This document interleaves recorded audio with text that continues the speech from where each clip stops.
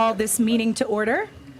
And we did add some chairs up front, so if anyone is feeling crunched in the back, there's plenty of space up here front.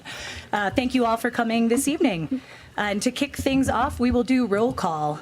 Thank you. Councilmember Klofstad. Here. Vice Mayor Pallavi. Here. Mayor Romack. Here. Councilmember Zabriskie. Here. And Councilmember Henderson. Here. Thank you. Thank you. And please now stand and join in the Pledge of Allegiance.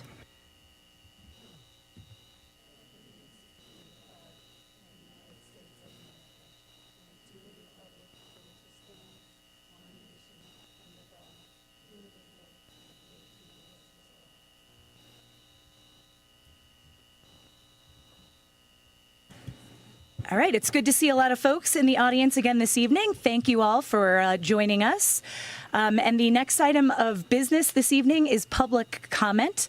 This is an opportunity for any member of the public to make a comment on an item not on the agenda.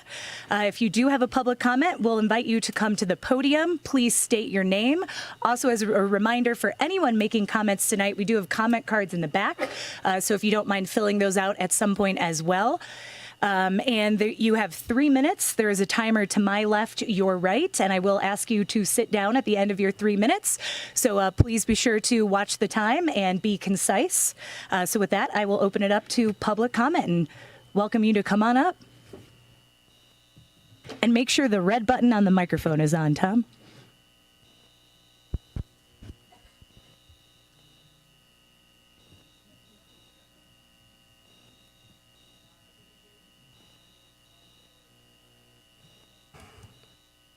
Good evening.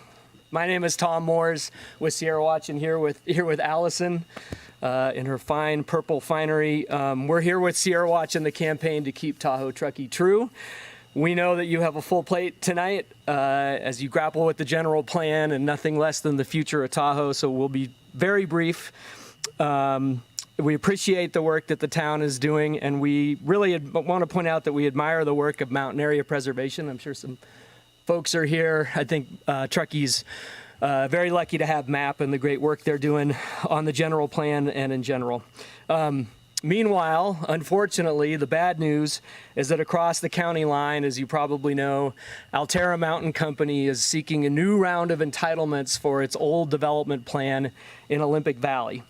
And the comment period for the revised draft environmental impact report for that project, it closed earlier this year. So the bad news is that they're back with the same plan. The good news is that the public response has been overwhelming. And what we brought with us is more than 2,600 comment letters on the revised EIR. And your planning staff is probably going, don't leave them here.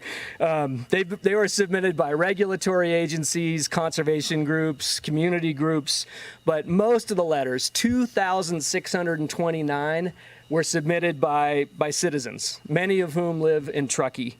And all but eight out of more than 2,600 express opposition to the project.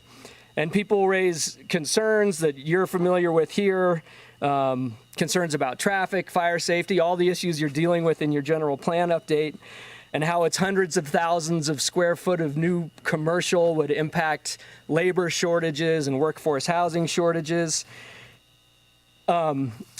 And also how Alterra's proposal would make all those things worse, not just in Olympic Valley, but throughout the Tahoe region and in Truckee. Some of the letters tell personal stories about multi-generational love of the mountains. Some tell some anxiety-ridden anecdotes, including a woman who was trying to get to the hospital but was stuck in Palisades traffic while in active labor. But most important overall, they really convey this shared commitment to this great Tahoe Truckee place, and they exhibit a willingness to get involved in shaping its future, which we really appreciate. So you're welcome to read all the letters. Sierra Watch did. We did assemble this handy report, and I brought some copies. I should probably bring them over to that desk. Great, I'll do that when I'm done. And also, and again, I know you're super busy tonight, but in the near future, the town might want to consider submitting comments as well. And the town did in the past, the previous iteration of this proposal. Thank you very much, Tom. And your citizens are leading the way. Yes, your 3 minutes are up. Thank you very much Thanks. for your comments. And you can hand the documents to Judy over there in the white sweater. We appreciate it. Is there any other public comment? All right. Oh, I see one person getting on up. Come on up. And again, this is for items not on the agenda tonight.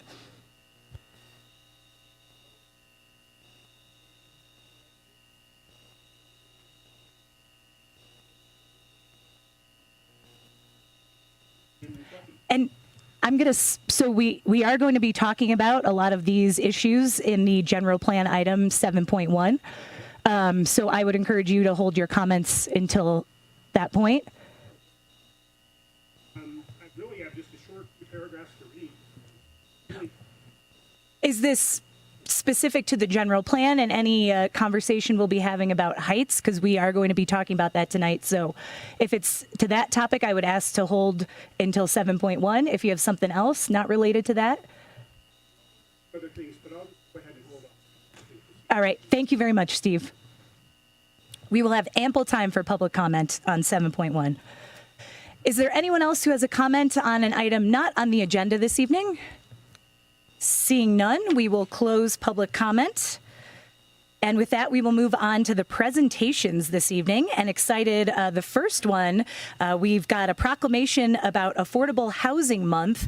But I understand before we get to the proclamation, we do have a little video that we wanted to share. We do. Thank you. And good evening, everybody. We're going to just share a little bit of a video about some of our housing programs here that would be in line with Affordable Housing Month. This is the first time we've actually celebrated Affordable Housing Month as a town. And then some of our housing staff will meet you at the podium to accept. Affordable housing is one of the most important needs that must be met in order for Truckee's residents, businesses, and our community to survive and thrive. Due to challenges that are unique to our region and common across the country, access to safe, convenient, and affordable housing is a major issue in Truckee. Actively supporting the development of affordable housing has been and continues to be one of the Truckee Town Council's top priorities, which has resulted in the development of the town's housing program. The goal of the Truckee Housing Program is to strengthen our community, economy, and environment by increasing the inventory of homes available for our local workers to rent and buy. We have a number of existing policies and programs in place that aim to facilitate production and preservation of homes for our local workforce. Today, I'm going to tell you about our housing programs and share some successes from the past couple of years. Our Accessory Dwelling Unit, or ADU, program was created to increase the inventory of affordable homes available for the local workforce. The ADU program is available for both new construction as well as unpermitted existing units. The ADU program offers technical assistance, educational resources, and grant and loan incentives. For income-qualified, first-time homebuyer households, the town offers low-interest down payment assistance loans through the Cal Home and Begin programs. The Short-Term Rental Workforce Housing Token Pilot Program, or TOKEN program, is our newest housing program. It's truly innovative. It incentivizes the creation of workforce housing units by offering in-kind payment for deed restrictions in the form of tokens, which are redeemable for transient occupancy tax certificates, which are needed to short-term rent in Truckee. We have released a request for applications for the token program with applications due June 28.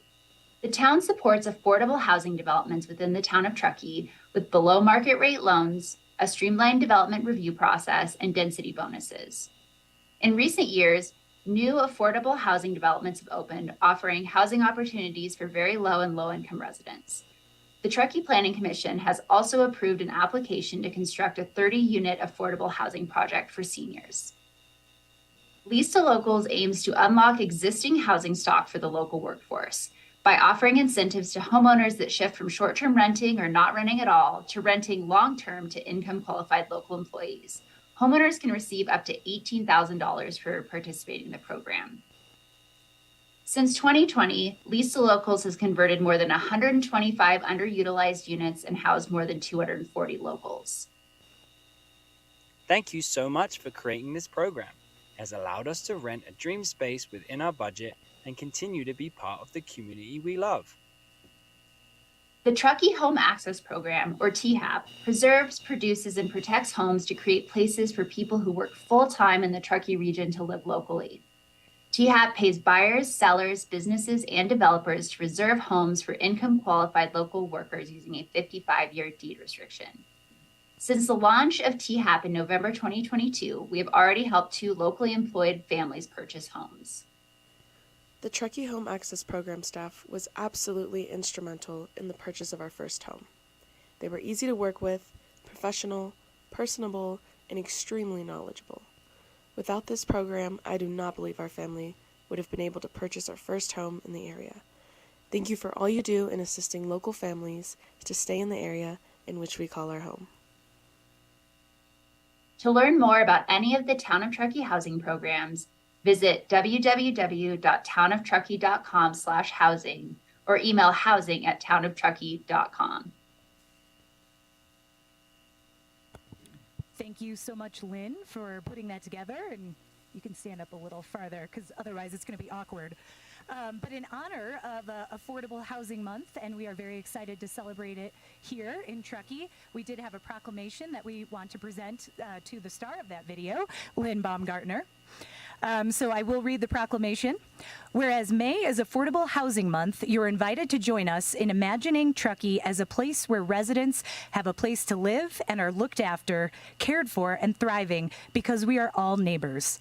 And whereas whether you're a business owner, tech innovator, an artist, retiree, student, or ski lift operator, no matter your stage of life, race, or income, you are a neighbor and you belong here. And whereas one of the most fundamental aspects of living and thriving in a neighborhood is having access to a safe, stable, and affordable home, yet some of our neighbors are unhoused, and still others are unable to afford the cost of housing in the town, and many local employees must commute long distances. And whereas the town is developing programs like the Lease to Locals program, which has housed more than 240 residents, the Truckee Home Access program, which has already helped 2 local families purchase homes, the Accessory Dwelling Unit program, and more programs as well as providing funding to create adequate housing and options for our workforce and those that find current options out of their reach. And whereas this Affordable Housing Month, we invite you to say yes to proven, evidence-based solutions that can ensure that every person has a safe, stable, and affordable place to call it home.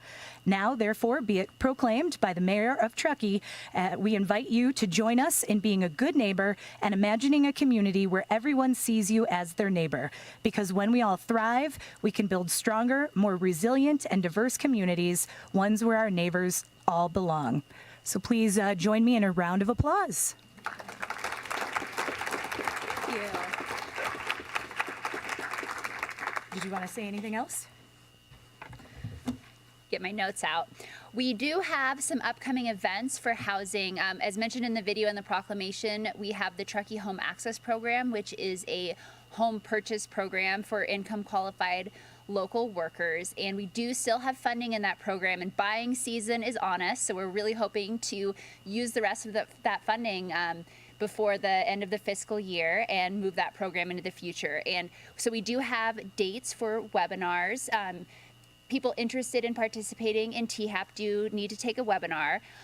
So we have upcoming ones on Friday, May 12th at 12 p.m., Thursday, June 15th at 11 a.m., and Wednesday, June 21st at 6 p.m. And if those times don't work for you, we do have a recorded version of the webinar available. And for more information on the Truckee Home Access Program, the specific website is townoftruckee.com/THAP, all in caps. And Jamie's going to tell us about some ADU opportunities.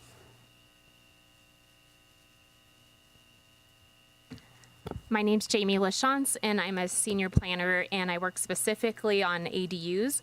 And I wanted to share with you about a webinar that we have coming up on Thursday. It's backed by popular demand. It's a free webinar for anybody who would like to participate to learn more about ADUs or accessory dwelling units here in Truckee. This is targeted toward building professionals, but also homeowners who may be interested.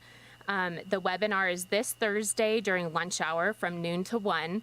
And there will be 4 members of our ADU team. sharing at that presentation. It'll be Lynn Baumgardner from our housing division sharing about grants, loans, and some resources that we have. We'll have somebody from Nevada County Environmental Health sharing about general septic requirements for ADUs. I will be sharing about permitting and standards for existing and unpermitted ADUs. And Mike Ross, our chief building official, will be talking about the building permit process. And then we also want to share with the public something we're pretty excited about, some newly approved, pre-approved plan sets for ADUs that homeowners would be welcome to use. And then, of course, there'll be an opportunity for questions and answers. So if you'd like to participate, you must register beforehand.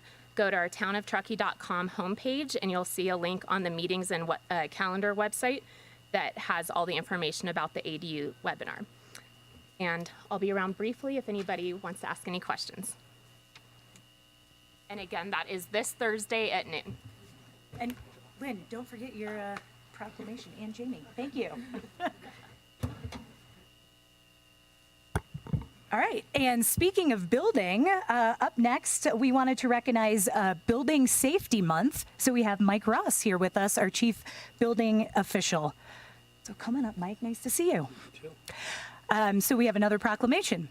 Whereas the town of Truckee is committed to recognizing our growth and strength depends on the safety and economic value of the homes, buildings, and infrastructure that serve our citizens, both in everyday life and in times of natural disaster.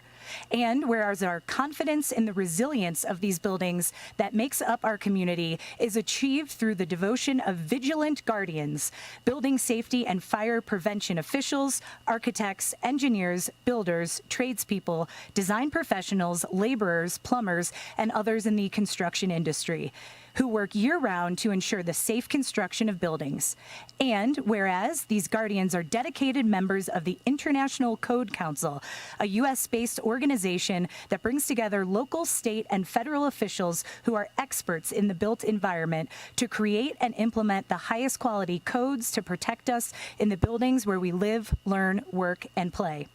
And whereas It Starts With You is the theme for Building Safety Month 2023 and encourages all Americans to raise awareness about the importance of safe and resilient construction, fire prevention, disaster mitigation, energy conservation, water safety, training the next generation, and new technologies in the construction industry.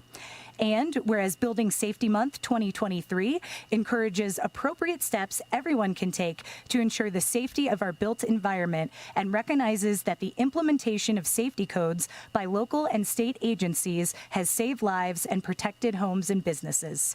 Now, therefore, be it proclaimed by the Mayor of Truckee that May 2023 is Building Safety Month and encourages citizens to join with their communities in participation in Building Safety Month activities. So a round of applause for Mike and his team. Thank you very much, Mike. Do you want to say a few words? I think I want to just take a minute and thank you, Mayor, and the council for the acknowledgement of the International Code Council on behalf of building. Thank you.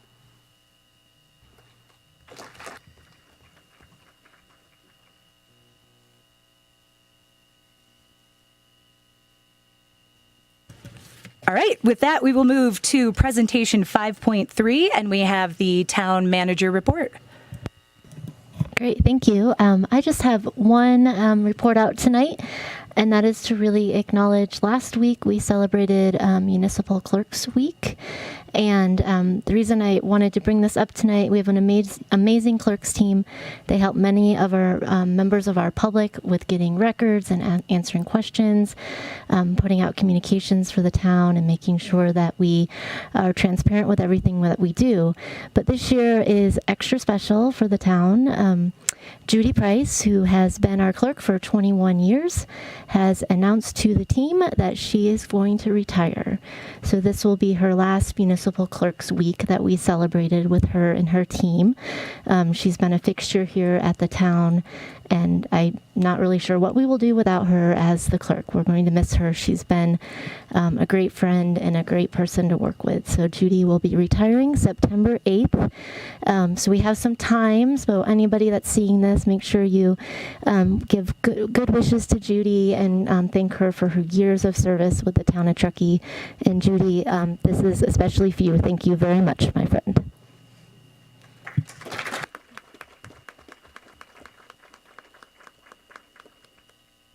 Thank you very much for that, Jen. And that is the end of our presentations. So I will invite my fellow council members. Any questions or comments? Councilmember Klifstad. I do have one question about the pre-approved plans for ADUs. So I don't know if you guys may be able to answer this. These are free to the public, correct? Pre-approved, you can pick those up, pull a permit for your site specific. Are there options, or is it just one floor plan? I can answer that over here. Wonderful. There are a few different options for different sizes of ADUs. Then there's a freestanding option, then an above ground or above garage option as well. We're still working through the details of exactly how those will be distributed.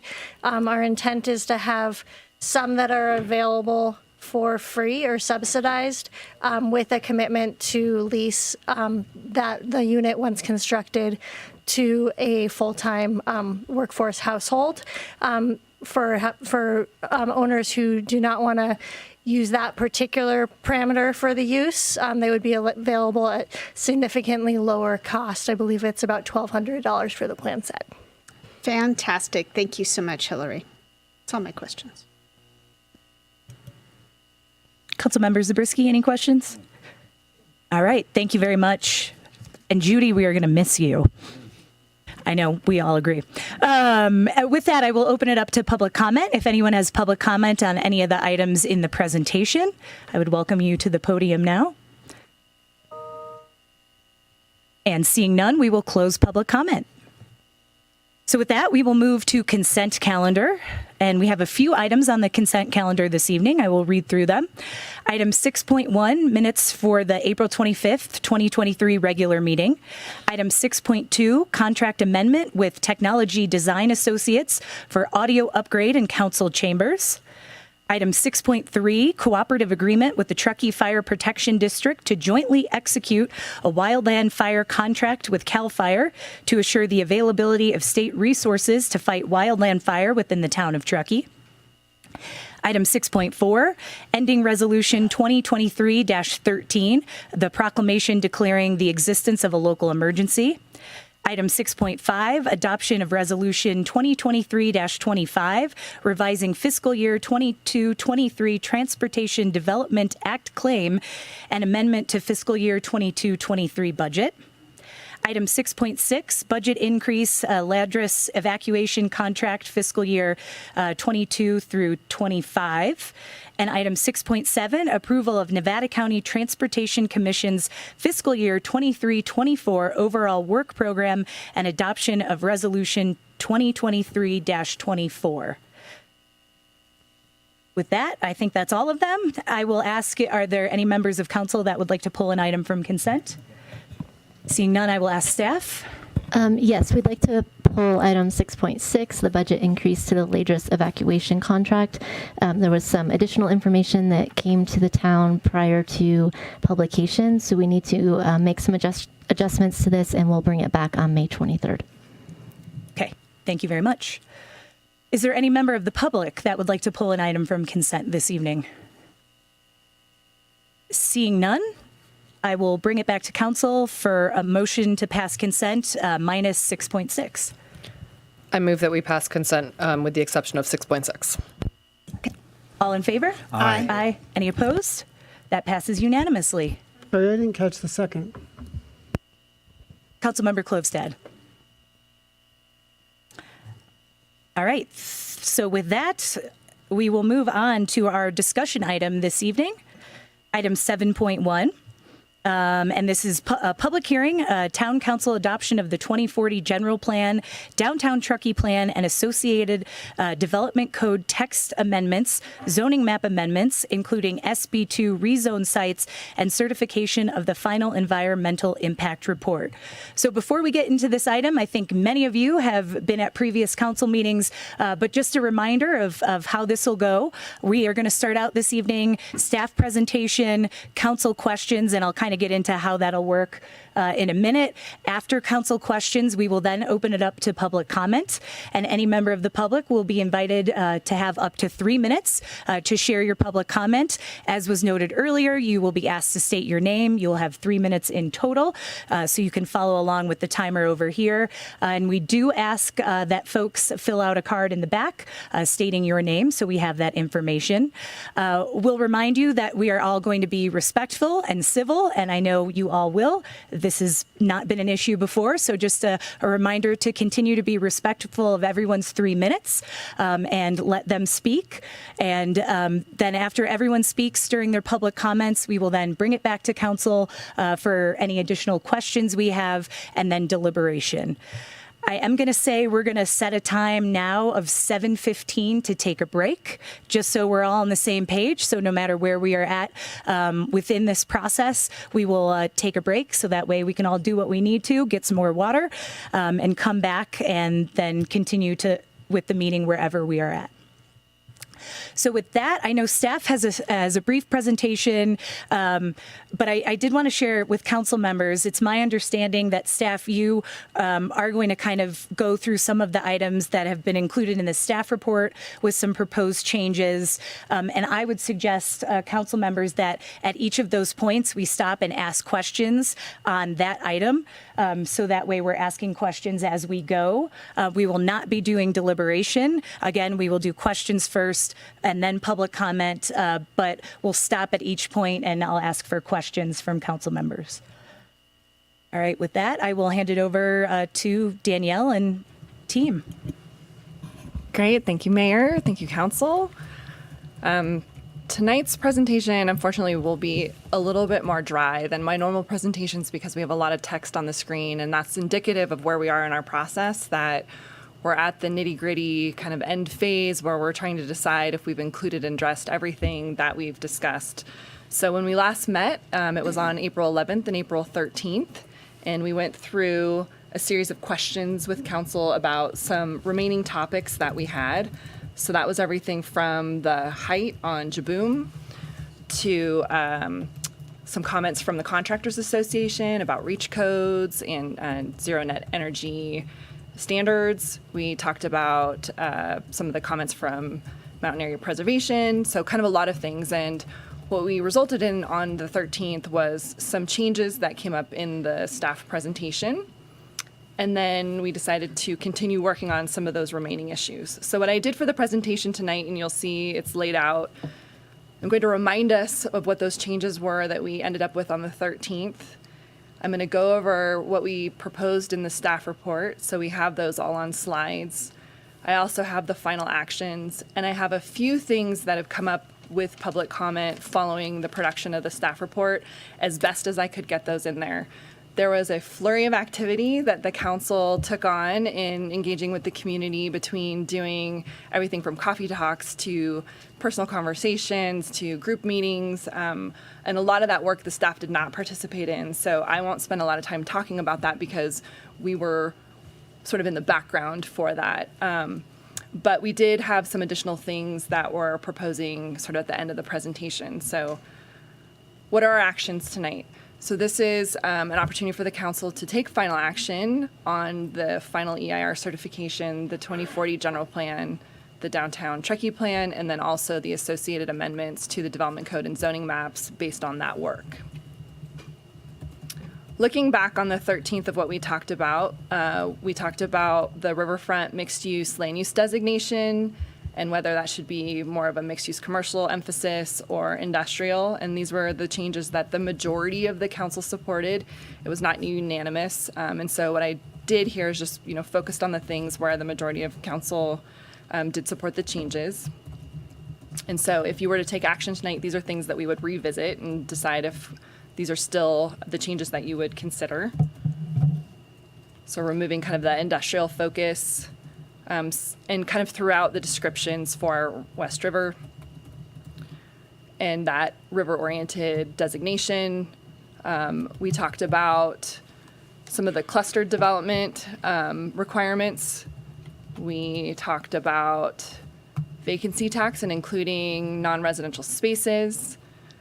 We talked about a policy that was included for fencing, and the majority of council directed staff to just strike that. So that's something that you may want to talk about again, because there might have been confusion. Part of that was because we feel like it's covered in the development code, but that would remove this community character policy 3.15. Discussion about economic development, so focus on resiliency versus expansion. So those words were updated in what council talked about. A discussion about prosperity. So you can kind of see that we had some themes going, and really kind of looking at sort of what our economic development element should be as far as the emphasis. Resilience again. That's why I said this is a little dry, sorry. But useful for us, right? Because these are things that were important community topics for us to discuss. We talked about reach codes and added some additional language to address some of the comments from the Contractors Association. And we talked about zero net energy standards to remind us that we're going to revisit the climate action plan in 4 years, and that we'll be able to look at feasibility analysis as part of that. Talked about the mapping of open space and natural and wildlife resources. So we've added the additional terms to discuss what the mapping would include. And our engineering department and GIS department are already in discussions about how to address this in a more near-term time frame, which we've talked about here is changing it from midterm to short-term to make sure that we're working on that sooner. Which then brings us to the staff report that we prepared for the May 9th meeting. And we really focused on kind of 4 main topics. And again, that's not to say that the council hasn't had additional conversations, but this is sort of what we were able to compile and put in front of the council and community in the time that we had based on the issues that we had understood were still remaining. And so, again, I'm going to walk through sort of some of these changes as they are in the staff report, and then there'll be a few things that are additional modifications. I think because there's interest in asking questions about topic, we could stop after each of these because I have a queue for each of those. So we can go through the map comments and stop and talk about those if we want to do that. I grouped them. So we're going to talk about the ones that the staff supported. And then at the end of that, we'll talk about the other ones that MAP requested that staff did not recommend supporting. This first one was about the mapping of open space and natural and wildlife resources. So we already had talked about in the previous meeting about making this short term. And then these changes, MAP also requested to have the wording completion by 2025 and ongoing added, and we did not recommend making those changes, but we supported all the other modifications. Transfer of development rights, there was a request to have that wording say create, and also to be specific of to be developed and presented to the town council by the close of 2025, with the additional wording that's in blue for open space natural resources. So the red is what the staff recommended to not support, but the blue would support. Land use 2B, so an action for the density bonus program, and this one's gone through a couple of different versions. So I have on here what staff's recommendation is. I also have a later edit to this one as well, which I didn't include on this slide because I forgot to put it on this one also. But this one is really talking about an emphasis on workforce and affordable housing and removing that language for reference to the state density bonus law. So we supported those recommendations. We supported the creation of a new action for a definition of workforce housing in the development code. Looking at the town facilities and exploring the phase out of natural gas in town facilities, modifying the vision statement. And this one I will say was a bit of a hybrid that MAP had some different changes in here in one version and another version. So what we tried to do is just blend that together with some of the prior public comment, which resulted in the wording that says that supports the local workforce, keeps the arts and culture reference, and changes out the full-time resident reference and or second homeowner reference, which was another suggestion, and put it back at residents, so just to be more inclusive.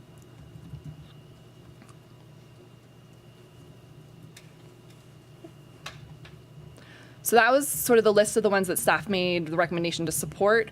The other comments that were discussed in the staff report include discussion of the climate action plan itself and sort of this wording about streamlining for tiering purposes. And I don't know, Jen, if you want to kind of build on this a little bit of why we didn't recommend changing that. And there's a second one that goes with this. So it's sort of this discussion, and then also the second comment talking about utilizing program tiering for new projects.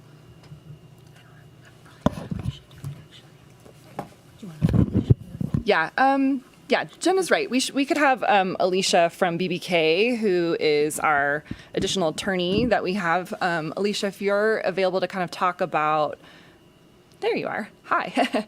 So we were talking about the tiering under CEQA, and if you want to address that. Sure.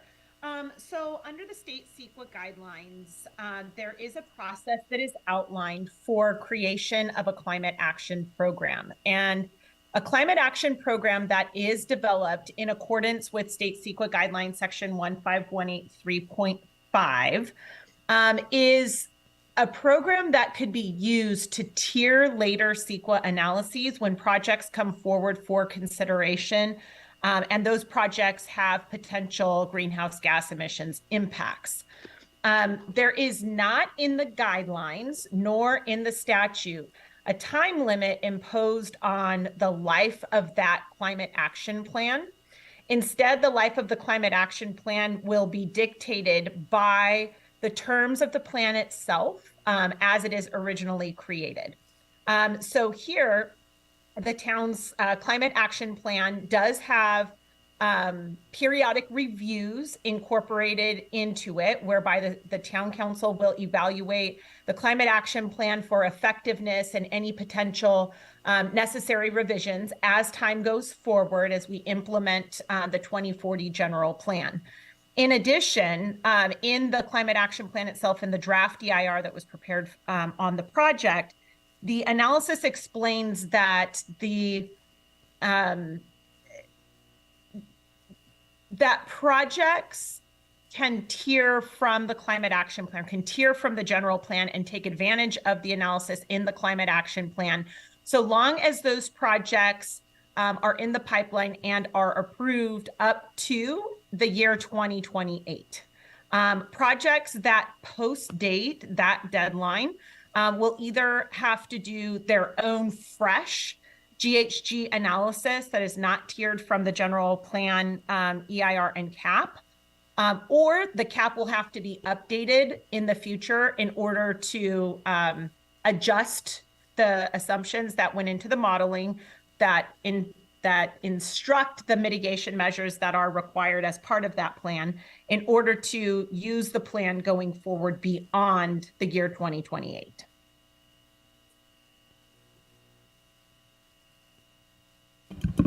Great, thanks, Alicia. So moving on, we also proposed some language for the incorporation of an environmental justice program, and staff did not include that because we think that through our work with our diversity, equity, and inclusion program manager, Erica, that we'll be doing a lot of this work already. West River Industrial, removing more emphasis, I think, in this one.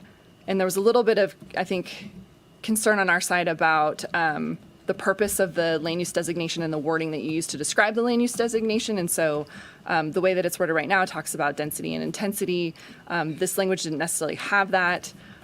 It really was more of an emphasis on just not allowing for new industrial and ensuring that the existing industrial becomes legal nonconforming. So staff had concerns about that. VMT mitigation, so requesting to change this specific action, which we already have a policy for. So again, staff wasn't recommending changes that they proposed. But subsequent to that time, we went back and kind of looked at, well, what's another option to consider? So we proposed some additional changes on the screen here, which say establish a list of appropriate and feasible mitigation measures for projects that do not achieve adopted VMT targets, and then review mitigation measures every 5 years to ensure any and all feasible mitigation measures are included to achieve and maintain adopted VMT targets. And then the rest of it's the same as what was proposed with the 2040 plan currently. So that's something that council can discuss too about that proposed change. A request to look at charging stations and establish incentives for electric vehicles such as priority parking. We do not recommend making that change, in part from an equity standpoint, that unfortunately electric vehicles have not reached a point where they're affordable to all. We went through this same discussion when we were working on implementing the rail yard master plan streetscape, that our vendor wanted to put all the parking for charging stations on the north side of Donner Pass Road, and we had them move them to the parking lot to be more centrally located, so that over time, as they do become more affordable, we can decide if that's appropriate to have them mixed in sort of priority parking spots or not. But that was sort of staff's reasoning.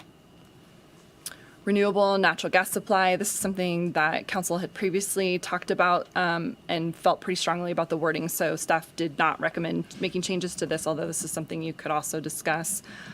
Really to look at new construction and natural gas installation for the greatest degree possible, which I know that council's talked about sort of the cost implications of making modifications to existing buildings, particularly for homeowners, and whether or not the town has an incentive program available to do that really would factor into that consideration.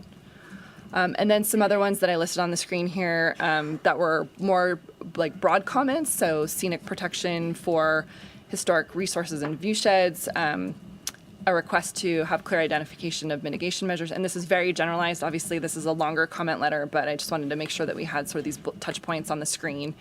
Clarification of timeframes for ongoing policies and actions, ensuring that the town is equally holding ourselves accountable for the work that we're asking other agencies to do, looking at doing a 2040 accountability task force for the implementation of all of our actions and policies, and then a timeframe request to kind of look at the language of, are we looking at it from sort of implemented to completed? So that's the full kind of description that we had in the staff report for all of MAP's comments. So I can pause here since we'll go on to a different subject, but that's everything for that one. Thank you. Appreciate that. So yeah, at this time, we'll go to council again for questions, and then we'll go to the next topic for more questions. And again, we're getting pretty into the weeds today. I understand that, and I know this is very detailed, but this is because we've had a lot of conversations about these topics, and people have made a lot of great suggestions. So we did want to get into the weeds again to look at how we can modify things potentially. So again, I just want to acknowledge that if you're new to this process, you may be a little woo, but we appreciate you being here and being part of this. So with that, I will go Vice Mayor Pallavi first. Any questions? And again, this is just questions at this time, not deliberation at all. Yeah, just a quick one, Danielle. Thank you for that. On one of MAP's comments, CC-6.G, the Environmental Justice Program, are there any implications for including that? I do agree with you. I think it is going to be part of the DEI program description, and just wondering if there's anything I'm missing, any negatives in terms of codifying that in the general plan that we should be aware of. No, I mean, we tried our best to take everything that you would include in an environmental justice element and integrate it throughout the general plan, and we've been talking about that for a while now. So I think council's action was to create the position and hire someone in that position to really carry that work forward, and to have a full-time staff person dedicated to it is going to ensure that we get that work done. Great. And I guess I would slice it up just a tiny bit more. And would there be any repercussion to slicing that first sentence, but starting with, conducting analysis of whether Truckee has disadvantaged communities, blah, blah, blah, basically everything except for the first sentence, which is more of an action item than a policy statement. Is there any problem that we have with any of that? No, I mean, if Just to clarify. council would like to do the analysis, I mean, we already did the analysis, but by the time, assuming the general plan is adopted and we get to that work, there'll still be a lag in time from when we did it originally. So that's something that could be worked on. Yeah, I'm looking, shorter, medium term, because I agree that we're getting there. Thank you. No further questions. Councilmember Klobstad. Just on the VMT mitigation, haven't we already directed staff to develop a list of feasible alternatives? That's in our task work plan, right? Yeah, and is that in the next 2 years or further out? I can't remember that offhand. I think it's within 2 years. Within 2 years, okay. So that's already something that we're intending to do. This is more codifying that as part of the general plan. Okay, that's it for me. Councilmember Zabriskie? Yes, on the one that had the language about operational dates, what types of housing projects could tier if we adopted MAP's recommendation?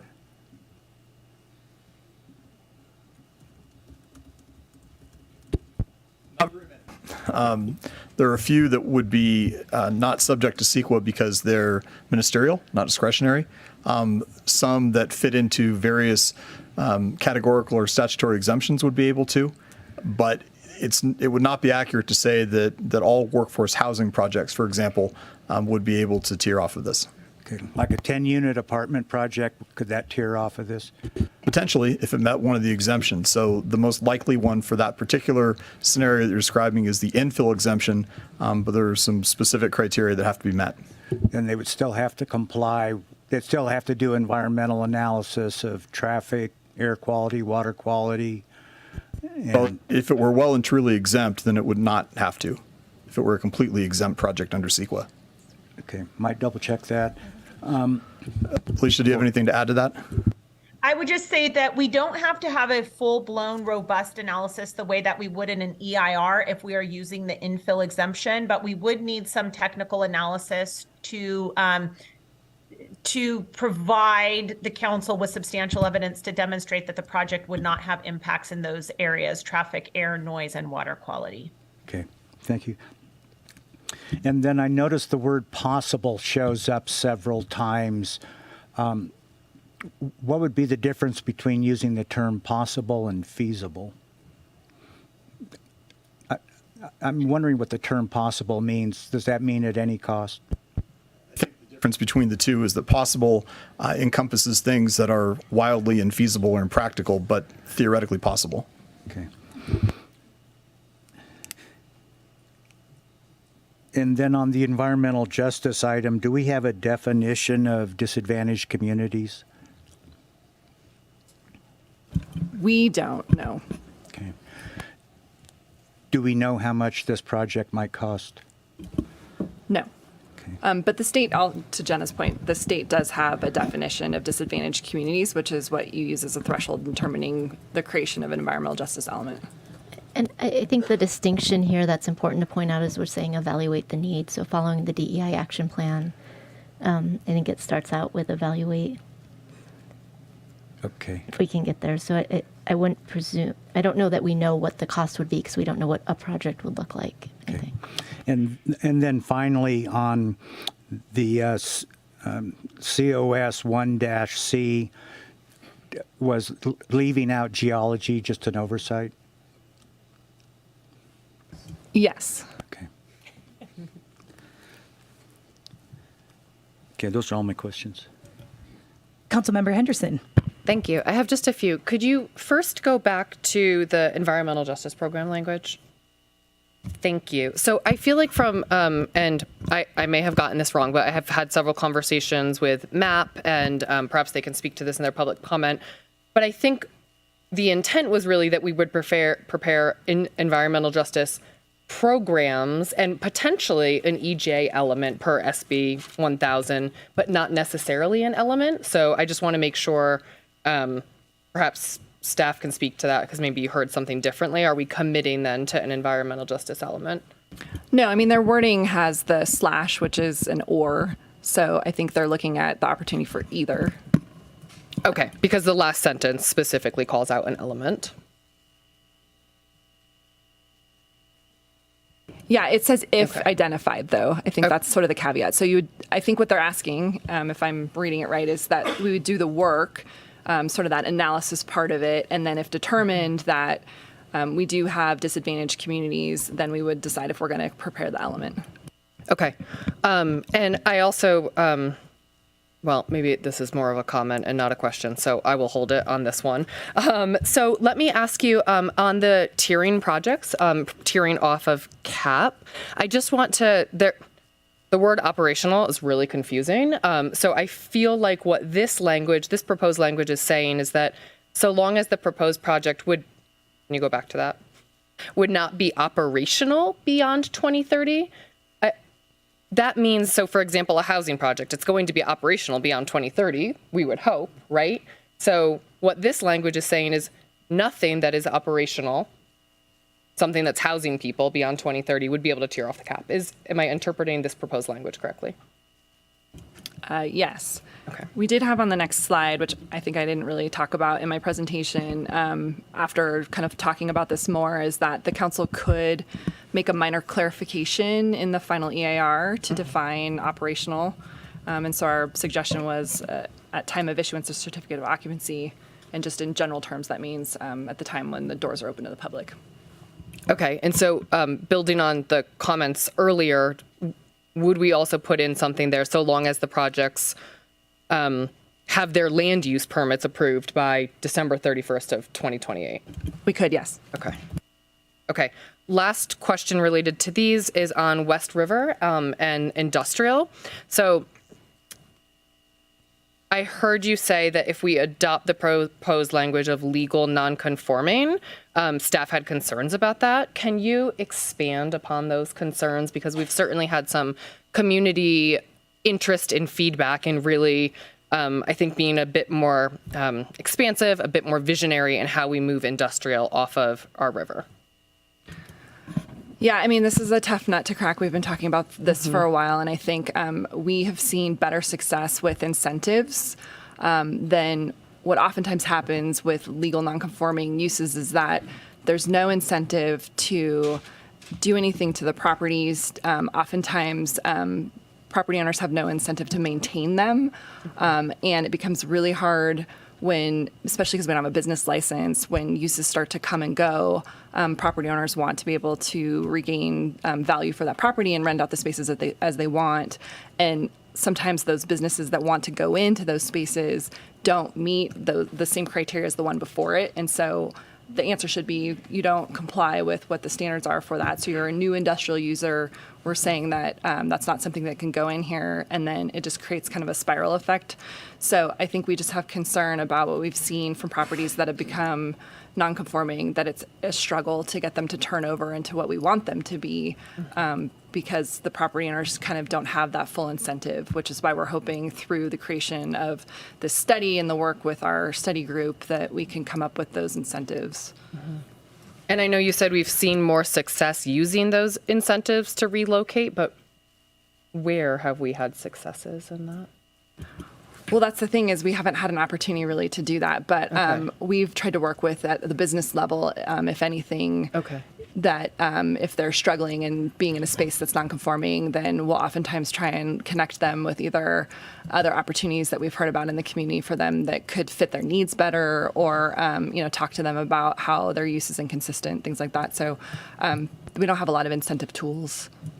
I think if I can just piggyback off on that, one of our concerns would be that we haven't had this conversation with the business owners and the property owners on West River Street, and it feels so. Our thought was to establish an advisory group, a stakeholder advisory group, start formulating out what that vision is, and once we have that vision in mind, start bringing in property owners and business owners to understand what an incentive program would look like and have that conversation with them. So it felt more important for us to engage with them before we threw out language about non-conforming uses. Thank you for that clarification. That's all I have. Thank you very much. Appreciate all those questions. I do not have anything additional. So Danielle, if you want to go to the next section. So I have one slide for this one, and I know we got new comments from Kat earlier today, and looking at what we had proposed with changes between the climate action or the CAP policy for the REACH code and then zero net energy standard, there was additional interest to kind of look at a cost benefit analysis and greenhouse gas reduction analysis. Kat was proposing that to be a new action, which is something you could consider, but we thought too that we could incorporate it into the action we already have, which talks about cost benefit analysis, and just include the language for greenhouse gas reduction analysis. So that's all I had specific to CAT. We didn't get any additional comments from them at the time we wrote the staff report. Thank you. All right. Questions? Any questions on that? Councilmember Klofstad? For the VMT, you don't have that one up here, but it's in their letter. Again, can you help me understand the ad for consider the percentage of EV use and other potential EV impact measures? Does that kind of go back to what you were saying about the location of where those were placed in the rail yard? Sorry, you want me to pull up the one for the EV charging? CAP M1.B VMT mitigation. CAT had a recommendation to add that comment. Yeah, if you give us a second, we can pull that up. If you have another question while we're looking for that. Okay. So I guess back to their CAP 8.F, the cost benefit and GHG reduction analysis should be utilized for selection and implementation of climate action and mitigation related to new and existing buildings. I mean, we are essentially required to do this as part of our REACH codes anyway, correct? That's a state mandate that we have to do this analysis before we adopt any climate action measures related to new or existing buildings. Yes. Just want to confirm that. So this would be a bit redundant in that respect. Okay.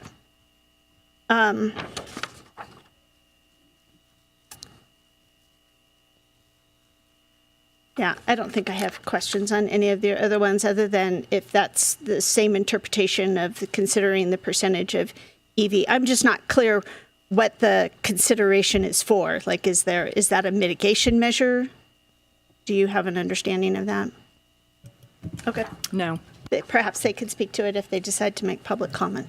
And we Thank do you. have the VMT slide if you want to go back to that. Okay.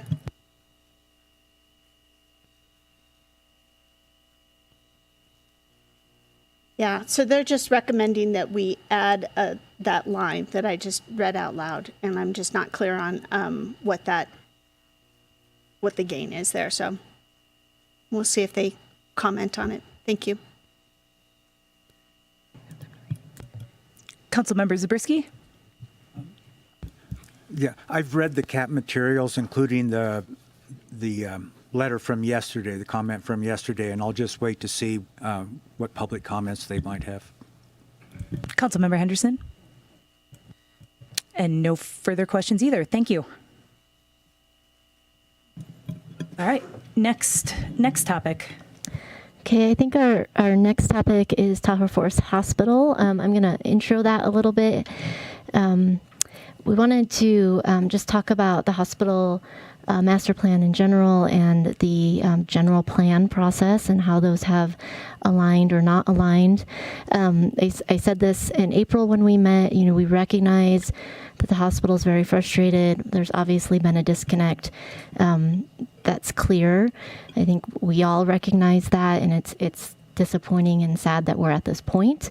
But we do think it's important to continue to reiterate that we are committed to working with the hospital. It's in the best interest of our community to partner on this and moving this forward. So we hope that we can do that in the weeks and months coming or ahead of us. We provided public comment to the hospital district and their board at their April 27th board meeting, where we specifically asked to look forward with us and let's look for solutions and a pathway towards success for their master plan. We specifically outlined 2 action items that we were proposing: formalizing and establishing an ad hoc hospital master plan advisory committee where we meet monthly. We have elected representation from the council and the hospital to help hold us accountable to working together and moving their project forward, and also to be able to report out on the master plan and the progress that we're making. We also added a capital improvement budget in the draft budget that you'll be hearing next week to help co-fund a third-party planning agency that could come in and really help the hospital complete their application. It is still incomplete at this time. There's some missing information, but work between us and the hospital to help find solutions that address both of our concerns. And I think that's just important to reiterate for the benefit of the council, but also the hospital district. We are serious that we do want to prioritize this moving forward should the general plan be adopted. We're also, really recognize the hospital does a great job for our community in providing healthcare services. That's what they do. The community values that. We are not trying to get in the way of providing healthcare to any of our community members. We're not trying to deny access to healthcare. That isn't what this has been about. There's been a disalignment in when the master plan would be ready and what that vision looks like and what we can understand from that vision to where we are today with the general plan. And it's really that simple. So we have a couple of things that I think it's important to show. I'm going to ask Danielle to forward ahead. As the people that govern land use for the community, and as the people that stand here and hear constantly about community character, we understand that. That's super important to us. We've learned that and heard that throughout the general plan process. We think it's our obligation to have the community and provide the community a process to weigh in on the master plan and hear from the community on what they would like to see. We're not saying no. I want to be very clear about that. We're not saying no. We're saying that it is our commitment and obligation to the community to hear from them. These are images pulled out of the application that we have so far. This is quite possibly the most significant expansion of a public agency that we have seen in Truckee. And because of that, it is important for the community to have a voice. The community may be fine with this, and that's okay. Then that's a very simple part of the process, if that's the case. So we just wanted to share these. This one's a little bit more confusing with existing and proposed new buildings. But that's what we think is our lane that we're operating in: land use regulation and community character. So that is why we are at the point where we are right now, given the status and the completeness or incompleteness of the master plan application. The hospital has put out a survey to the members of their district, saw the results of that this afternoon, and the survey itself really speaks to concerns that we hear all the time about growth and development, lack of housing, lack of affordable housing, traffic and congestion. And so again, the community has an opportunity or needs an opportunity to evaluate where they rank those issues with an expansion that may contribute more to those issues.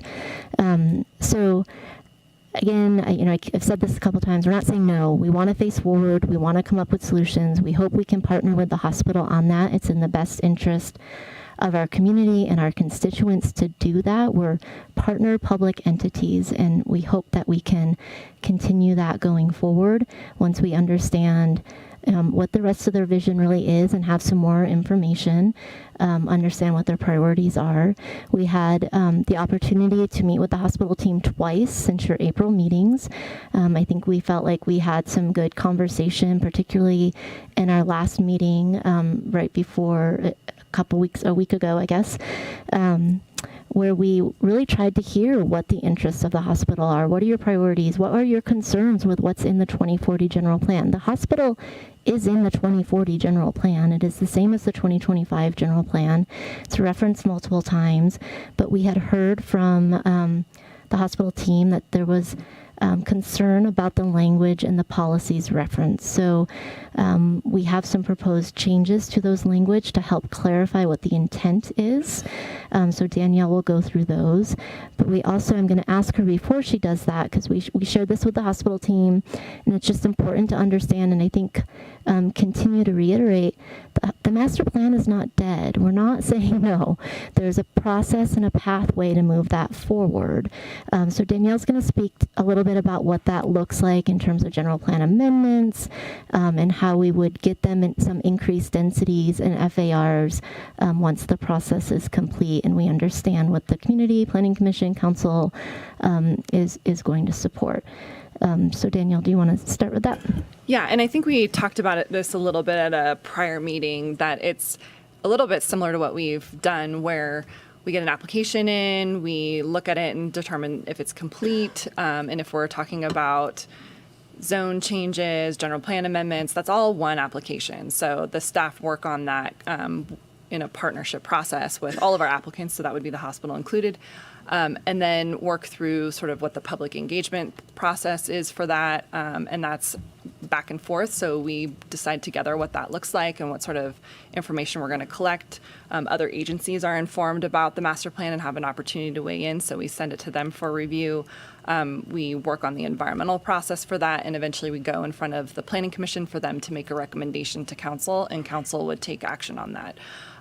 It's not a short process because there's a lot of public engagement that's involved in that, but it's a good process in that we get an opportunity to kind of talk about all the things that match up with the hospital's kind of work that they've already done. So a way to kind of highlight that, an opportunity for us to talk about the work that we did with Innovate Gateway, and then an opportunity to talk about the work that we've been doing with the 2040 general plan. So a master plan really is sort of below the general plan and supports the general plan, and it kind of acts on its own as its own regulatory document so that we can kind of focus in on very specific areas. So they provide a unique opportunity, and we've used them before in the community, and that's the process that we would use.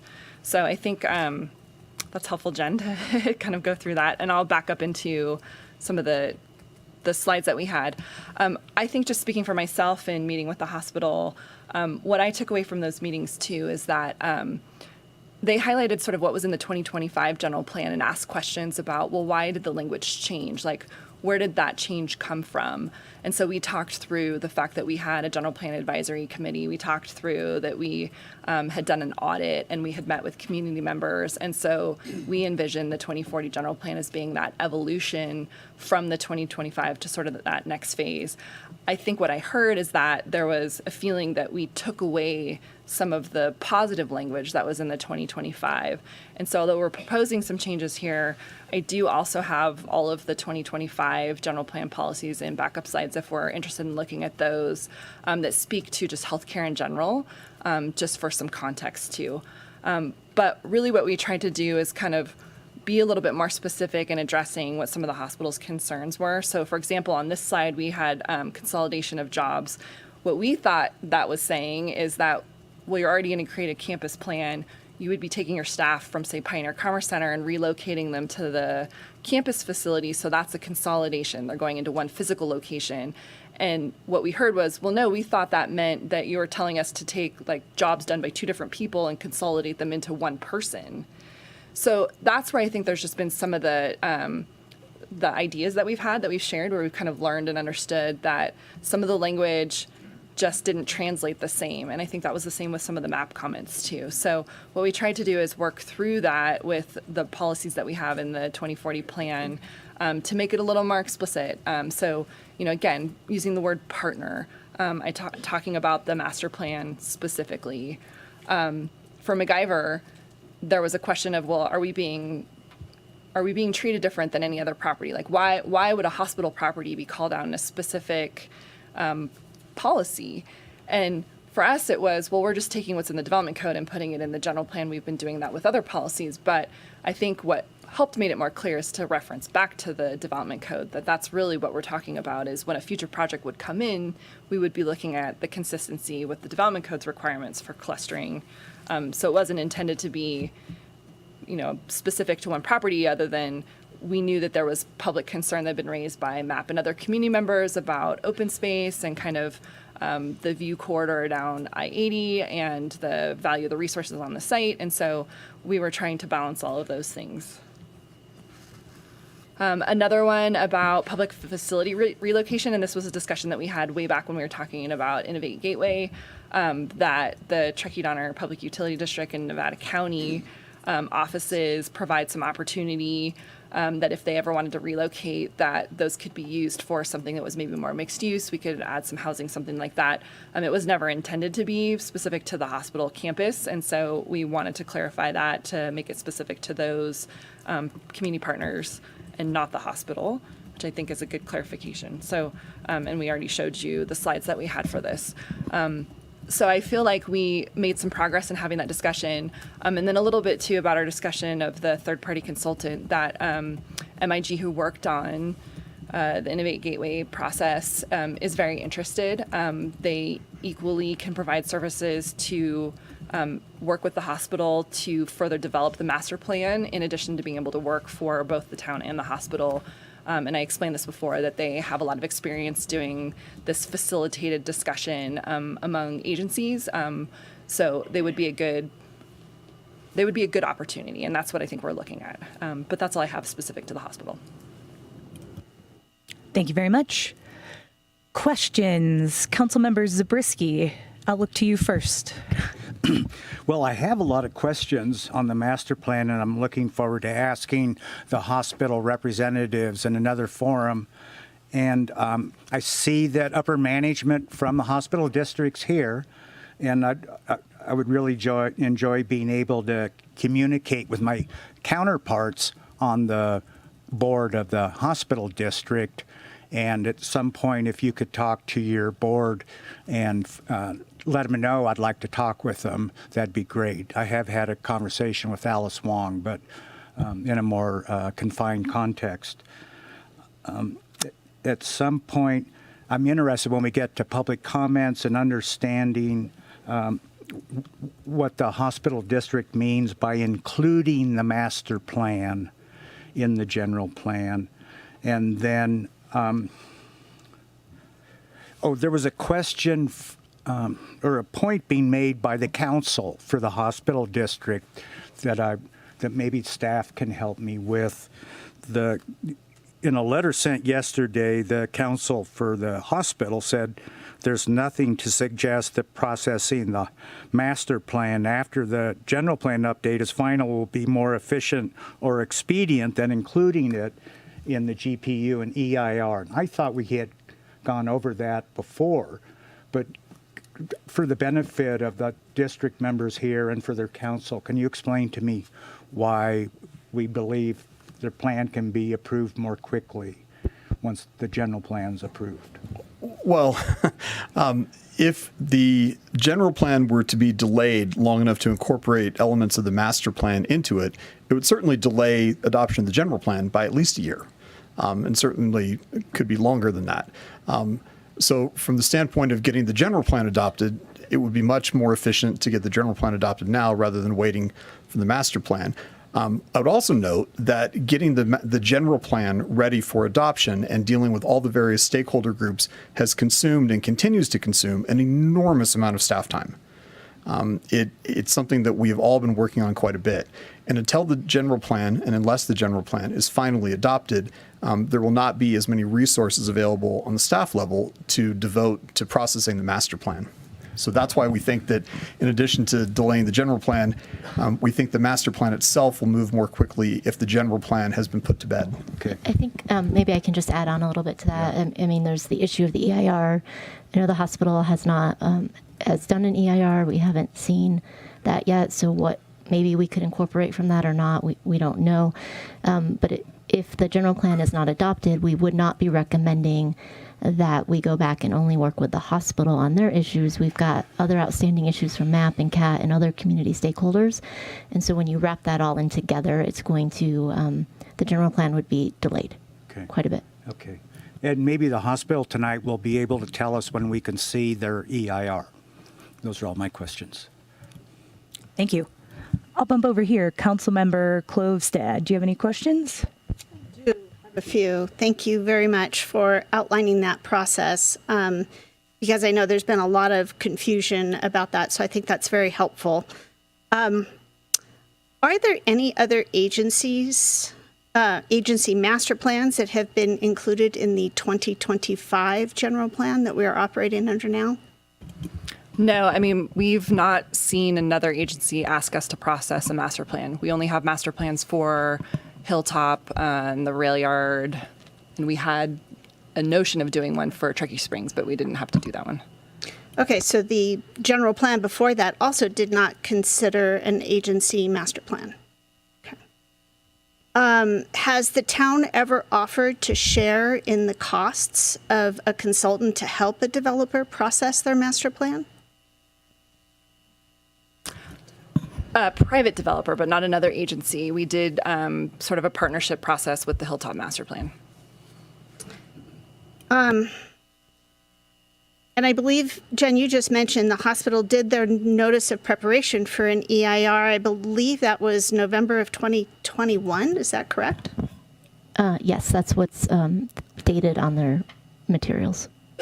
And it has not been posted for public comment yet that we are aware of? I think there was a public meeting in December of 2021, but we haven't seen anything since then. Okay, and just for context, we did our notice of preparation for our EIR at least a couple months after that.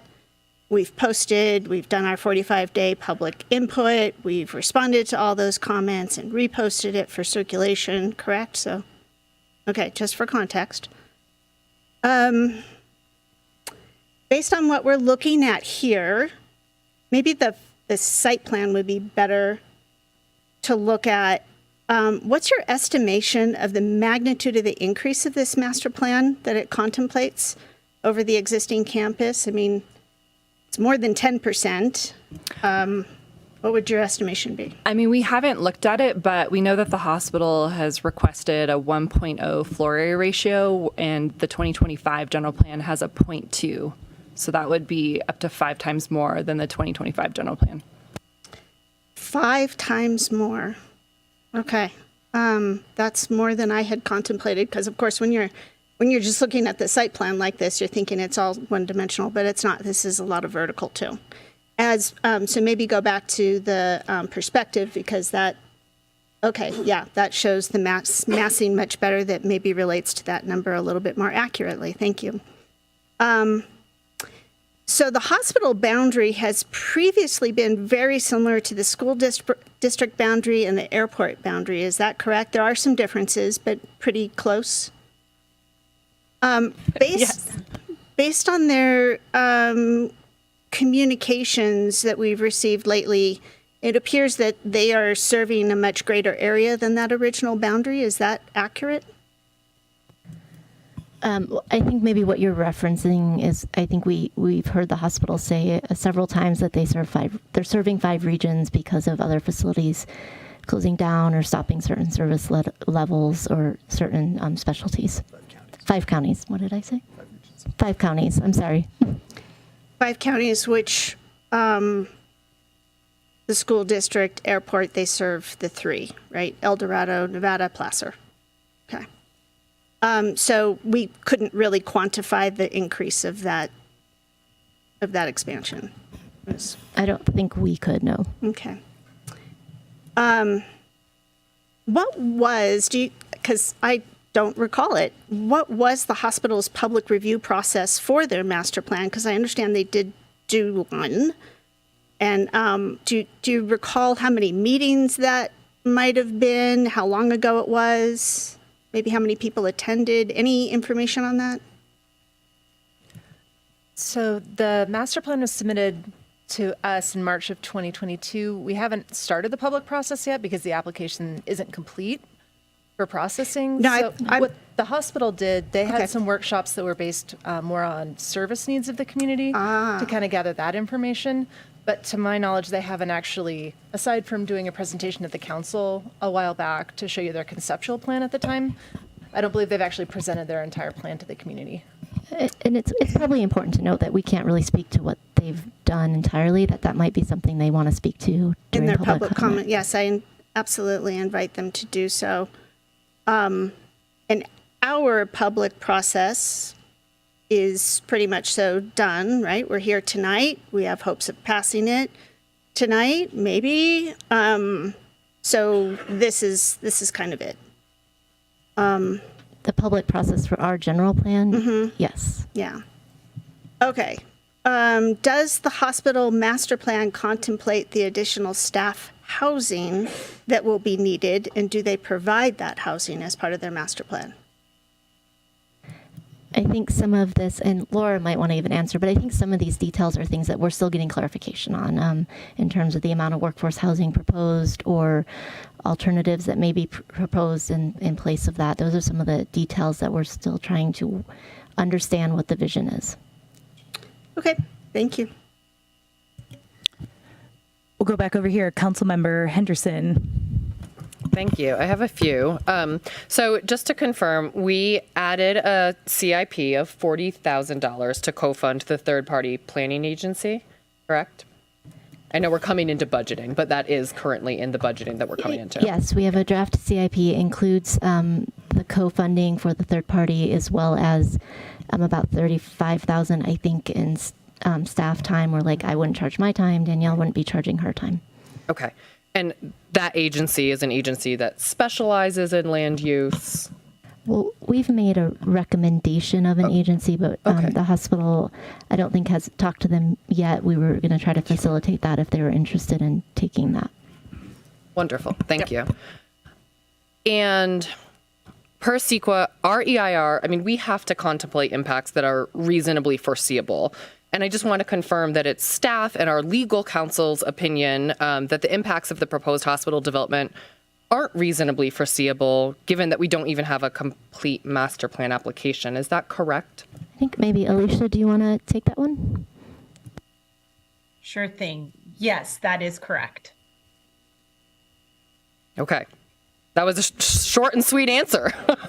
You answered the question for me in your question. Okay. All right. I want to make sure I'm interpreting properly. You are. I think, obviously a public process specific to this master plan is really important. But in advance of that, I have a few more questions, and I think keeping the visuals up will help. So it sounds like we don't know exactly what amount of new square footage is proposed in the near term, in this near-term development compared to existing square footage. Is that correct at this point? Yeah, I mean, I think we're still working through, what floor area ratio would be applied so that we can figure out what that ultimate development potential could be, sort of like what we did with the rail yard master plan, where we, contemplated the full development potential. And I know that the hospital is interested in doing some phasing. So this is, showing a projection, but isn't necessarily everything that would happen at one time. And so those are things that we're working through, trying to understand too, of, how much density, how intense, at what level, and what the time frame for that projection is. And I think that's a really key point that we should reiterate. The hospital is proposing phasing, so we need to understand that. So when we have the community process and they see some of the imagery, understand that that's not something that's going to happen all in the next 5 years. That's not the intention of what we're seeing so far from the hospital, but we want to get that clarity so the community is really clear on the timeline. Yeah, and when you do a master plan, you might have these types of visuals for illustration purposes, but they're not necessarily going to obligate the hospital to build exactly what's shown in those graphics. Right. What we want to do is establish a box that would identify, what type of development could go in. So what's the height, what's the setbacks, what's the floor area ratio, all of that. Right.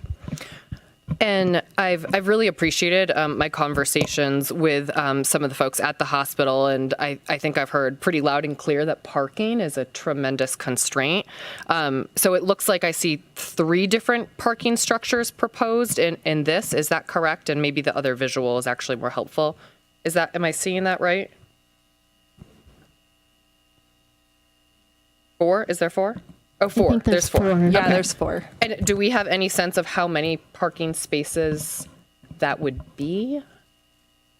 No, not at this point. Yeah, and again, I want to be careful we're not getting into this. The hospital master plan itself isn't Sure. agendized, right? So the point of this is not to get into the details of what we don't know yet. The point is we don't know these, and that's why we can't include it in the general plan, and it needs to go through a separate process. So just to reiterate, what I'm hearing is there are a lot of details that we don't know at this point. Okay. Well, I'll save the rest. I think that's fine for now. Thank you. Thank you. Vice Mayor Pallavi. Thank you. Just a couple quick questions for staff. Is the last master plan that was approved by the town the rail yard master plan? Yes. And that can be found on the Town of Truckee website for anybody who's interested. And I've just been reviewing that over the past few days, and I've had some conversations with hospital staff, board members as well, just for full disclosure. I'm counting 11 chapters in that master plan, starting with introduction, vision, community context, guiding goals and policies, development standards and guidelines, public places, transportation and circulation, public infrastructure, implementation and phasing, master plan administration, and then the glossary. Upon reviewing the plan that the hospital has currently submitted, do any of these chapters exist in their submittal? I didn't see any, so I'm just making sure I was correct. No. And in their submittal, it's pretty much just a site plan, as far as I could tell. That's the most recent. I just want to make sure we're all working on the most recent documents that we have available to us. Is that accurate? Yes, I mean, we have some design plans. We have, sort of like the illustrations here. We have some descriptions that can be useful for creating those chapters, but there needs to be the full development of a master plan. So if we basically, I'm asking the question to understand where and how this is all going to fit together, because I want to be clear that I've heard the hospital very clearly in what they're asking for. I just don't know that they've provided enough information to be a part of it. So would that be an accurate statement? We just, as fellow council members continue to ask questions, there seem to be a lot of them that are unanswered at this point, and therefore not really reviewable through a general plan process based on where we are and where we've come from over the past few months. That's correct. We're still trying to figure out those additional details and finish those gaps so that we have a clear understanding of what their interests are for the full development potential of the master plan. No further questions. Thank you. Thank you. Thank you for all those questions. I did have a few more. And one, I had conversations with folks tied to the hospital as well. And there was some confusion on the master plan process and how an EIR would work. And so the specific question was tied to around if a EIR was certified on the master plan, would then, if they tried to build a component of that master plan, they would have to come back and do more environmental review, or if it's under a master plan, that EIR covers it. And I'm sure there's different opportunities for things to be different, but overall, just so we can kind of understand that a bit. For a standalone master plan EIR, it would be a programmatic EIR intended to cover all the features and details of the master plan insofar as they're known at that time. later, if they go to actually construct parts of the master plan, there could be additional project-specific impacts that would need to be reviewed. But the idea is to have quite a bit of the analysis done at the master plan programmatic EIR level. Alicia, do you have anything to add to that? No, Andy, that was a great summary. Thank you. And I would just say that that's what we've been doing with the rail yard master plan, for example, that when the artist lofts was proposed, we looked at what we had assumed in the EIR as part of their review process and then determined if there were any other additional impacts that we hadn't considered as part of their specific project. Thank you. And then on the survey, Jen, you referenced it, and there is, it's not just about the hospital. There's more about, community issues. And I was just curious if the town provided any input in the survey development at all? We did not. We weren't aware of it until somebody received it. Okay, thank you. That is all my questions, so thank you very much. We can move on to our next topic, Jaboom Street. So this was the last topic that I had included in the staff report, and it was a very brief description, and I think there's been a lot of community conversation since we produced the staff report. And so I don't have much other than this single slide. And before I kind of talk about what's on here, Brendan, I just want to give you a shout out that your public comment was the most extensive public comment and detailed public comment that I think I've ever read. And I just want to say thanks for putting that level of effort into it because it was remarkable. And that triggered a lot of conversation back and forth in public comment between Kurt Rankins and Brendan, which I think is great, which is partly why I put this on the screen here that Kurt Rankins with MWA is working on behalf of the current property owners and did have some suggestions, and we as the staff have not necessarily vetted these because this kind of came out earlier today with us in the review. But I do think that this is, one of the graphics that kind of went back and forth. And so when the council last talked about this on the 13th, the majority of you said, okay, we'll keep the height limit of 50 feet as, what it is. We don't want to change that to be parcel specific.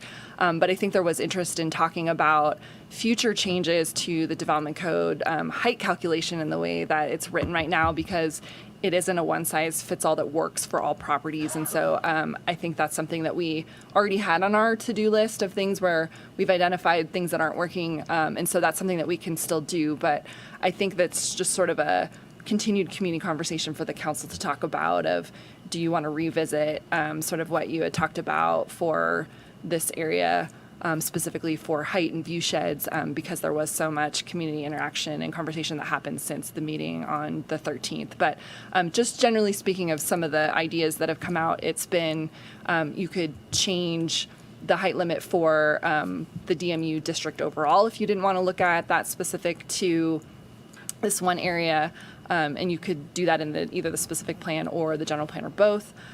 You could talk about creating different standards, such as what are proposed on the screen here. And those are just some of the options that you have. Or one of the things we talked about, too, is since we are talking about a very specific site, which I didn't put this in the staff report, but we kind of thought about afterwards, too, is that if you felt like you wanted to continue that conversation because it's an SB2 site, if you adopted the EIR, you could kind of remove that site specifically from the conversation tonight and put it at a future meeting, like in the near term, and just talk about that one site if you wanted to do that. So you have some options, but we sort of stayed with what the last recommendation was, to not make any changes to the height specific to one single property. But I do want to acknowledge all the community conversation from all the High Street property owners and others who have been talking about just, how we calculate height, sort of what our community character is, particularly in our historic downtown, what that means for some of these historic view sheds that we have, and what that means with new development that comes in. So I don't have any other slides for that. Thank you. Councilmember Henderson, any questions? I sure do. Thank you. I really appreciated the public comment that we received on this and the back and forth on it. So I want to say thank you in advance. This is really, really complicated, and not everyone here was necessarily in the last conversation. So Danielle, can you just go through once again, like really concisely, how we currently measure for height and sort of, the upside and the limitations of that, right? Because I understand it works better on flat lots as opposed to sloping lots. Yeah, it's measured as an average of where the structure touches the highest and lowest points of the natural grade. So there's a lot of caveats within that you can do what we call a split roof structure, which is intended to encourage structures to step down a hillside as opposed to doing like a mass pad grading. But it has different implications for that, which often turn into additional height, so taller structures if you're talking about sloped properties. We do have some limitations that, so long as you're not talking about a single family home, that anything that would be proposed on a 30% slope, those slopes are protected under the general plan. But once you get below that, you have sort of the 20 to 30%, which is a use permit. And then that's where sort of our height calculations and discussion about where encroachment happens take on an even greater level of complexity. And then if we were, to your point, to revisit how we actually calculate height limits, I mean, that would be going forward. We're not going to be able to get into that tonight, correct? Yeah, no, it's complicated. And actually, I apologize to Chantal for not including her slides, but we took a look at some other just different types of height calculations out there just for our edification, including TRPAs, which I would say was equally as complicated as what we do. But there's so many different ways to calculate it, and there's so many different caveats that you can add depending on what you're trying to fine tune, whether it's view sheds or massing. I mean, it's a whole world of architecture. Yes, absolutely. And some of the standards, what you have on the slide here that are proposed, those still aren't legally binding, right? They're proposals. Right, they're proposals. I mean, I think this was just and I can't totally speak on behalf of the development team, but I think they were trying to understand the conversations that were happening in the community and offering a solution. Okay. Last question, I promise. If to your point, one option could be, if we were to adopt the EIR tonight and remove the Jaboom site, there are ramifications to that, and maybe you could just speak to some of those. I mean, we do have a developer who has been very patient to go through the SB2 site, who, has proposed some options for consideration and has listened to the community. So if you could just talk through any of those ramifications from the staff perspective. Yeah, I mean, our understanding is that the development team is interested in submitting for the project under the 2040 general plan, assuming that the council approves the zone change, which would increase the density. So that's really the issue for the developer right now, is that it's kind of been waiting kind of for this process to be done so that they can move forward with their project. Thank you. Vice Mayor Pallavi. Yes, thank you. So just to be really clear, what we're working from with existing, should no changes be made, would be the existing height calculations with a 50-foot max. Yeah? That's correct. Thank you. What's on the screen are just some proposals from public comment that you chose to pull out. Is the option kind of along the lines of what Mr. Riley submitted via public comment, TRPAs? Can you speak to just what measuring from a flat base or a flat zero? Basically, what I'm asking is it on the table to add in a policy or I don't even know where we would put it, probably be in the land use element, to review the development code, to assess building height calculations based on a different calculation method, right? Something like that. So where are we at with that? Is that what it would look like should we want to change the development code? Maybe I'll ask. Yes, you could formalize it in the general plan if you wanted to, or you could direct staff to just do it. It's just a matter of the formality that you want. And what would be the con to measuring from flat with the opportunity to allow for scaled height increases based on slope? So I imagine if we go back to meeting in the middle, we say, hey, let's measure from flat. Let's measure from 0, 50 feet height limit with a ministerial zoning opportunity, for increased height based on buildable slope angles. I'm not going to answer that, in part because I think the right answer is, if you're interested in talking about height, would be to just make a policy or direct us to do it, in part because we would bring in our local architects to have that conversation. Yeah. Although we work in a lot of building permits, we don't work in every jurisdiction where they have way more expertise than we do. Mm-hmm. And so we would bring that back. That would be through a development code amendment, go through the planning commission opportunity, Right. that type of it'd be a part of the development code. Public process. Yeah, great. I think that's all my questions on this one. Thank you. Councilmember Klofstad? I know we're talking about the general plan here. We are not talking site specific. But this potential development is a bit unique because it is shown with a considerable amount of fill, or retention of that hillside slope. So this is just to clarify, they would be able to take the average slope of what would be considered the natural grade in order to find their point at which we would measure the 50 feet from? Yes, I mean, that's a summary of it. Yeah, okay. Just wanted to verify that. So because it's retained, they're going to consider what that slope would normally look like, average that, and find a spot on that and take their 50-foot height from there, just for clarity. Well, and just to be clear, natural is defined sort of as it is right now, so not the original slope. Even though we know That's what that I'm trying to get at. there was an original slope, the development code doesn't make that distinction. So it would be if there's riprap or whatever that is there now, that's the slope that we would be using. Okay, so that makes it really unique here because it's not just riprap or retention. I mean, it's full-on retention of that slope. Okay, interesting. Thank you. Councilmember Zabriskie. My first thought is to put Kurt Reinken and Brendan Riley in a room and lock the door.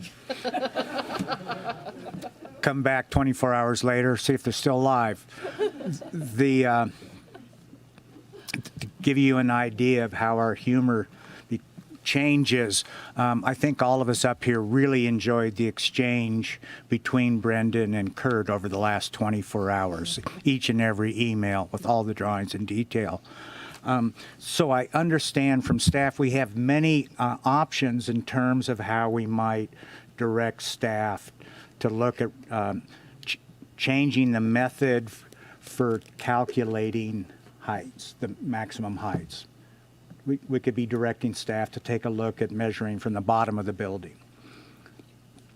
And also, is it correct, we're also having to create objective design standards for our subjective view shed requirements.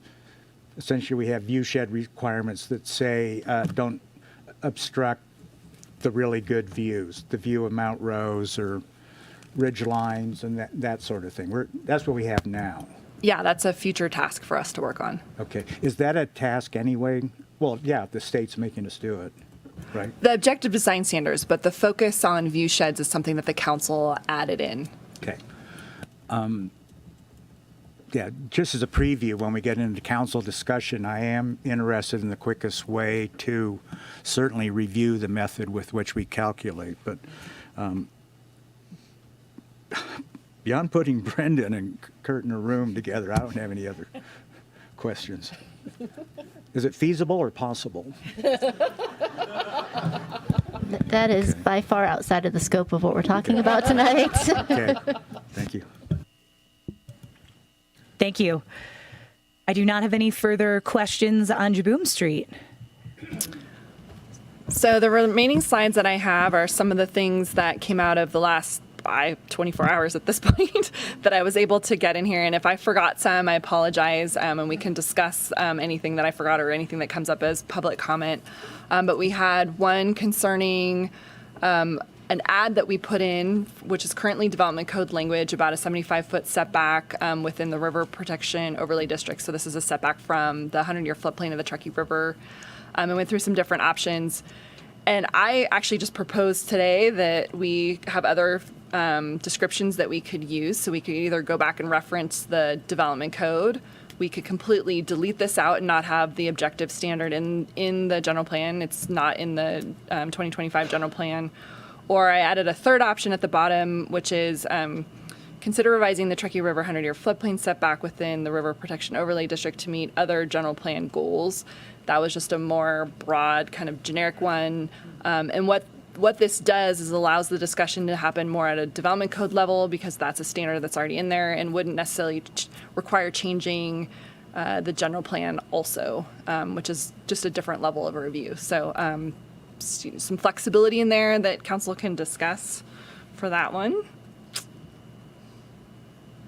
The density bonus one, we added the one sentence at the end, thanks to Ben's public comment of particularly those who would otherwise be unable to afford housing within Truckee. We were okay with that as an ad.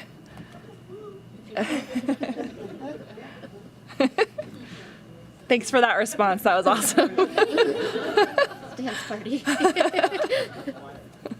Planning is fun. That's our favorite phrase. And then some for West River, and then some for the zero emission vehicles. And this was, we had discussions with MAP about their public comment, and then we had talked about doing some changes, and we made some in the staff report, and these were just some additional ones that we think could address some of their concerns sort of afterwards. I'll just leave that up there if you want to read it.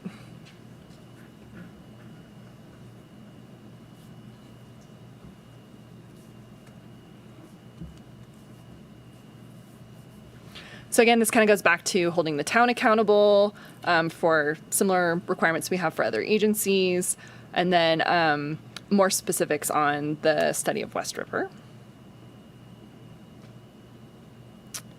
And then this is an additional one that we didn't have any proposed changes, but I think it's something for conversation, that if the council moves in a direction to make modifications to remove the industrial emphasis for the West River area, then this would be one that we would revisit also, just for kind of facilitating industrial uses to relocate.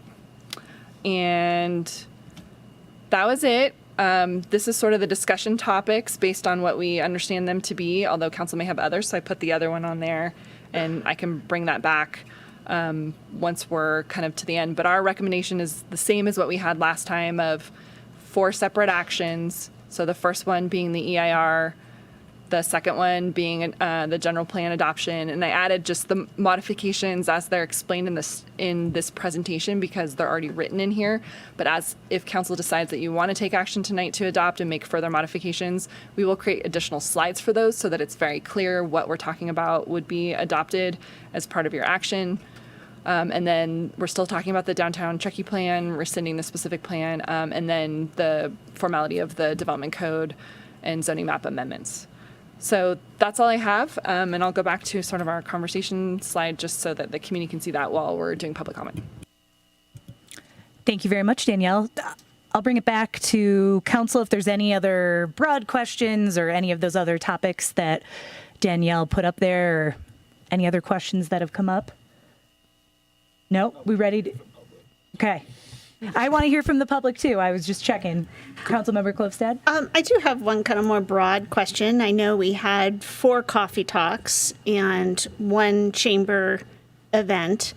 I attended 2 of them, and I was wondering if if staff had kind of a summary of what were the key topics discussed, what came up at every single meeting, and were there others that maybe we didn't talk about or cover in your presentation tonight? Jaboom certainly came up at, I think, every single meeting. I was about a half hour late to 2 of them.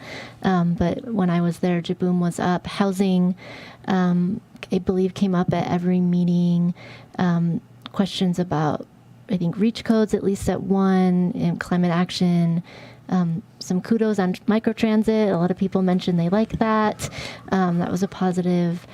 Some of the discussions really were, depending on who participated, which council members, you geared them more towards an opportunity to talk about differences between the 2025 plan and the 2040 plan, so there maybe wasn't as much opportunity for questions in some of the discussions, but by and large, Jaboom was the most popular topic from my recollection.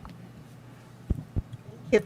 Thank you so much, Jen, for attending each and every one of those. That was a huge investment of time and energy, and I really appreciate you showing that fortitude and being there for our community and our council members.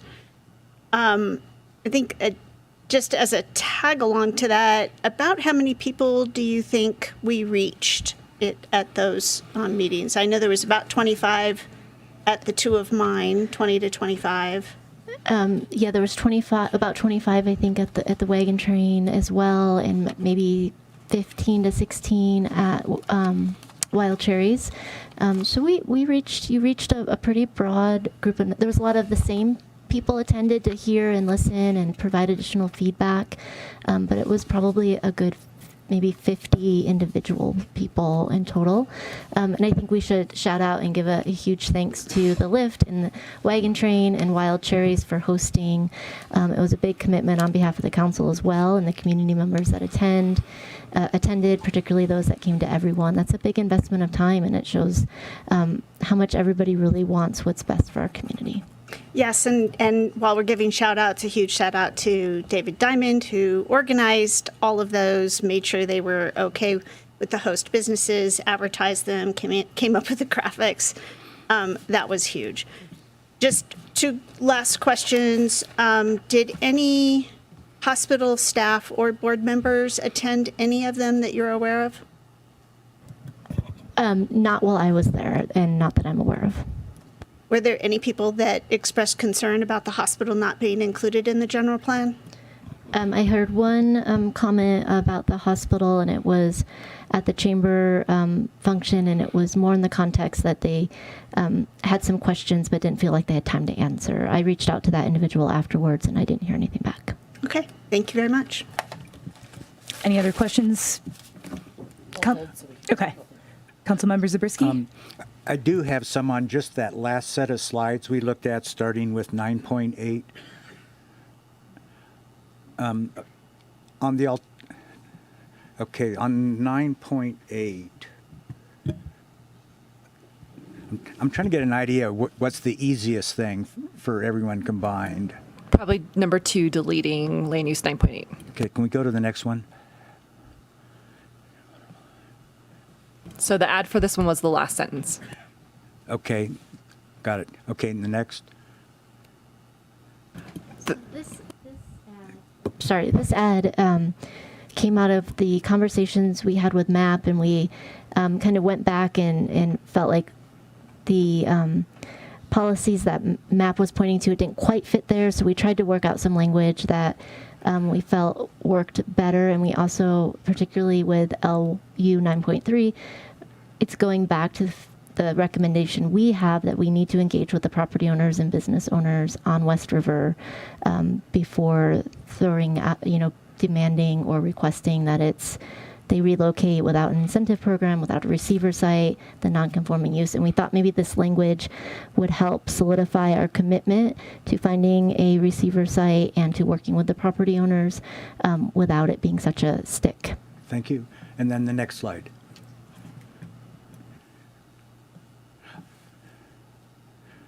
Do you know the history on LU 4.1? Oh, it's a new policy. How did this end up in the update? Do you remember? I think this was just recognizing that we have a lot of industrial businesses and that we need additional land for them to go to. Okay. And so this is talking about relocation of existing industrial uses away from the West River District? That's correct. Okay, thank you. And then I think the next slide was the summary slide. Is that right? Yes. One thing I think we heard about, and we certainly saw in many of the written comments, was the vacancy tax. There were certainly a lot of written comments. So I'm just noting that. In terms of other things to discuss, I'd like to allow time to talk about residential density on the north side of Donner Pass Road in the Gateway District. And then, Mayor, I will have some questions at some point that's appropriate, sort of on baseline updates on population data. Department of Finance came out with new figures, and then we have updated figures on housing construction for the town of Truckee. And so I'll have questions for staff on that at the appropriate time. Okay. Yeah, I know we've got a lot of public commenters that would like to speak. So I think, yeah, we can hold those for now. Actually, be better if I asked them beforehand so people would be able to comment on it. All right. As long as we can be concise with them. I think it's important data, and then I had originally said we'll take a break at 7:15. I'll bump that break later so we can start and get some people. I know there's people who probably need to get home to take care of kids or others, so we can try to get in some comments before we take a break. Okay. This will be for Jenna or Danielle. So the Department of Finance came out with an update on May 1st, and they're showing Truckee's population at the beginning of this year at 16,676. And then I see from the existing conditions report that the population in 2018 was 16,681. Does that sound about right? And so it's about a difference of 5 people. Yes. Okay. And then on the housing units, the Department of Finance also reported that Truckee had 13,713 units as of at the beginning of this year, and then the existing conditions report shows 12,893 housing units in 2013. That's about 82 units per year. Does that sound right? Yes. Okay. And then over the last 5 years, if we look at just 2018 itself, it's 13,322 units, which gives us an average over that 5-year period of about 78 units. Yes. Okay. I want to go down now. And if I took 80 units per year, let's just take that number for a second. 80 units per year times 2.5 people per household, that would give us 200 people. And if I divide it in half, assume half of the houses in Truckee are full-time occupied, that'd be about 100 people a year that we might expect with those two assumptions. Yes. Being added. Okay. Changes in regional population since 2018. We talked about the postal data. It showed that in 2021 we had an up and then a down in population. They showed a difference about 454 people netted out after those 2 years. Is that right? Yep. And then the United States Department of Education data showed that Truckee High School's school attendance stayed essentially flat through that period. Yes. Okay. And then looking at the average dry water flows for the Truckee Sewer District, they essentially showed a bump in 2021, 15% average, but other than that, it's been relatively flat since 2016. Yes. Is that correct? Mm-hmm. Okay. Looking at the difference in residential build-outs under alternatives, one, which is the preferred alternative, 2, which is the current plan, and then 3, which is the one we call MAPS alternative. If we look at those numbers,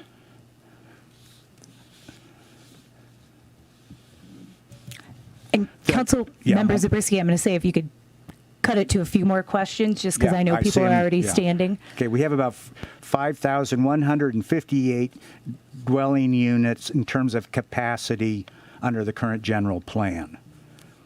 Yes. Okay. And then if we look at alternative 1, it would add 730 dwelling units over the capacity of the existing plan. Yeah, I think it might be 731, but yeah. 731, mm-hmm. Okay, thank you.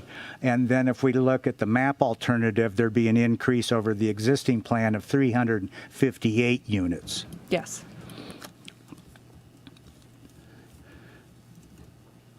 And so that difference between 730 and 358, we're looking at about less than 400. That difference of less than 400. Yes. So again, if I do that same calculation, the difference in the build-out population would be about, I don't know, 800, 900 people? Yep. Okay, those are all my questions. Thank you very much. All right, with that, we are just about to open public comment. Just a reminder again, please state your name. Please make sure the mic is on. 3 minutes. I will politely ask you to sit down and wrap it up. And I did want to acknowledge, Jen kind of answered this a little bit again, but we've heard from a lot of you in the past month, and I really thank all of you who have come to our coffees, who came to the chamber event, who had individual conversations with any of us. Again, so many passionate people in this room. So I appreciate all the comments we've heard so far and look forward to hearing more. And let's see. So we're going to no one else stand up after Lee, I believe, right back there. And after that point, we're going to take a break. So we're going to get through these people that are standing now, and then we'll still keep going public comment after that point, but just again to take a break. So with that, Brendan, you can go first. All right. Brendan Riley, 25-year resident, architect, small business owner, HPAC member, husband, father. Thank you for extending your consideration of the GPU and accepting additional comments and suggestions. Thank you for considering the suggestions I've made regarding how we measure buildings as we edit the development code in an effort to prevent overly massive buildings and to use a consistent method and to not use so-called spot zoning. To Councilmember Klovstad, it's not just the existing natural grade of the site, it's where the exterior walls of the building touch that natural grade. So if the exterior walls of the building on Jaboom are only on the flat area, that's a different calculation than the same property as the buildings sort of creep up the hill. To Councilmember Paulevy's comment that the GPU isn't adding any additional height beyond the 50 feet, that's not entirely true, because wherever we are conferring a residential use to a property or a zoning, like the public facility zoning that currently doesn't allow residential, the height limit that we say doesn't change, but because it's now residential, the state density bonuses come into play, and a 50-foot building, if it's 100% affordable, could become 83 feet tall, and with little recourse on our end. So those were not what I was hoping to share. Tonight, I'd like to reiterate, oh, sorry, and Jan, game on, that sounds great. I'm happy to do that height symposium with Kurt. Tonight, I'd like to reiterate a sentiment I've made previously, and to make that point, I brought this cow and some milk. As the saying goes, no one will buy this cow when they get the milk for free. I believe the proposed GPU and focus area zonings are too generous in regard to density and floor area ratio. I argue that we pare the plan back and to not give so much milk away initially, so as to better enable our town to be in a better negotiating position and leverage more community benefit, lowering the baseline thresholds to what land use alternative 3 allows.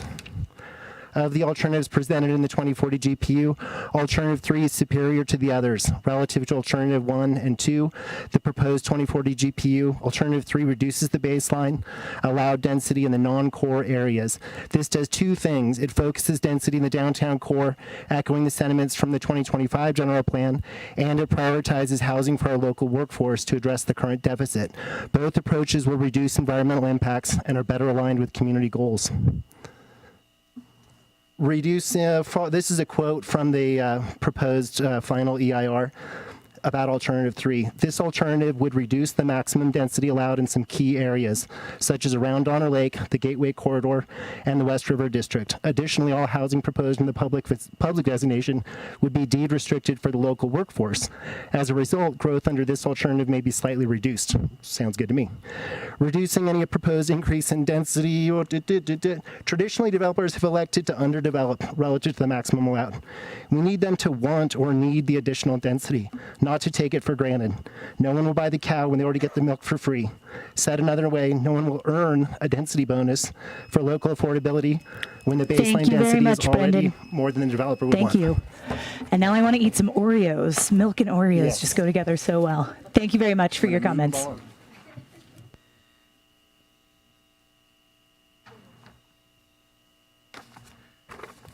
Dan Cockrum, we've talked a lot about height and in particular the Jaboom Street area. And this whole issue of something specific in our downtown plan that would limit building height in the downtown area. Now, the staff and several people have commented about 50 feet. And true, our development code does allow in the commercial zoning a 50-foot high building or 3.5 stories. And I might add to that, it also says whichever is less. Now, the building that's been proposed, and it's in the pipeline, so we now have something real to look at. There's 4 buildings on Jaboom Street proposed. The easterlymost building is 4 stories, 50 feet above street level on Jaboom Street and 20 feet above street level on High Street.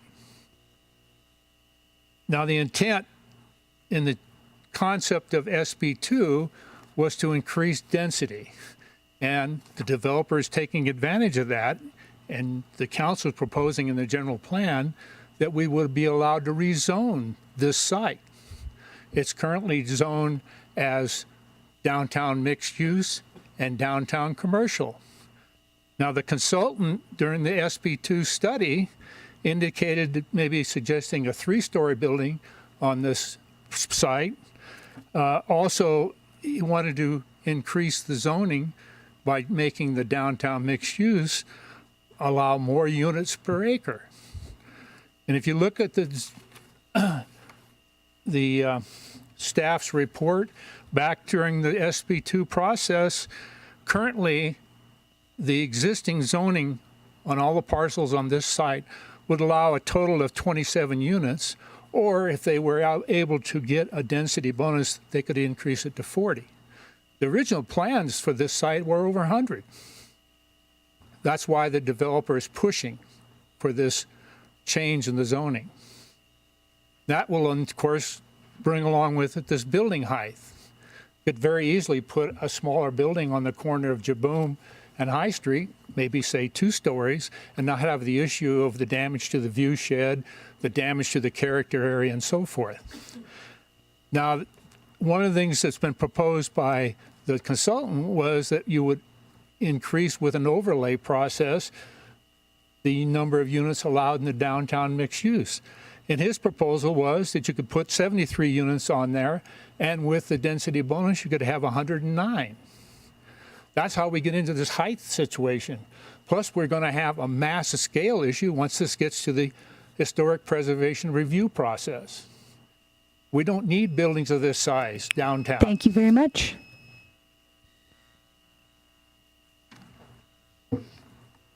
Hello, I'm Paul Laudenschlager. I'm an engineer in Truckee. And first of all, I'd like to appreciate the patience of the council through the whole general plan process, especially you're wading through, hundreds of pages of beautifully written prose from Ascent and town staff. Anyway, tonight, first I'd like to say I support the recommendations in the CAT Contractors Association May 8th letter. Specifically, I support modifying the language in CAP M1B VMP mitigation to delete the clause reducing parking supply rates or unbundling parking spaces from residential units. I want you to consider that we have rapidly rising EV use, and EVs need parking.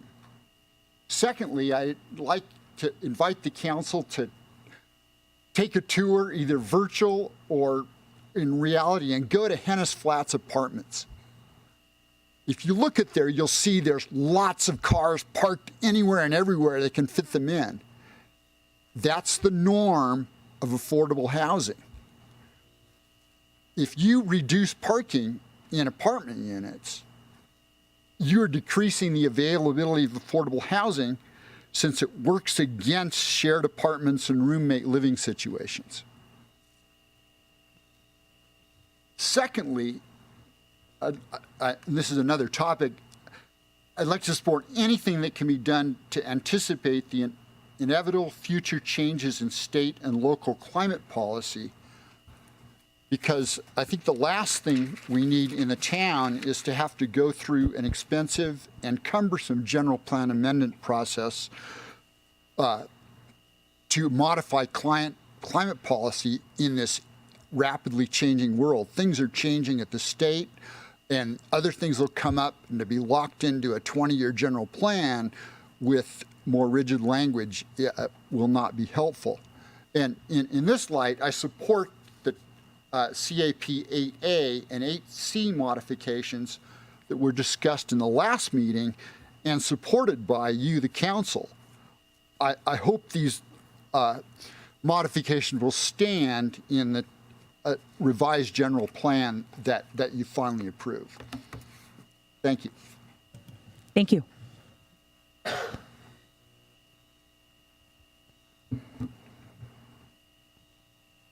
Well, who would have considered the glare on this thing? So, my name's Edward Vento. For the record, I'm the executive director of CAT. Madam Mayor Romack, Vice Mayor Pallavi, esteemed council, manager Callaway, and staff. I'll make my comments brief. I know it's might be a long night. Just so I don't forget, I didn't see the slide for 8.A and 8C. I'm hoping that hasn't been forgotten. We worked really hard on that with Councilmember Clausted. So I'm mostly here to thank you all for your hard work, contributions to this effort. I especially want to thank our mayor, council members, Zabrinski and Clausted, for their time and work with CAT and their willingness to pause and give the community more opportunity to discuss this. Thank you. Thank you to all of you. CAT provided a letter yesterday with a few points that we hope we'll hear a discussion today during deliberation. We've discussed these recently with some of you, and others time just didn't allow. We thank you for your thoughtful deliberations and for the brave actions you've taken. We'll look forward to continue to work with the council and the town staff and the various committees that result from the adoption of the general plan. We wish you success and great wisdom as you deliberate and discuss these items, and you consider the future of our beloved and wonderful town. Thank you very much. Thank you.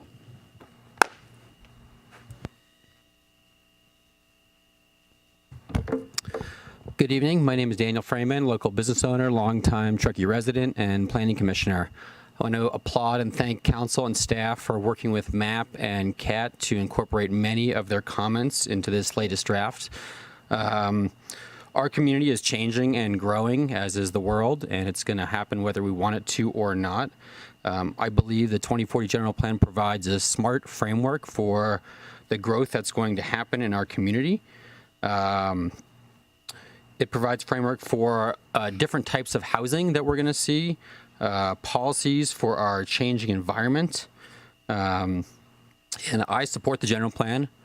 I encourage council to adopt the general plan.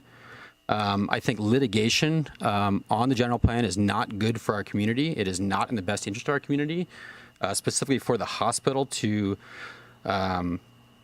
sue the town of the general plan will set things really sideways. And so I would encourage council to work with the hospital and the hospital to work with council to get over that hurdle and move forward.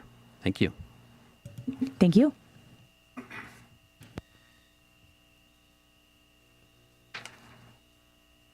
Hello, I'm Steve Beatty, a Truckee resident, and I'm going to comment concerning the control of building heights and the development of housing in Truckee. As I have learned a little bit about the processes at hand here, I have come to realize that I have asked the council through my written comments to do some things that it does not have the latitude to do under state law. I'm referring here to the state requirement that local jurisdictions must apply objective design standards to new housing development projects. I'll try to avoid similar requests going forward. Just the same, I would like to express my hope that regulations can be crafted in a way that will at least reduce the chance that new buildings in the Jaboom Street area will end up drastically out of scale and out of character with other downtown structures. I think it would be tragic for buildings in this area to exceed or even closely approach the elevation of High Street where it runs just north of the post office. It's my understanding that the state can, using a development proposal of a certain structure, run roughshod over this idea. I hope the town uses its influence in every way possible to help prevent a disastrous outcome in this area. I would also like to express the idea that there may be places in Truckee, for example, the site of the old CHP station, that could possibly accommodate a couple of small footprint, taller buildings, perhaps 6 or 7 stories, without major adverse visual impacts. I imagine some of the many charming villages in the Alps of Austria or Switzerland, for example, where such residential structures are common. They make this style work very successfully, and I think it's an approach that should be considered in Truckee. I also think that multifamily residential structures that are larger than have been traditional in the Truckee area should be part of the conversation, if they aren't already, to help meet some of the higher density infill and workforce housing needs. I would prefer to see growth in Truckee nowhere close to the scale I've referred to here, but I don't know how else to effectively address the housing problem we have. Thank you. Thank you very much. Good evening. My name is Sohail Siddiqui. I'm the owner of the Gateway property on Donnerpass Road.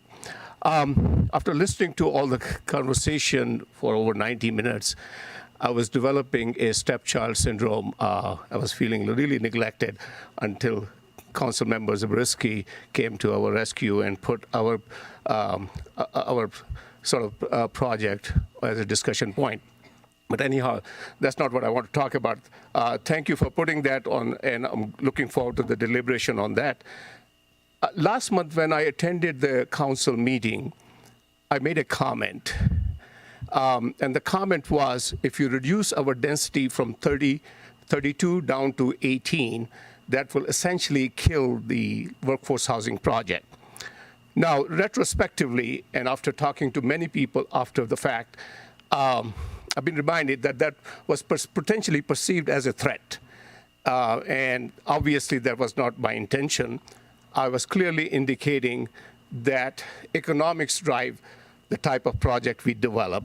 And my point was purely based on that. It was not intended to be a threat to anybody.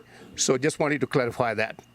Now, I was also reminded over the last month that we have various density options that we can use for our project. So one of them is state density program. And I just want to clarify, when we developed our program, that was considered, and that is part of our plan.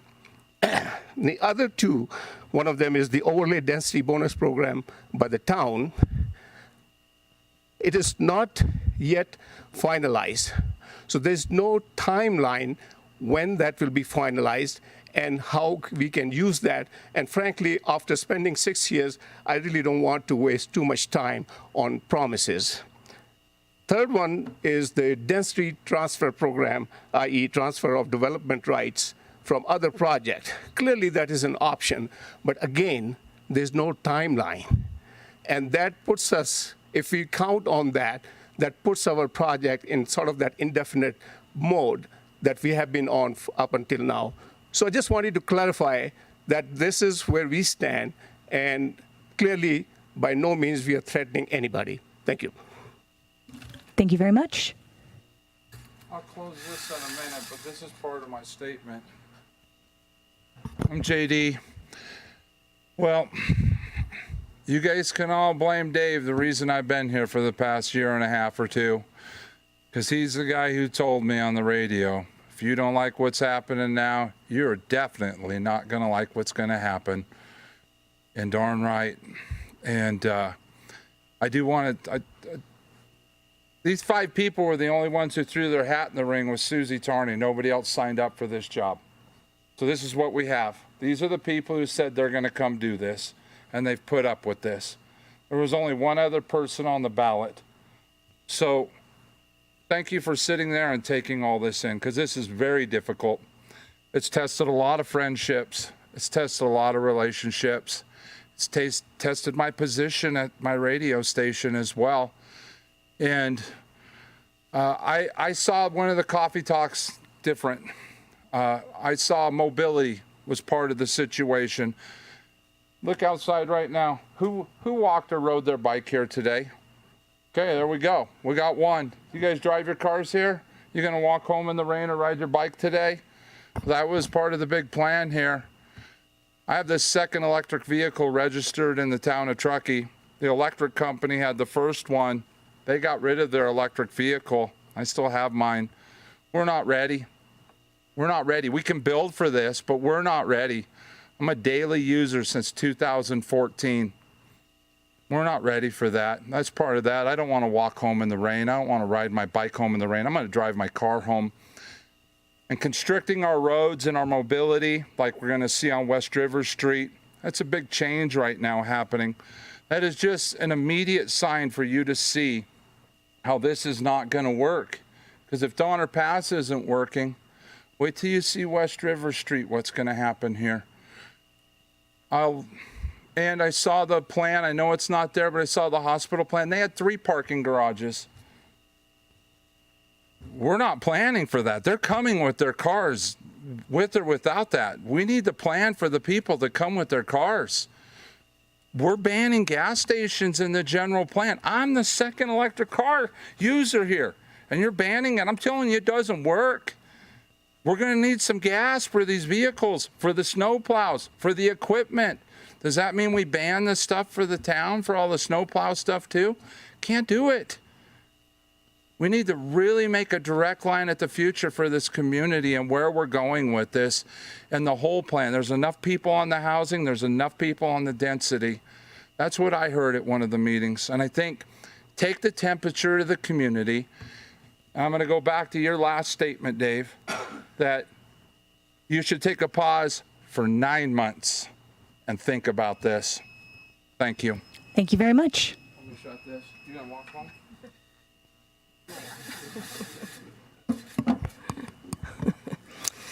Hard act to follow. Good evening, Mayor Romack, council members, and staff. My name is Lisa Holen, and it's going to be a long night, so I'll try and be concise.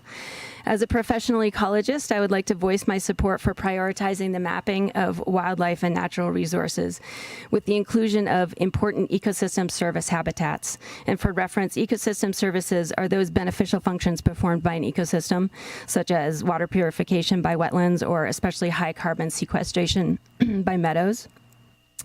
These maps then need to inform future development decisions, such as sender and receiver sites or priorities for conservation.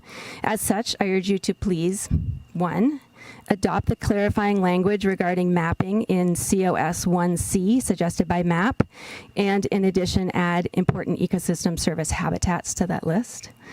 2, as recommended by staff, adopt the strengthening language suggested by MAP in LU 1D so that important areas identified by the mapping are actually used to inform future planning decisions. And 3, make the mapping a short-term action in the policy and action items list. I didn't see it in there. I believe that most people in our community highly value our natural landscape here in Truckee and want to protect the most important parts of it. But we can't protect the valuable places if we don't know exactly where they are. And then we have to actually incorporate that information into planning policies and decisions. Thank you, council, staff, and community for all the effort and time that you've put into this process in the last 5 years. I really appreciate it. And thank you for hearing my comments tonight. Thank you very much.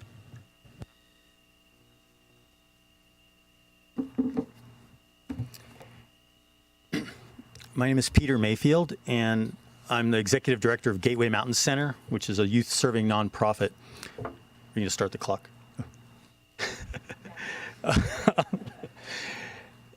And I really applaud all the effort that's gone into this process, and it's very complex, and you're taking in a lot of great feedback from the town. I just, my comments are kind of 1,000-foot view. I've been here for 19 years, and over that time I've watched a lot of growth, the building of all these gated communities, and the growth of the workforce to support this big growing economy. I particularly work with high-need youth and underserved youth and Latino youth, especially in the alternative education system. And I just hope that the future plan put some emphasis on the quality of life of our young people, you know, as we go forward. I know it's kind of out of the scope of the, building heights and all these things, but I spent the last 3 days supporting a family who we just had another fentanyl overdose. A 19-year-old lifelong resident here died Saturday night, and supporting, the extended network of other young adults who were friends of his, workers who tried to help him over his whole life. And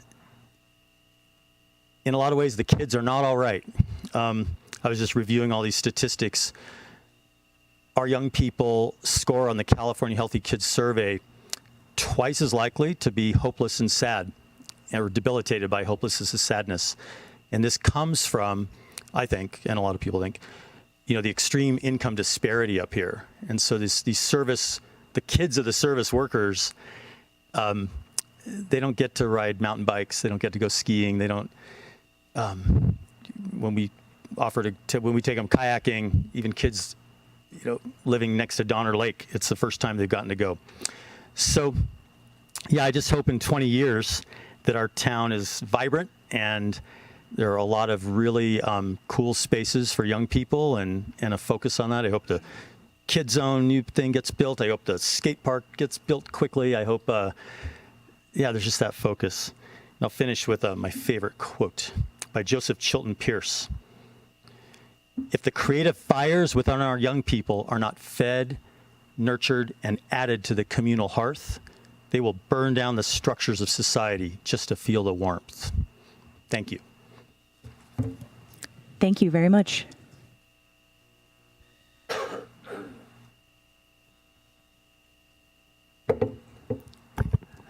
Thank you, Peter. I knew what Peter was going to talk about, and I somehow chose to speak after him. So, anyway, Mayor Lindsay and honorable council members, Jan Holland, for clarity, I'm wearing my Truckee resident hat, not necessarily the organizations I support and am part of. Everyone in this room is here because we love Truckee and we care about the future of our community. A month ago, I advocated for a month-long pause. Kudos to council and staff for making the most of this time and to suggest some feasible plan changes. I'll say perhaps not all possible changes, Andy. One of my personal goals for Truckee is to see river restoration and revitalization in this generation for future generations. For West River, I support staff's recommendation of striking many of the references to new light industrial uses in the policies, but not making light industrial non-conforming without a more granular West River study which engages West River businesses and property owners. Similarly, I support changing references to the 75-foot setback referenced in LU 9.8. It's already in the development code. It doesn't need to be baked specifically into the general plan without further study. It's difficult to change that general plan. Yes, there are unaddressed requests that I've made, like East River Street. Yes, the plan is not perfect. It won't be. No matter how much time and treasure we put into it, people ask, why not delay further? What's the rush? What's the cost of delaying? Let's get this right. If we delay much further, it won't be a one-year delay. It will be years. The opportunity costs of 2040 general planning through 2025 are huge. $1.7 million is the current total for the consultants, but staff, elected officials, and community time and attention is much more valuable. We have already spent significant staff, elected officials, and community resources on this. Personally, I know I've participated in at least 50 public meetings in 5 years. I know Anna and some other town council members must be approaching 100. I'm so excited about the council and staff's work plan for the next couple of years, including the West River study, the local housing initiatives, mobility element, to just name a few. This plan is so much better than our 2025 plan. Let's get it approved with appropriate, feasible, but not all possible changes in 2023. Thank you so much. Thank you.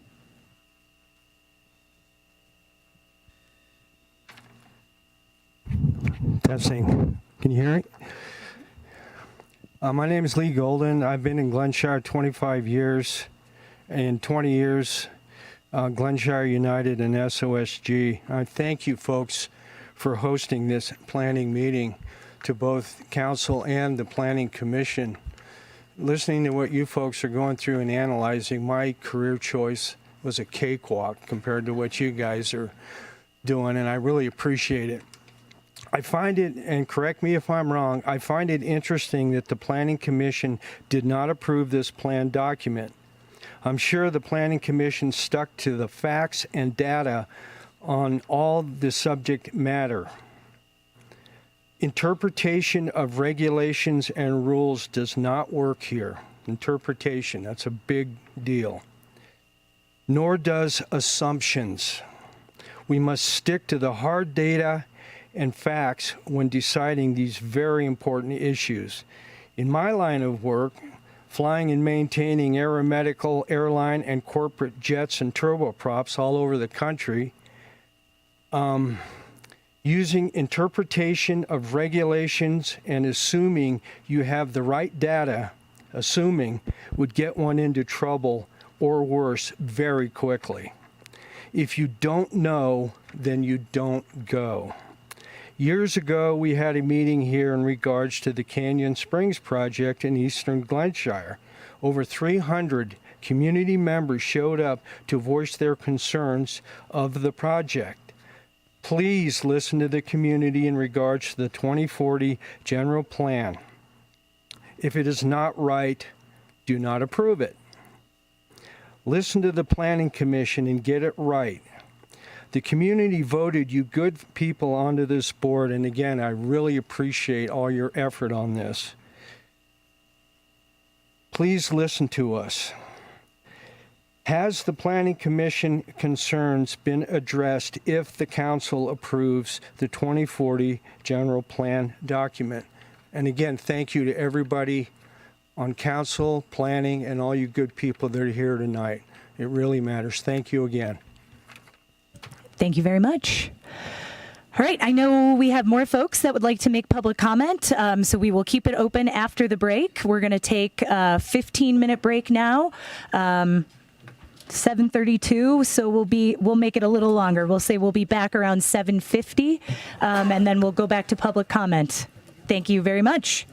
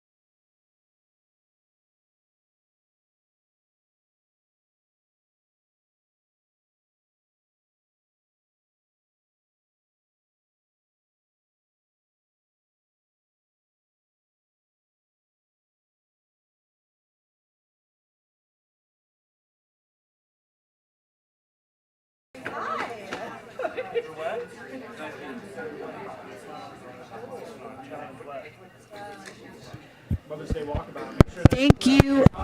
Thank you all very much. We're going to get back to order in a minute. If everyone could grab a seat.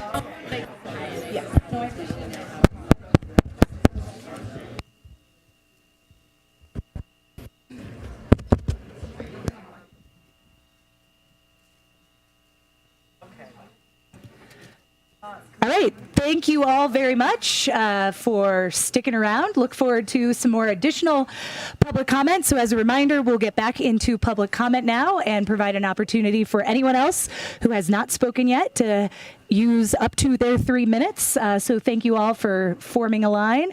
And we'll just get right back into it. Hi, everyone. Again, thanks for all your time and effort and hard work on all of this. My name's Janie Sharp. I've been a realtor in Truckee for 42 years, a resident of Truckee for 45 years. I came to Truckee because of the cute small town. Of course, every town grows, but I really feel that we have to keep the quaintness and the character and the historical part of Truckee as close to the way it is as possible, especially with the View Corridor. And I live on High Street. And I live right there on the corner of High Street and Dumas where it comes down, and the proposed 4-story building is proposed to being across from us. And all I can say is I wish you could have been there last winter and every winter that I've lived there. So it is a one-way street in the winter. You have to back up. So if somebody's coming down, you have to back up, or one of you has to back up, and it's really hairy. First of all of us residents, we don't drive down that steep part of High Street because it is totally insane. You're taking your life in your hands. We have one video after the next of one car crash after the next. We go out there in the winter and we say, don't go down this road. You're just going to crash. They go, we're fine. The Waze app leads everybody into the neighborhood. So people driving down Kaiser go down to Kaiser where it says dead end, and they fly off the cliff. And we have semis coming through that just hit the guardrail on that steep part of High Street. Even if they widen it, it is so dangerous. The whole street, just drive down High Street, if you will. Just drive down High Street, go in front of the Richardson House, and just do it. You're going to be backing up if another car comes. So we cannot handle more people right there. When you look at Jaboom Street next to the coffee bar, the 2 buildings that were built there, those are historic, nice 2 or 3 story buildings. I can see a building going up higher, but not where there's more parking on High Street. The people that live in town right now, all above those residences, they park on our street. They need to park there. Those poor guys and girls were digging out their cars. The town wasn't plowing them out. I mean, I really felt for them because that's where they're parking. And I'm sorry, but they say, okay, people aren't going to have cars in Truckee, but oh my gosh, in the ice and the snow, a lot of those people in those high-story units are going to have cars. And where are they all going to go? Where are they all going to park? When you're looking at that many people, I know the state's saying you can go ahead and do this on the infill, but there are places for these high-rise buildings in Truckee where they could be tucked in the hillside where they're not blocking the view corridor of Truckee, where there's plenty of parking. But it's going to be a nightmare on Jaboom Street if this goes in the way it is proposed. I'd say condense it down. I mean, I think the buildings on the left side that were below grade. Oh, great. Thanks, you guys.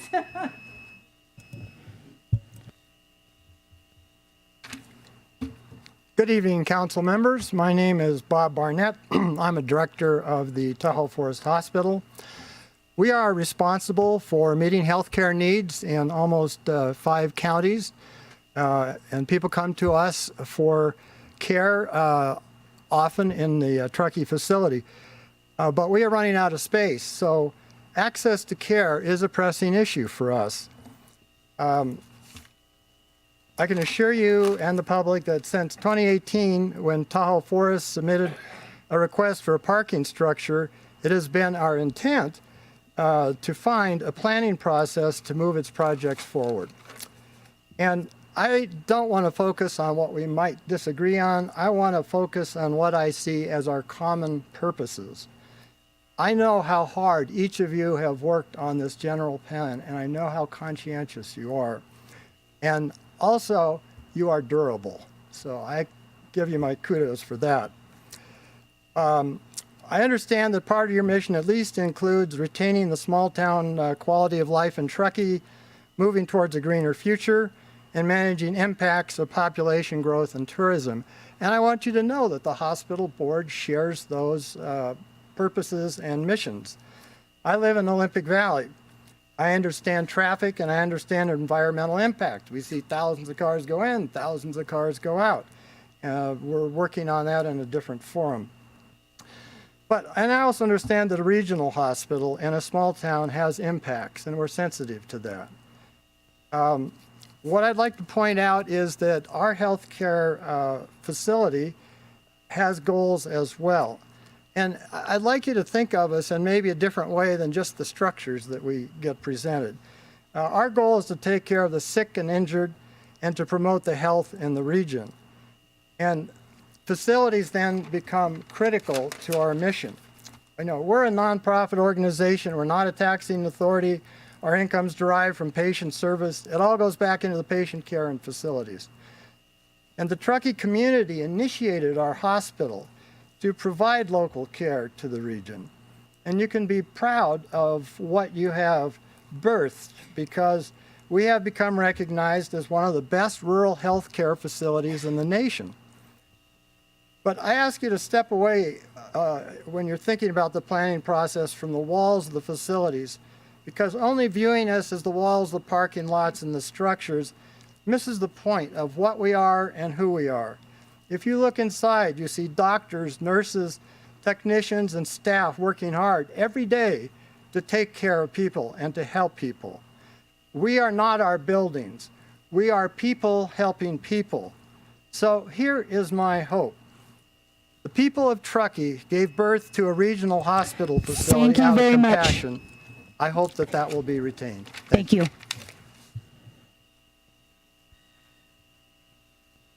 Good evening.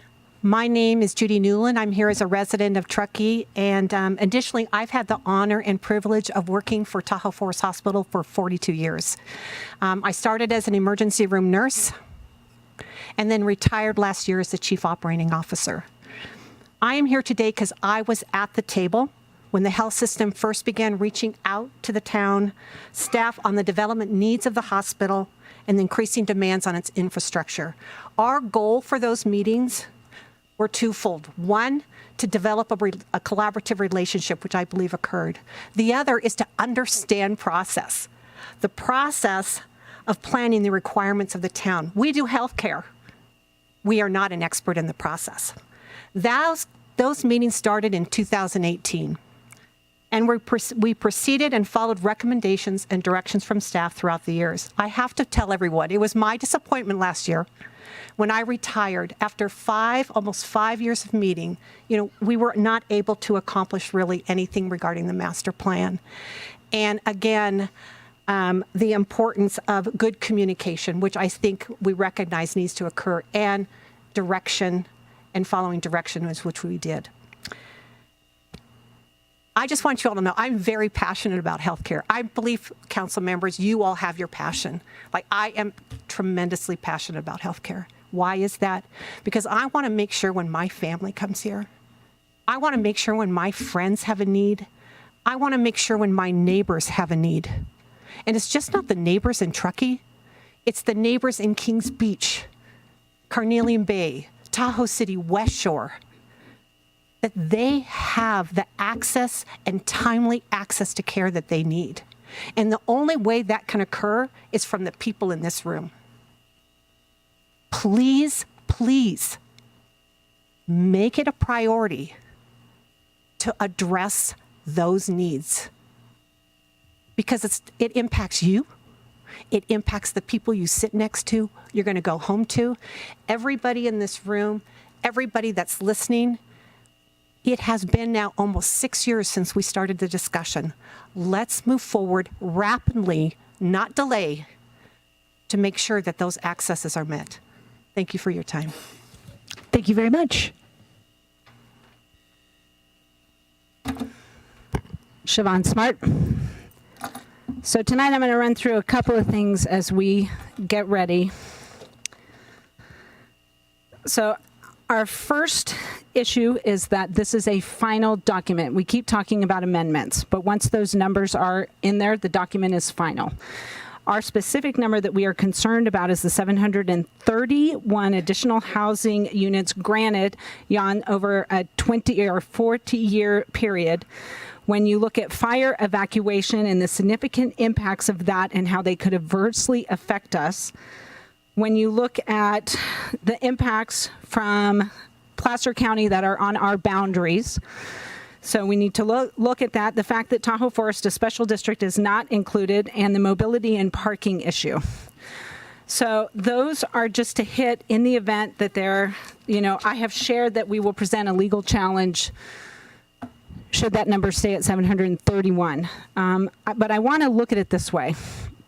So for all of you who have ever gone through planning, how many of you have been told no?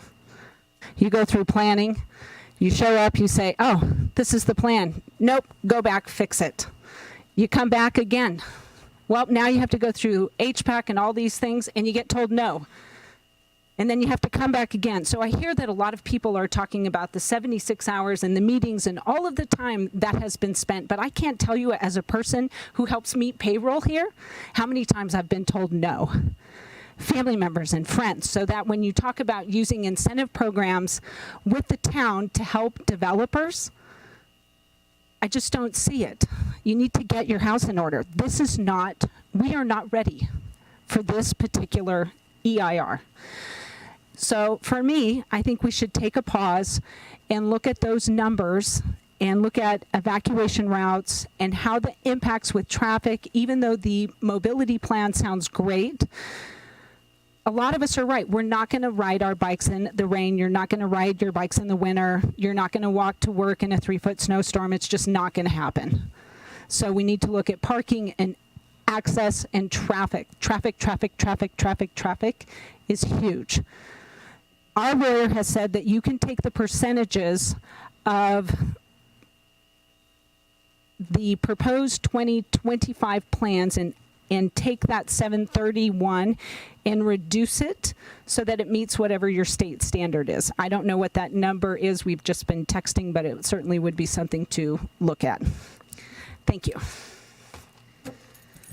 Thank you very much. Hi, my name's Adrienne Court. I am a Tahoe and Truckee local and have been for 16 years. I have a family here now. I'm a mother. I've seen Tahoe grow in the last 16 years, and I just want to say, as a local, I support this plan moving forward fully, and I really appreciate you guys for all the hard work that you've done for it. Thank you. Thank you very much.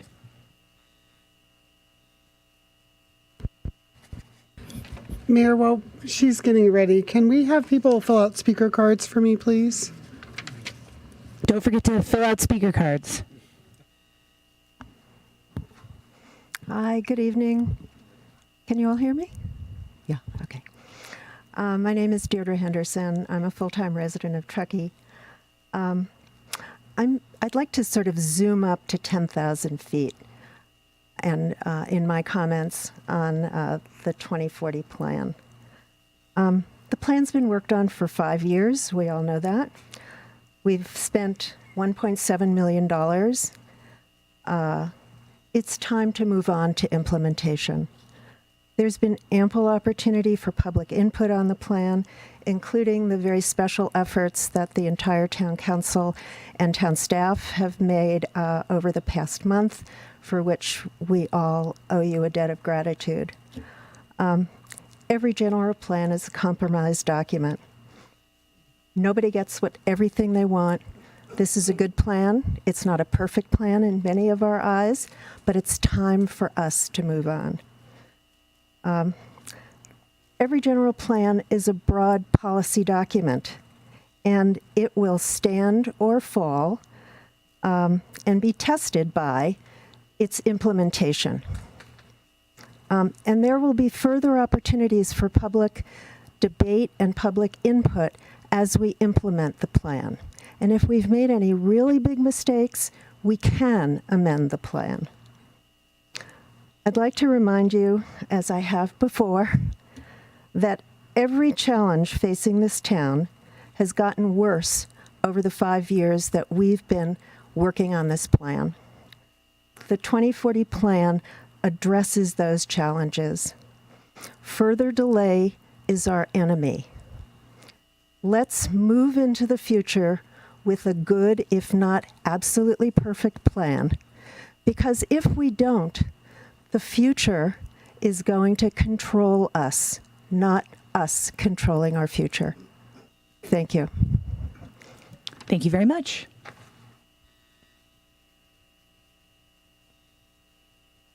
I didn't fill out a card. Okay, I don't know where the cards are. My name is Travis Pribble, Truckee Tire, West River Street business owner, and I think I represent like maybe one of the ones that are out that you guys can see. I don't think you guys have any idea how many businesses are on West River Street that when the town comes, they're closing the shades. The town's coming. You know, they're locking down the doors because they don't want to be thrown out or ticketed or red tagged. I don't think you guys have any idea if you take all the businesses off of West River Street, how many people you're impacting. I'd also like some clarification. When you talk about West River Street, is it on the south side, the north side, the whole street? Are you going south, not south, but more east on the other side, down where Alpambo is? How many businesses you would impact down there? Because if you start on West River, how far are you going down? I don't see any clarification on that, but I'd like to know. And in regards to the park that's going right directly across the street from me, just for the record, I think it's a dereliction of your duty to put a park there with no flushing restrooms. And for somebody to say porta potties is okay, I sent Jan images of a porta potty that I have to look at every day I leave my house at the West End that the Park and Rec Department has put there so a local bike company can have their people sleep in their cars at night in the wintertime because they have no place to live. Jan has the pictures of the, for better terms, I won't say it, the Sandy hut that's there that's full of garbage all over the place. It's nasty. And I don't want that across the street from my business. That's all I have to say. Thank you very much.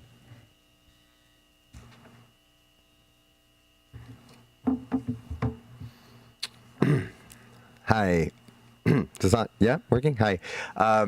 My name is Ben Branzel, recent local resident living in Coachland full-time. So happy to be here and to be part of this community. Sorry, I will fill out a card after I speak. Hope that's okay. I have three things I wanted to say tonight. The first one is thank you and wow, quite frankly. I was really impressed, as I mentioned in my first comments a month ago, at the caliber of discussion I saw in the ensuing weeks. I took the opportunity to attend at least 3 coffee talks and did a lot of remote interaction with most of you here, and I have been amazed, frankly, at the level of responsiveness and engagement and helpfulness. I'm no expert on the issues I'm advocating for. I'm just a concerned citizen with trying to steer my values into impact in my local democratic context, and I've needed your help to do that, and I've gotten it, and I'm so grateful for that to all of you. Thank you. And to the staff who've shown up at each of the coffee talks I've been at, and the town manager is like a walking Wikipedia of municipal information. Every time one of the electeds gets asked a question, they like click on Wikipedia and you've got the answer right there. You know, I don't know how you do it. It's amazing. So I just can't help it but just to authentically say thank you and wow. Oh gosh, halfway done with my time, and I have to advocate for my actual proposal, which is, as you guys I think all know, you have it in the record, to add that language to the workforce affordability and density bonus program. And my logic is quite simple. Affordability, as I've mentioned, it's a relative term. Every single house in this town is affordable to someone and not affordable to somebody else. So if we're going to create a program to make it more affordable to Truckee's workforce, and we're going to intentionally decouple that from the AMI standards that bind state-level affordability mandates, and I now understand why you want to do that, and I support that, and the goal is to better target that affordability towards those who need it most in Truckee. But then I think it's really important that we send a message to the staff who will implement and the next generations who will interpret about what we mean, and that's my proposal, that it should be benefiting those who would otherwise not be able to live in Truckee while they work here. And that reference the last gentleman before me just made to those employees of the bicycle shop who are living in their car and using those fetid, non-sanitary facilities, boy, does that tear up my heart. Those are exactly the sorts of folks who we need to be targeting our program at. And whatever it is we think the state is doing, if we think they're somehow too wealthy to afford the housing the state is mandating, so they're living in their car as they're getting paid good wages by the bike shop, that may be the situation, then that's exactly why we need to adopt this language and make sure we're laser focused on them and their needs. Last thing very quickly, I just want to endorse whatever MAP has to say about climate. I think we're so lucky to have such a great organization in our midst, and I really hope you listen to them. Thank you for being such wonderful professionals, all of you. Thank you very much.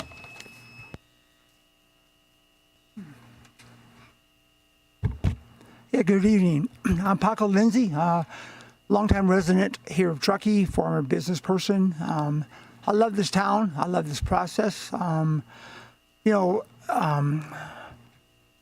on the GPAC, the General Plan Advisory Committee, from the inception in 2018. I attended, I think we had 20 meetings. I don't believe I missed a meeting, but maybe I did. But I went to various focus groups that we had. So I've been involved in this process. It's been very arduous, exciting. COVID got in the way. We still dug through it. It's not perfect. One thing I remember, one of the very first general plan meetings we had, it was brought up that this is a general plan. This is not a specific plan. This is not an exact plan. This is not a perfect plan. It's a general plan. It's to help guide the community. We focus on stuff, and we're going to make mistakes. The other thing that I learned being on GPAC and some of the first meetings is this can be amended. It can't be totally changed. I realize that. I don't know. Being fair and honest, it can't totally be changed completely, but it can be amended 4 times a year. Over 15 years, that's 64 times that legally it could be amended. So we're going to find issues. We're going to have bumps in the road. There's going to be things that aren't working. We can amend it. So what I kind of wanted to say is that I'd like to see this thing proceed, be adopted. And again, I'm the first to say it's not perfect, but I think it's a pretty damn fine document. I'd like to see this adopted. The other thing I'd like to just touch on real quick is, again, part of from my GPAC experience, General Plan Advisory Committee, was, and I've also talked to a few other GPAC members as well, is when we first got going on this, we talked about the Gateway area. It was brought up that the hospital, was doing their own master plan at the time. And this is 2018, 2019. The hospital was doing their own master plan. So, and there was going to be such a big plan that they were going to fine tune it. I'm not really sure why we were told that. I'm also not sure how we got to the point now where all of a sudden they want to be included, and maybe they should be, but to me, time is of the essence. I think that plan is a good plan. My wife, Carol Lindsay, had been a nurse practitioner in this town for 30 years, working with people. I understand, the need for the hospital, the need for health care. It's very important. I think the plan is a great concept, but I think it should stand alone. I think we should stand alone on the master plan for the hospital. It has a lot going on there. I know I've heard some comments today about traffic. Some of the coffee talks, people were talking about roundabouts and whatnot. This is going to have roundabouts. I'm not saying they're good or bad. It's just stuff that really, I think, needs to stand alone and be discussed and dealt with. So I'm also asking that we proceed with accepting the general plan and then wrap in later on, go ahead, work with the hospital on their master plan. So thank you very much. Thank you very much.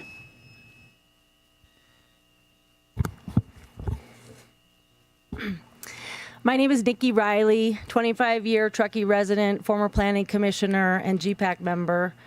The general plan update process has been a stark example of how powerless people can feel when faced with a government that believes they know best and their constituents know little.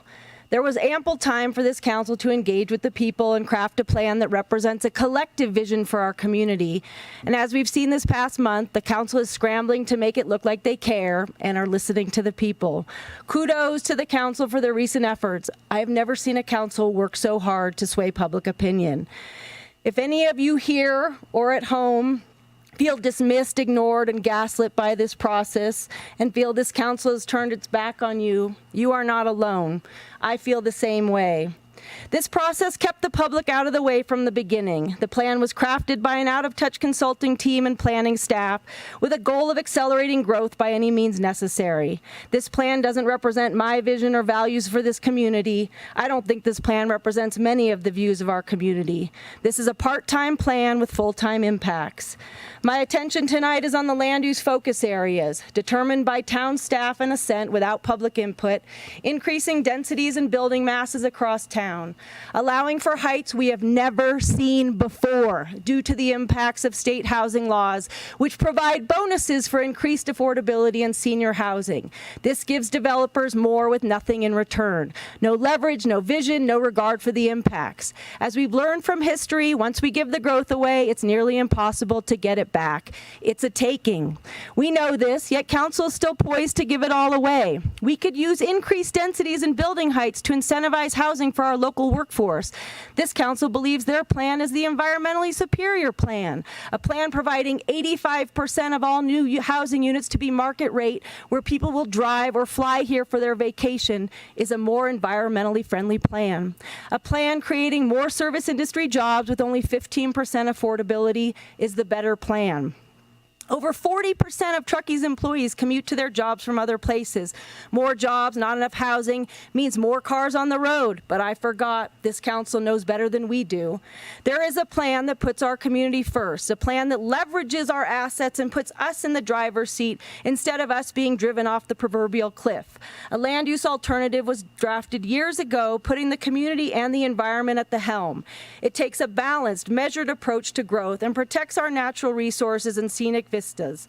It addresses the investments we have already made to determine what is needed and what needs to change. This plan was so compelling, Ascent used it as an alternative in the EIR. Unfortunately, as has been true to this process, they neglected to include MAP in its implementation and rendered it unsupportable. The biggest impact that can be made tonight is for council to reverse their decisions on the focus areas and return them to their existing zoning densities. I have two more sentences. I'm sorry, Nikki. Everybody Okay. gets 3 minutes. Please don't give it all away. Your community Thank is you very depending much. on you. Good evening, Sarah Green.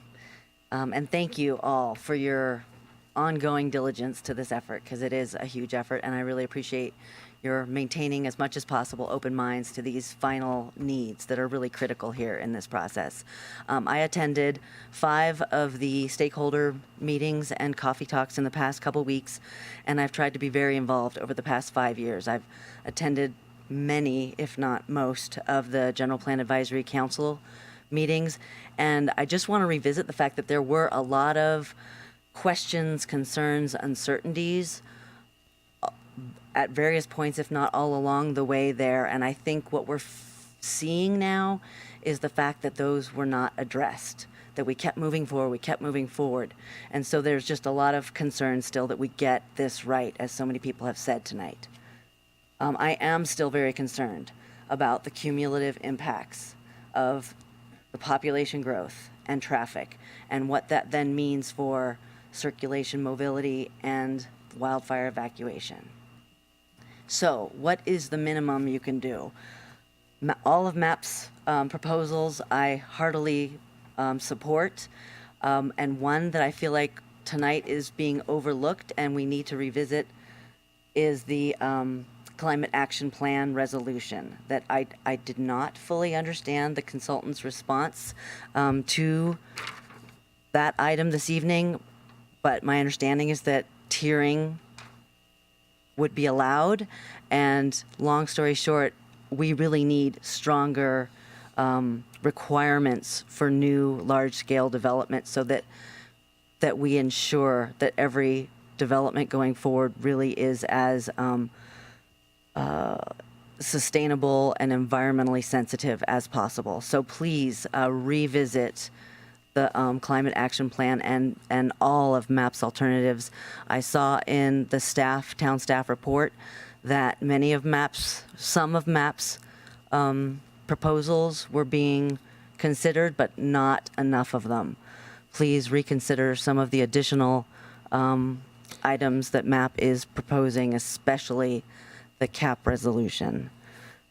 Yes, this has been a long process, and yes, thank you for everything you've done. It's been tough, but and we're getting there. But please make sure that all of these last items are included, because we really need to ensure a successful future for Truckee. Thank you. Thank you very much. Good evening, Stephanie Olivieri, Truckee. I want to start by saying it's wonderful to see you here tonight, Travis, representing the industrial area in Truckee that we've been talking so much about.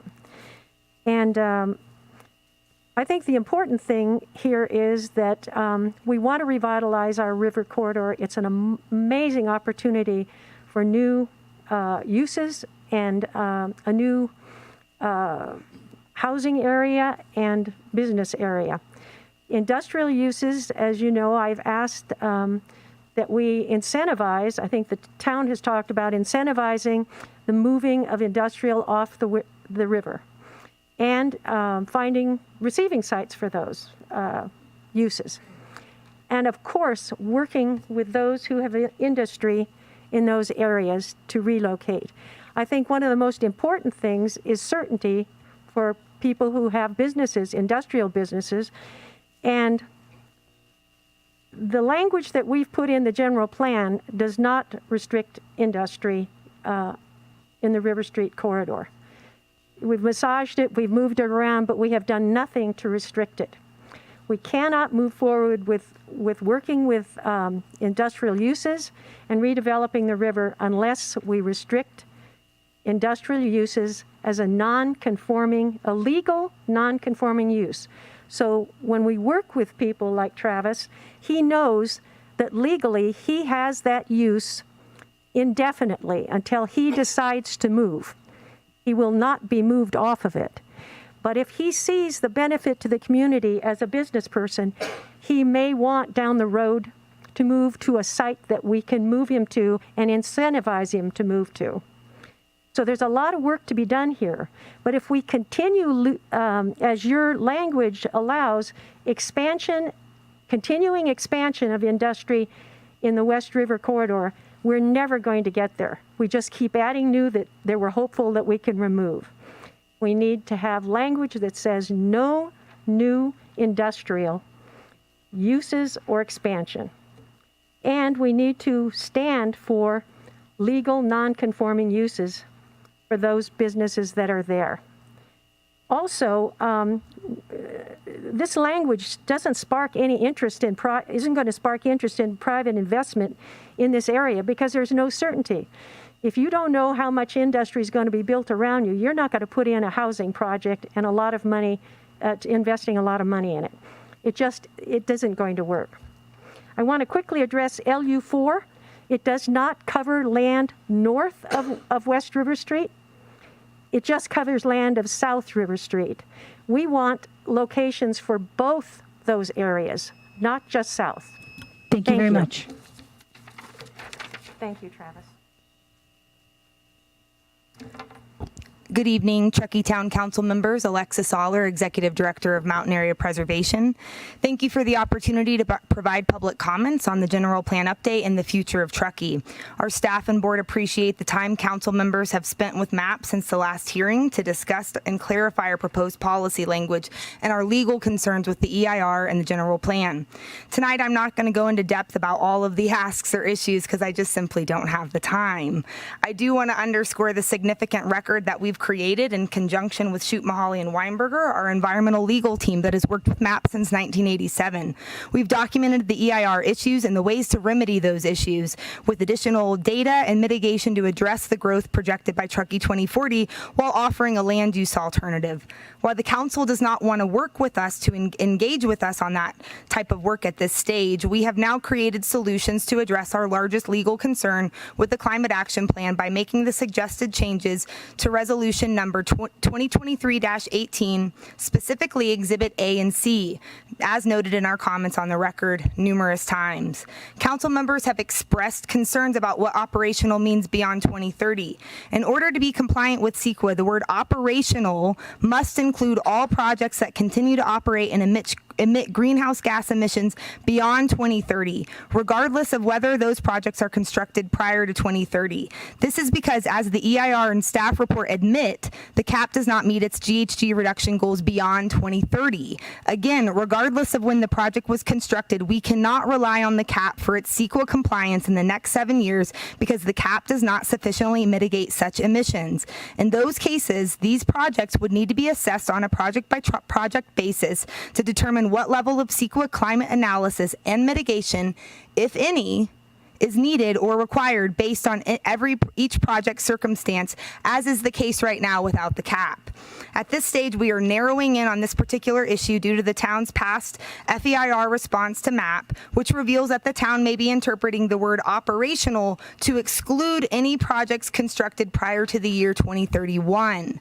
The town's response stated, regarding the questions raised about project operational dates beyond 2030, the final EIR statement intended to apply to projects with the initial operational date, not the entire life of the project. In other words, a project that would initiate operation in 2031 would not be able to use the CAP for CEQA streamlining.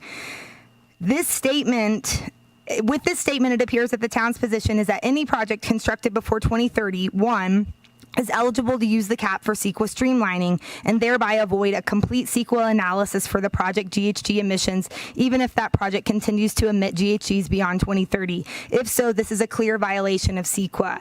Your consultant tonight brought up a new date, 2028. I'd like for town staff to bring up a reference to that, as we've never seen that date in any document. Thank you very much, Alexis. Please Thank make the resolution changes. Thank you. Is there anyone else who has a public comment this evening? This will be your final opportunity. Just making sure no one else has a public comment. Going once, going twice. Public comment is closed. Thank you all very much for all the public comments. That was fantastic. Lots of great comments. And now we'll bring it back to us. I'm guessing there's going to be some additional questions based on some of the things folks brought up. And Danielle, maybe I would ask if you could, we'll start and go back to the beginning with the slides you had with MAP, and maybe we'll take each of those piece by piece and walk through each of those segments first. But first, I'll go to any additional questions. Councilmember Zabriskie. Not right now. Okay. Let me gather my thoughts. Anyone else right off the bat? No? Seeing none? Okay. I did just want to go back to, again, on these dates and on this operational question. If you could clarify, again, just restate, I think, what you said before about what is currently being suggested about 2030 and potential streamlining of projects, and what the date 2028 that was brought up today. If you could just kind of walk through that again, or if we need, I don't know if Alicia's still here, just again so we can all understand exactly that timeline process. I'll defer to Alicia on the tiering off of the document. Alexis is correct. 2028 is the first time we've brought that up, and it resulted in or from clarification with assent on the timeframes that would work to allow us to tier. The reason it's 2028 is that our land use entitlement process allows for 2 years following approval of a project. So what we need to do is recognize that we have to backtrack by 2 years off of the 2030, recognizing that the critical word operational means when is the certificate of occupancy issued? When are the doors open of the building? When are people using the use? So recognizing that we have a 2-year time frame to allow for construction within our permit framework, we had to actually backtrack off of the 2030 so that people have 2 years to construct their project under the opportunity to streamline off of our EIR. And then I'll defer to Alicia on the streamlining again. Sure. Thank you, Jenna. So with regard to tiering under 15183.5, that guideline section explains that projects that come after the cap is approved can tier from the cap so long as the cap is adopted in accordance with the standards that are set forth in the guideline. And here, the cap that is in front of the council satisfies all of the requirements within 15183.5. So between now and 2028, projects that come forward can rely upon this cap to tier their GHG emissions analysis because the analysis assumes that the mitigation for these projects will achieve the goals that are outlined in the cap. Now, going beyond 2030, we know that the cap will either need to be revised on the whole, or if it is not revised on the whole, then projects that move forward really from 2028 forward, so 2029 and on, those projects would have to do their own site-specific GHG analysis, and they could not rely upon this cap. Thank you. Jen, did you have something else to add? Okay. I just saw you get close to your microphone. I got a quick question. Go for it. So in response to this, and I think what we're all trying to do is sort of hone in on the exact language and activity that is going to stem from this. So do we need, is there still a conflict? Maybe, I'm totally spacing on her name. I'm sorry. Alicia, thank you so much. I'm sorry. Do we believe that there is a current conflict between what was in the original EIR and the responses that were given? And do we need some language to clarify exactly what's happening in this forum right now and the explanation that we're working through at the moment? Is there a benefit in clarifying any of that? Danielle or Alicia or anyone? I think we could certainly clarify what the intention of it is and speak to, Alicia's nodding her head, so maybe she has something to add there. The word operational is obviously confusing, and maybe we can draft some language over here. Or Danielle has it up here, actually, that maybe we can work from this and if we want further clarification. Yeah, that was one idea. So this is our clarification. This is our attempt at clarification. You've already provided this to us. Yes, we did that on the fly. Yes, so, I know we did. I was just clarifying. There could be further clarification, but what we're saying is that we can make a minor change in the final EIR. Got it. Great. Okay, I think that was my only current question on this topic, and we can take things in whatever order is best. Yeah. Well, I was going to say, let's start with MAP's comments. Do you want to keep talking, Vice Mayor Pallavi? We can stay on this specific topic. Yeah. I'm trying to read through this really quickly because we don't have it in front of us. But I'm comfortable. I hope MAP is. I think what we're trying to get at is exactly the same thing. I think I understand. I'm not going to say we. What the concern is. I also understand that we need to provide some certainty over the next 4 years as a new cap gets established, and we work towards new goals as new technologies and new data and other information becomes available. And with this clarification and potentially with this added language, I'm comfortable making sure that this is being clarified to this extent. And I would like to see a clarification to this extent. And I hope that this satisfies as many goals as possible. So I support it in this revised version. I think that's all we're discussing, right? Yeah, let's start with this, and then we can go back. Okay. Yeah. Got it. Councilmember Zabriskie?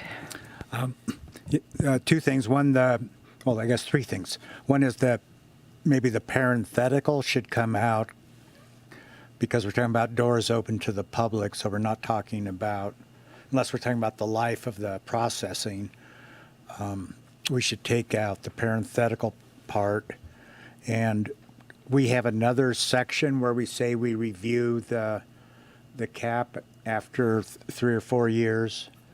So that would be tied in with this. These could work together. So there wouldn't be a period when we don't have a program that's going to be compliant with the targets. By the time we get to certainly by the time we get to 2030, we would have 2040 targets satisfied. At least that's the plan. That's the intent of reviewing the cap in 3 or 4 years. Is that a fair statement? Yes.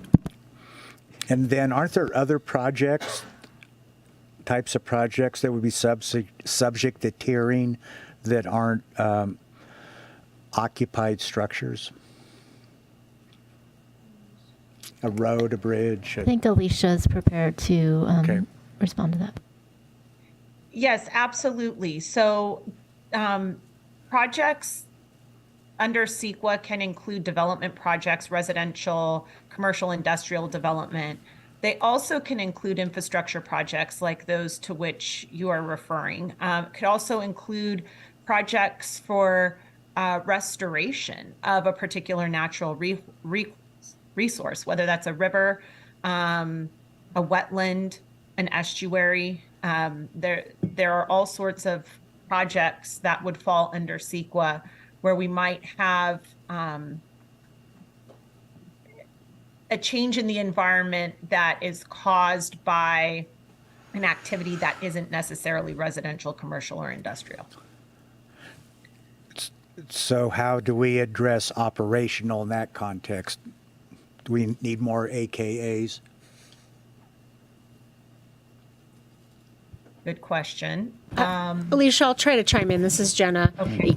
Yes, I mean, we were trying to just sort of capture the gist of what we would be defining. But yes, recognizing that not every project has a certificate of occupancy issued with it, we would need to flesh that out a little bit. But the idea is that once the project is working, once it's either occupied or functioning or whatnot, that's at the point that it would be important. All right. I know unnecessarily impeding workforce housing is what's pretty much paramount on mine and the minds of many other people, other council members, but there are other projects, other types of projects. So you would be able to come up with some wording. Yeah. Okay. Thank you. Councilmember Henderson? I would just say that I think great point, Councilmember Zabriskie, on the other types of projects. And I think the FEIR minor clarification is really important as this is a guiding document for our community and we want to be really transparent and accountable on it. Councilmember Klofstad. Yeah, I guess I just want to back up and explain why this has been such a struggle for me personally anyway, because I think one of the benefits that we've created with this process of the general plan update in conjunction with a climate action element that allows tiering is that we hear a lot about things like we need more housing. We need more workforce housing. People keep getting said or told no by planning. They can't get things through the town. It's expensive to permit here. It's expensive to build here. We have heard a lot of this over the course of these last almost 5 years. And this was one thing that I felt was a really solid solution. It achieves our climate mitigation goals and greenhouse gas reductions while supporting our community in the evolution that's needed to create a sustainable Truckee.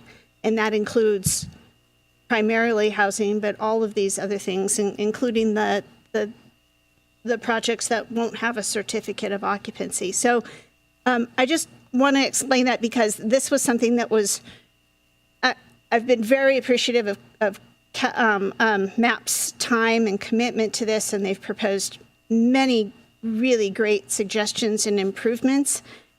And I wanted to get to yes on all of them, and this one I was really struggling with. But I think if we can define it this way, and that certainly satisfies my concerns. I don't know if we need to put anything there specific about the 2028 deadline or not.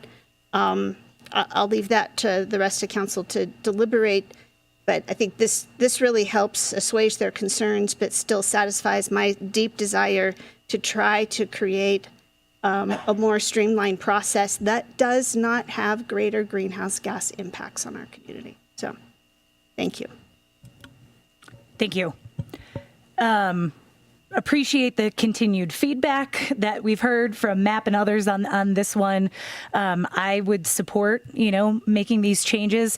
To Councilmember Klovstad's point, I think we should put in the years, since again, 2028, 2030 are different. So just so everybody understands, this is what we mean. You have to do this by this date, and this has to happen by this date, in order to, be able to utilize programmatic tiering, so it's crystal clear. And then I just wanted to confirm there is we do state in other actions that we are going to be revisiting the climate action plan every 4 years. We've committed to that, correct? So that would be by 2027. So we are also committed that we would be revisiting it before 2028. And we even have a capital improvement project dedicated to that. It's going to be reoccurring. So I think there's a high level of commitment there. Yep. Yeah. Okay. Seems like I see agreement on that one. Staff, good with the direction? Okay.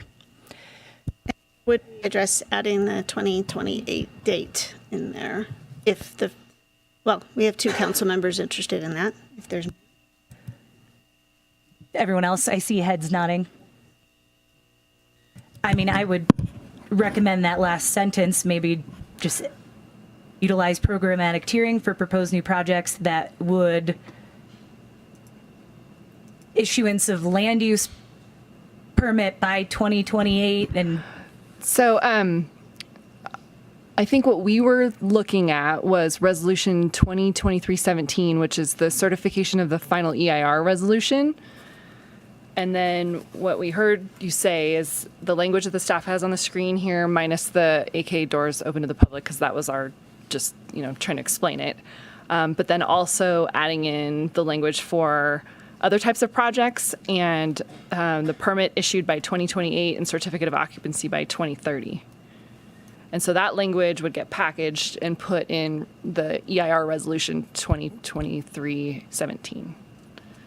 So if you're talking about changing this resolution, this is the one for the general plan.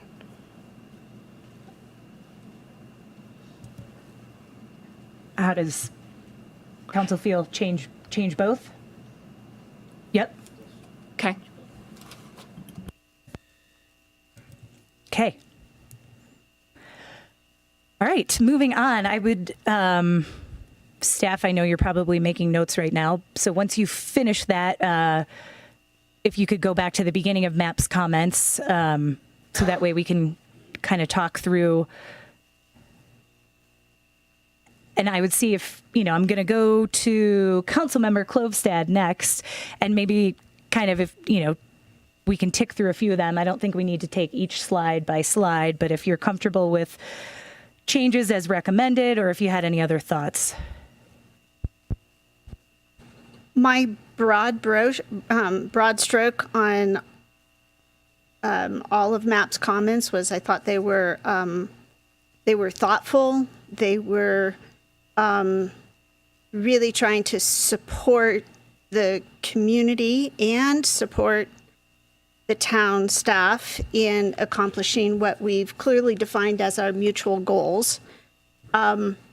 Interestingly, I think for the most part, I'm willing to accept staff's recommendations on the proposed language, even though they were more generous with some of the acceptance of their proposed language modifications than I was prepared to be. But if staff is willing to accept them, I don't really have anything that I'm going to stop and say, no, I disagree. I think we should or should not include that. There was one addition recommended by Lisa Holland, particularly on this one, and I could go back to my public comment notes and see if I could pull that up, but I wanted to understand if there was any concern with adding that. I think just so you all are clear on what that was, I think she recommended adding ecosystem habitats. There we go. Ecosystem services is what I heard.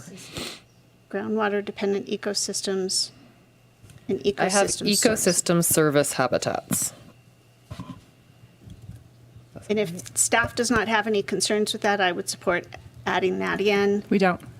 So those are my very broad strokes. I'm happy to go item by item, but in general, I really appreciate the work and the effort and feel that MAP has made this a better general plan with your contributions, and I really appreciate that.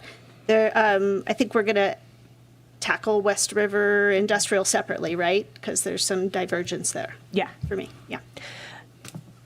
I would, one piece, so I heard you say staff recommendations, you support those. I'm willing to accept them if overall. they are. On environmental justice, I don't remember on the environmental justice element what staff's recommendation was. We were not recommending incorporating that one, but I'll bring it back up for you to look at. So I would just ask Councilmember Klivstad, yeah, if you had any thoughts on that. I heard some questions about maybe some changes to this. Yeah, my specific concern here is, interestingly, throughout the general plan update, we did talk a lot about environmental justice, and I heard that, I listened, and I supported and advocated for a dedicated staff person specifically to address environmental justice in our community, and internally that was what I thought was being asked for, and I was so excited when we got that position approved and we hired somebody for it, and I really thought we were satisfying what I was hearing during the general plan about this concern for environmental justice and addressing the needs of our impacted communities. And so this was kind of surprising to me. I was not expecting a request to do an environmental justice element. I think our program manager is preparing an environmental justice program, and I want to continue to support her. I'm concerned that evaluating the need or preparing an environmental justice element would take her away from the actual tasks of implementing and addressing those concerns and understanding that community better. So that's my shortcoming for this. I'm not opposed to an environmental justice program. I just don't want I don't want the creation of it to take away from the good work that we are doing in that area already. Thank you. Vice Mayor Pallavi. I support inclusion of this. Statement minus the first sentence. So I would just get rid of the first sentence. I would include into a new action. I'm sorry, Vice Mayor, is your mic on? We can't really hear you. Sorry. Haha. No, it wasn't. Thank you. I support, so I'll start again. I support inclusion of this minus the first sentence. I would suggest language to say, conduct an analysis of whether Truckee has disadvantaged communities, et cetera, and leave it at that. I think short-term and ongoing is fine. And I think this is sort of generally within the next 3 to 5 years, can be fit into a work plan through the program manager working on this right now. What comes of it is it's a timing thing. So to me, it's fine. It goes together. It calls it out more pointedly, and I support it. And also, if you want to touch on other MAP comments, we heard from Councilmember Klofstad staff recommendations. I definitely want to talk about West River Street, as you all hold that know. What other ones? I think the other ones generally. Yeah, the workforce Yeah, housing. it's fine. Mapping of open transfer DDR. I think the updated language on that I'm more comfortable with. Sticking with evaluate. And what was the other one you wanted me to weigh in on? Workforce Housing Development Code Amendment. Yeah, Adding a new. I'm fine with that. Okay. All right. I was going to go one by one. Collectively, one by one. You can go collectively. Well, why don't you hit all those that we just. On the environmental justice program, I would keep the second sentence and delete the first sentence and the last sentence. And the reason is I don't think we should be thinking we're going to do an element now. I don't want to feel like we're identifying disadvantaged communities in terms of the state statutes, because I'm really uncertain about whether we could satisfy those criteria. I think we should look at those criteria to assist us. But I think Truckee has in many ways, a unique situation on disadvantaged communities that needs to be addressed. And we shouldn't be trying to tie what is largely an urban program to Truckee. So that's all to say. I would just keep the second sentence along the lines of what Vice Mayor Polivy was saying. And then, do you feel comfortable with the additions made of mapping of open space with the additional? Can we go to it? Oh, I think so. I think Lisa I think she was talking about groundwater dependent ecosystems. That's what it's not literally what she said, but I didn't quite understand. That was the only way I could apply a meaning to what she said, which is already there. We had two slides up. One didn't have groundwater dependent ecosystems in it, and the other did. I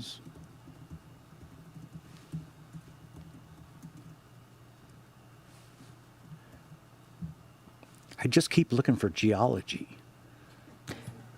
It's in the other one, actually. So we'll just make sure it's in the final one. I want one that has both geology and groundwater dependent ecosystems. Okay. So you're comfortable with that? Yes. Comfortable with MAP's suggested changes to the Town of Truckee workforce and affordable housing density bonus? Where is it?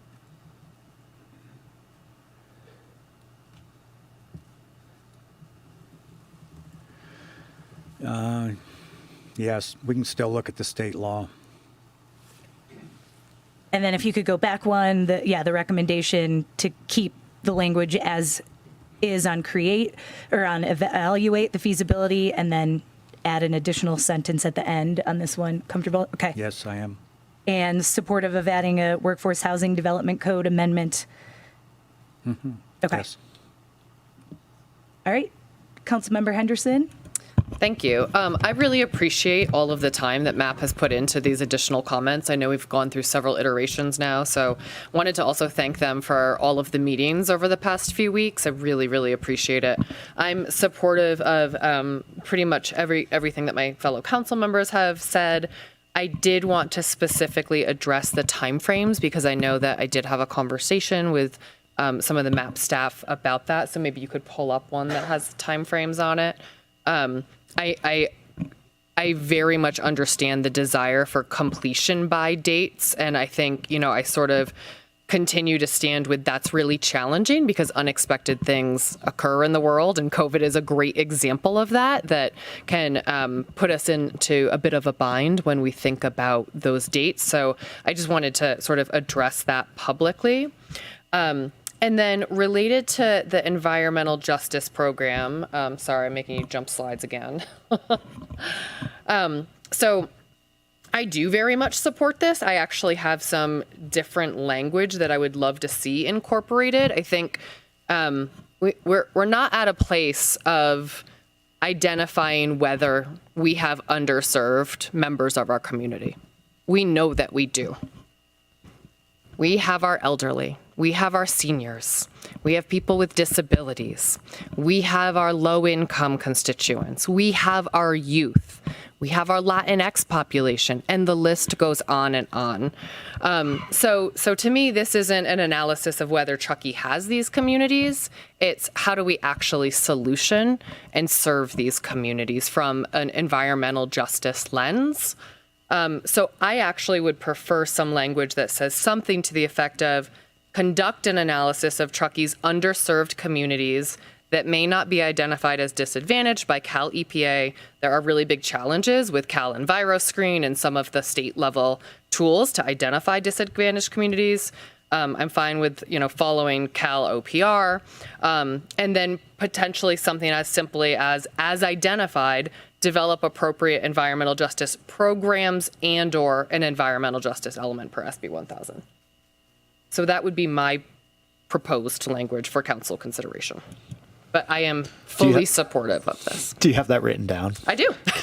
Can you copy that and send it over to staff so we can get it on the screen and Yeah. the rest of us can review it? Yeah. That was really fast. I didn't work that quickly. So I'm going to just pop in here, and just so members of the public are maybe wondering, if we get through the map comments that are still outstanding, if we can take a break, and then over here at the staff table, we can get everything typed up that we think we're hearing from you, and actually have it on the screen so everybody can see what we are agreeing to or discussing, and have it in front of you. Okay. Is there? That sounds great.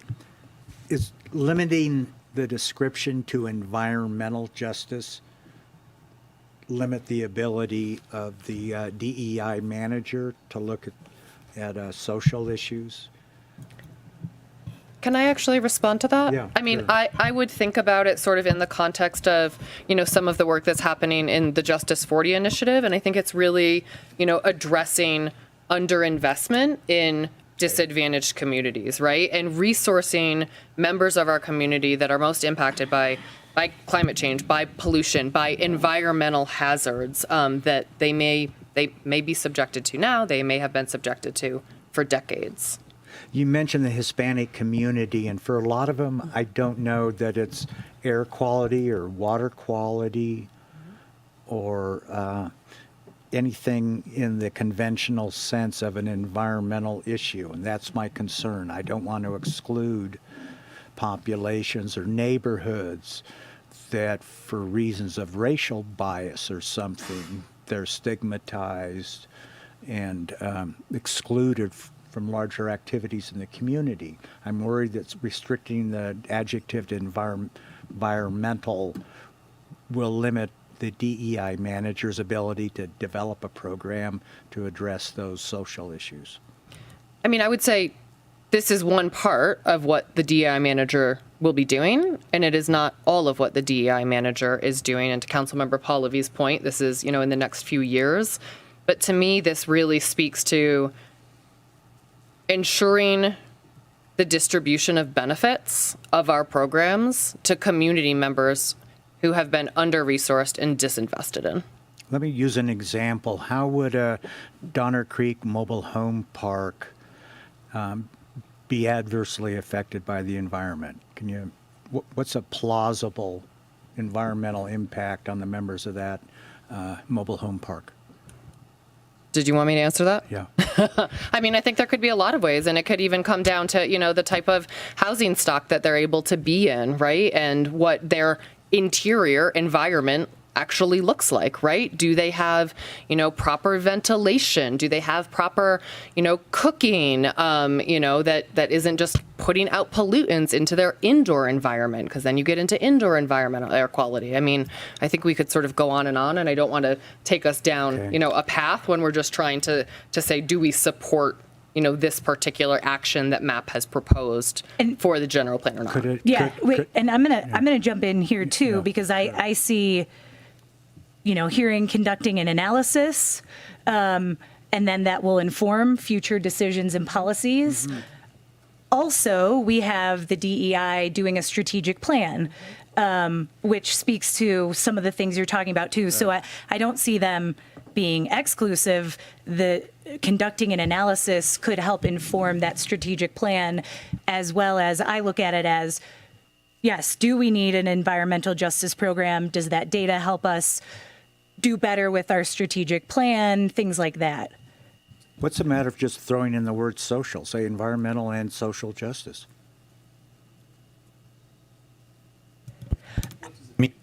Yeah.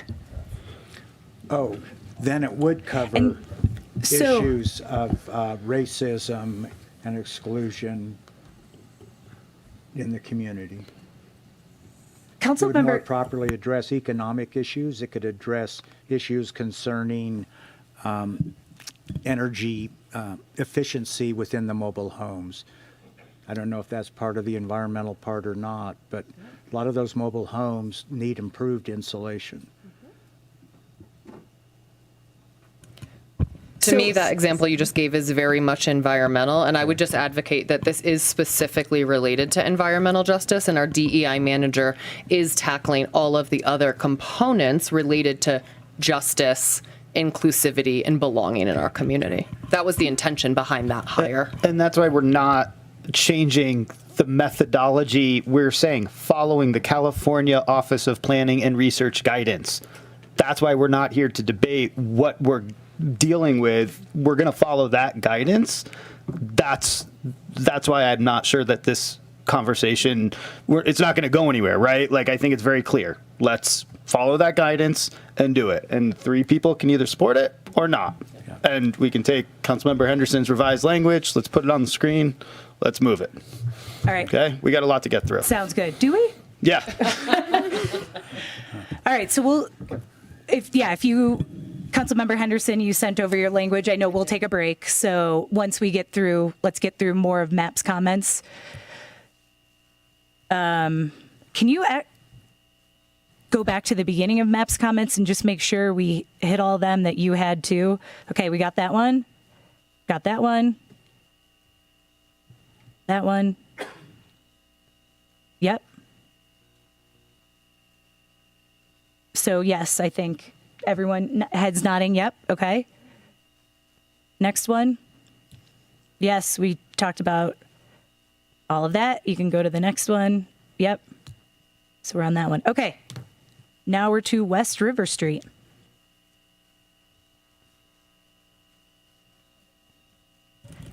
Thank you. This is one that I feel tremendously conflicted over. On the one hand, I feel like we have heard a lot from community members that they want industrial relocated off the river. And on the other side, we haven't had an opportunity to hear from a lot of our business members who have their places of business down there, who have local workforce down there. And they haven't been able to be engaged in a process specifically related to West River and what they want as well. And because they will very much, bear impacts of any decisions that we make, they need to be involved in the process. So I agree that river revitalization, it's really critical. I think a lot of us are here. We live here. We love this place for our natural and outdoor environment. I think accessibility to the river is really, really important, and making that accessibility really equitable. So anyone can go down to the river, can enjoy it, can, do all of the fun things that the river actually affords. I feel like I heard a few things in public comment that we might want some clarification around. So one is, do we do we have a need or an opportunity to add some clarifying language related to what areas of West River we're actually talking about? I think I've heard that a couple of times, and I've certainly heard that in my conversations leading up to this evening. So I would actually love to even just start there if my fellow council members believe that we need any additional clarifying language related to exactly the areas that we're talking about with some of these policies. I'm going to pause there. I thought we were just talking about the north side is the only side that currently that in the general plan would allow for industrial uses. The north side of West River Street. Yes, except that the land use designation covers both sides of the river. So if I were to pull up the map, you would see the whole area pink. So however you redefine the description for the land use designation affects both sides. Okay. Got it. And I think there was some confusion on that in it's LU4, is that right?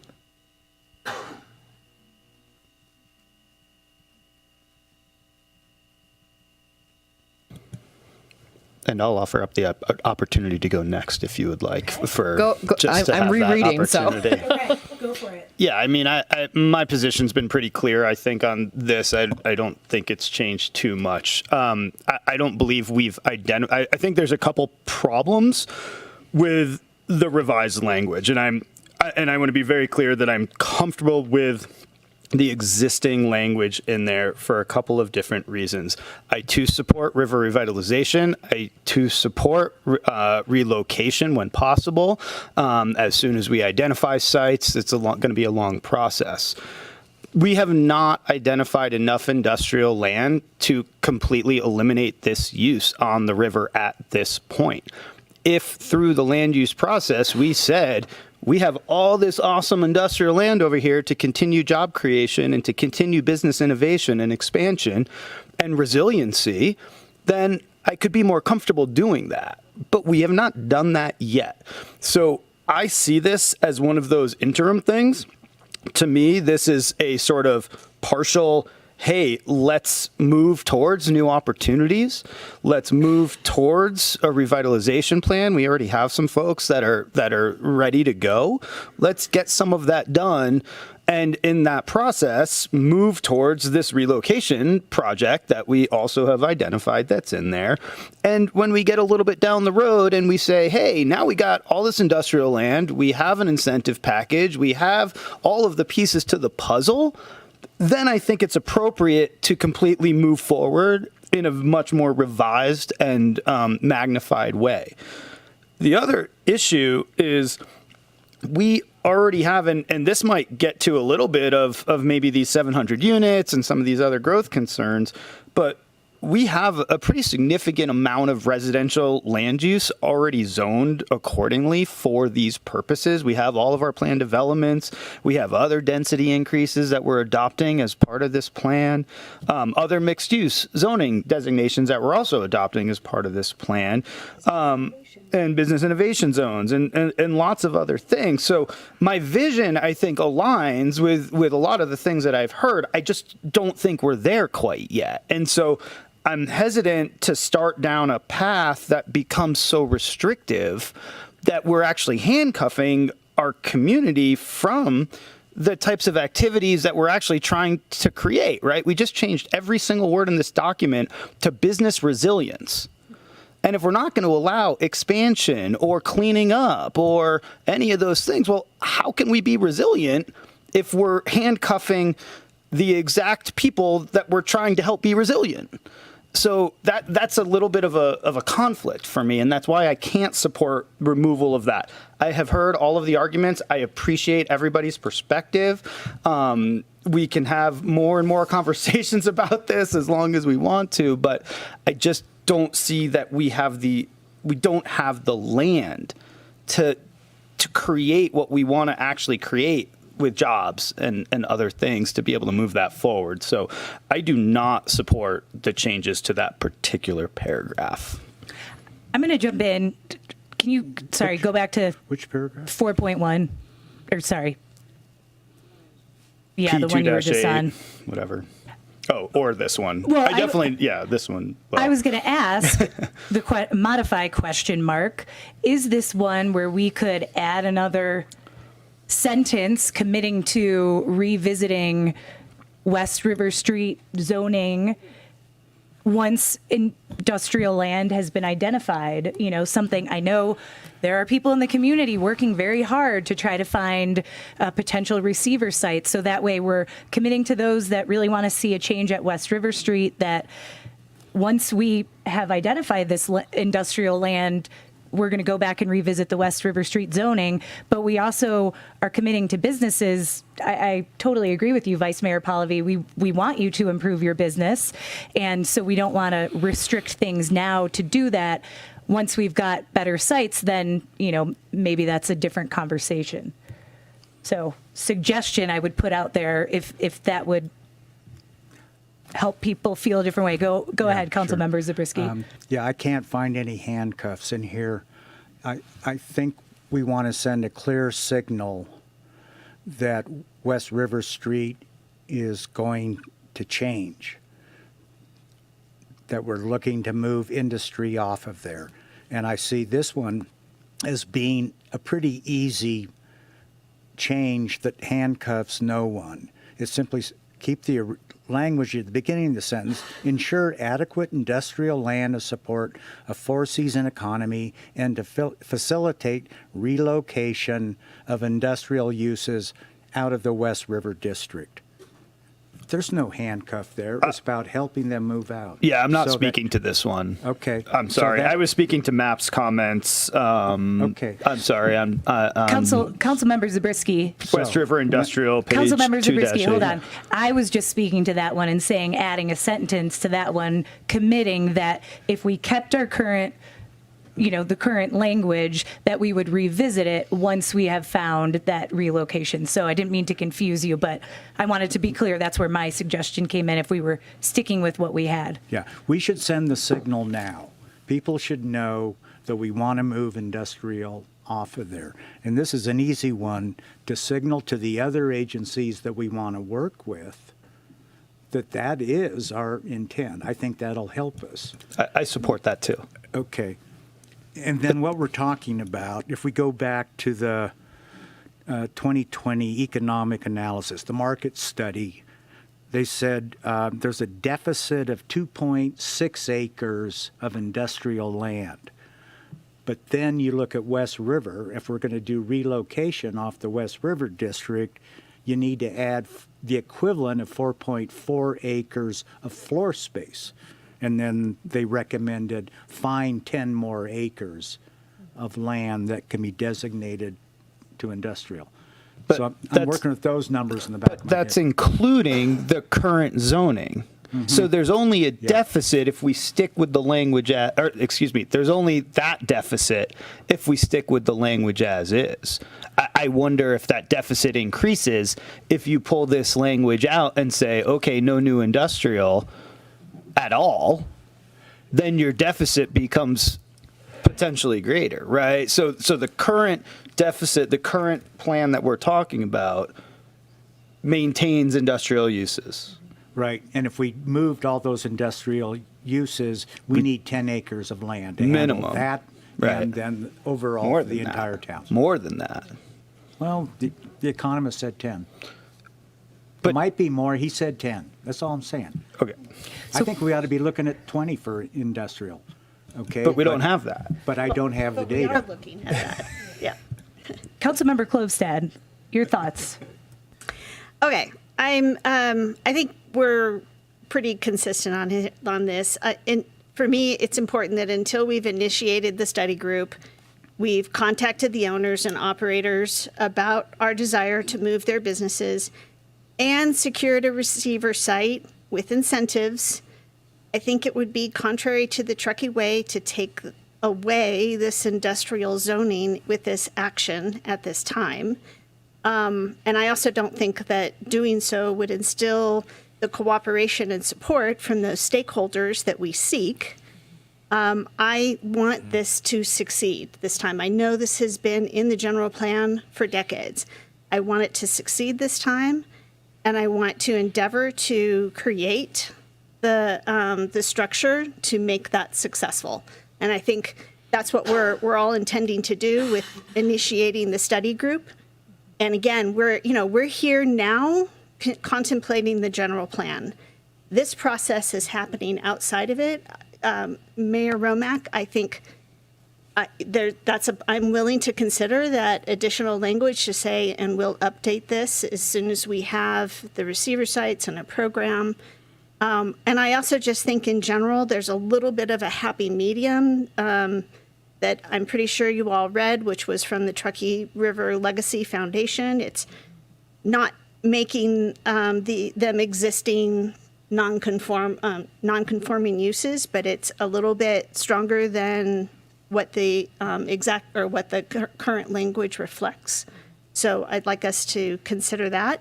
And as part of that, we would need to also consider the LU 9.8, which staff had presented earlier. That's the 75-foot setback from the river.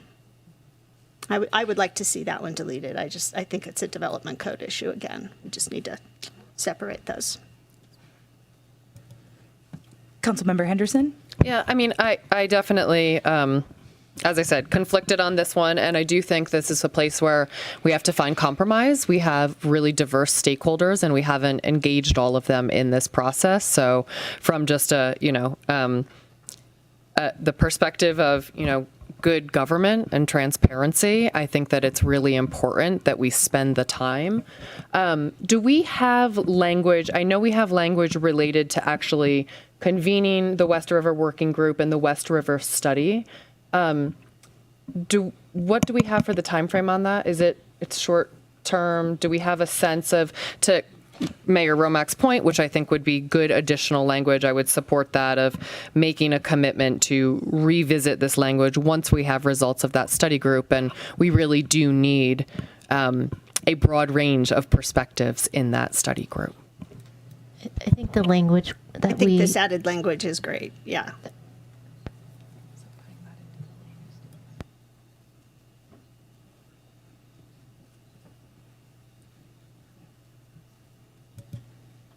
Yeah, I think that language is appropriate. So I guess this is a place where I'm just trying to compromise and get to your middle ground, as you say. So I know that probably all of the stakeholders on this aren't completely happy, but hopefully it's a middle ground where we can all start and move forward on trying to revitalize our river and support our businesses. So staff, when we take a break in a little bit, would you be able to also pull up the suggested language from the Truckee River Legacy Foundation? Since Councilmember Klövstad suggested that could be a middle ground. Yes. Just to be clear, I don't support that. I'm fine with the floodplain removal, but I'm gonna stick on. I'm not looking for we wrote a policy that we created common ground in a whole document. I'm not sure I'm trying to meet in the middle on every single policy here, just to be clear. Yep. Okay. Which one bothers you? Which one bothers you and what is it about it? I'm not looking to eliminate the uses or change their jurisdiction at this time. The land use designation? Yeah. Yes. So staff's going to pull up the language that Councilmember, I'm hearing Klövstad suggesting. Councilmember Zabriskie, I heard from you. You were supportive of changing the language around West River Street. So is it the language that's on the screen here that we're talking about? Because the very top one was what was proposed, and then we just provided alternatives. I'm voting for option number 2. Delete.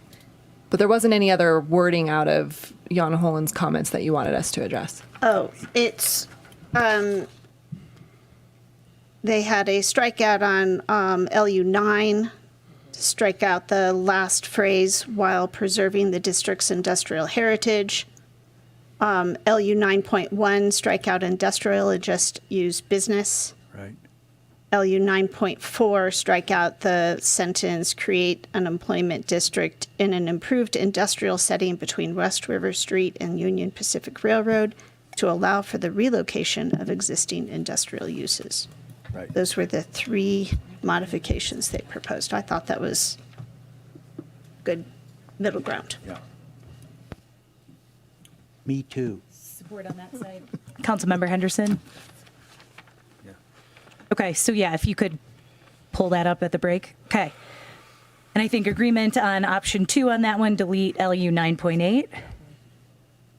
Staff, you guys are amazing, and I apologize for this process. I'm sure you're getting frustrated, but thank you for bouncing around so much. There were, back to, I think, VMT mitigation. MAP had comments on charging station and renewable natural gas, which staff didn't support MAP's changes. Or I guess, there you go. Thank you. Yeah, we proposed the one alternative language for VMT. I support staff's alternative. Anyone else? Yeah, Yes. me too. Yes. All right. And then this one, I believe, not recommending MAP's changes. Yeah, what we shared with the MAP team when we met was we just saw this from an equity lens as being concerning. Not everyone can afford an EV. Yep. Okay. So keep it out. And this one, we had a robust conversation about the language previously. So I know staff was recommending not including MAP's changes, sticking with what we had in there. Yeah? Councilmember Zabriskie, you Right. thought? It just, some of us have been intimately involved trying to work something out with Southwest Gas over a series of meetings, and as a result of that, this language does not fit reality. And I went into extensive detail on that with MAP in my meeting. All right.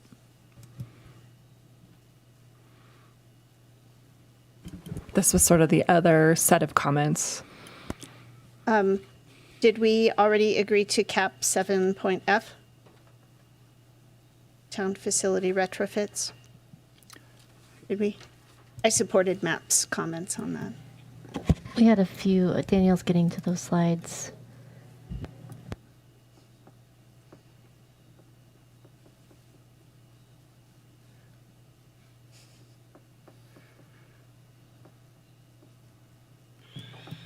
I think that's the bottom one right there, cap 4.1.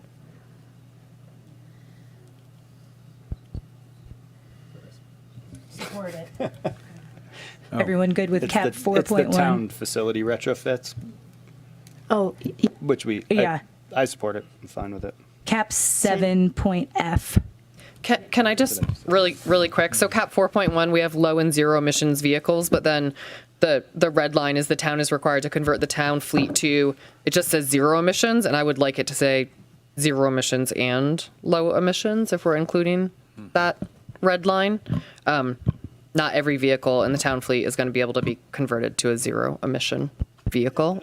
I'd suggest that we not say in alignment with California state law because that's vague. If the intent is to reinforce in the general plan that the town will comply with state law, sure, but alignment doesn't have any inherent meaning in this context. In compliance. In compliance with California state law? To the extent required by or something. Okay. Instead of in violation. Yes, we don't want to be, we do want to be aligned and we don't want to be in violation, but we can pin that down. Okay. And then the last, was town facility retrofits, explore phasing out of natural gas in town facilities. Staff supported that recommended change. Yes. Yeah. Everyone else good with that? Okay. Hallelujah. All right. I think that was all from MAP. Okay. Yeah, if we can take a little break. Yeah, we'll take a little break. I want to thank MAP again. As we all acknowledge, you guys helped make this better, and we really appreciate all of this input. And we know you're going to continue to be a very valuable voice and stakeholder in this process. So thank you for that. We'll take 10 minutes. Okay, 10-minute break, and then we'll be back.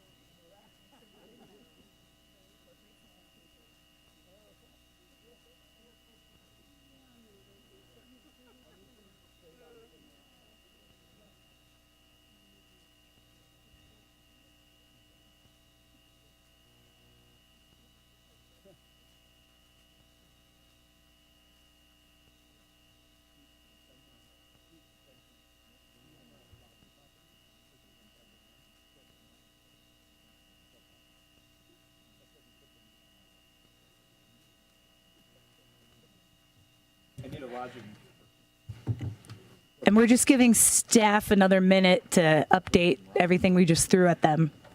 So thank you all for taking your seats and being quiet. We're going to wait another minute or two. You can talk amongst yourselves until then.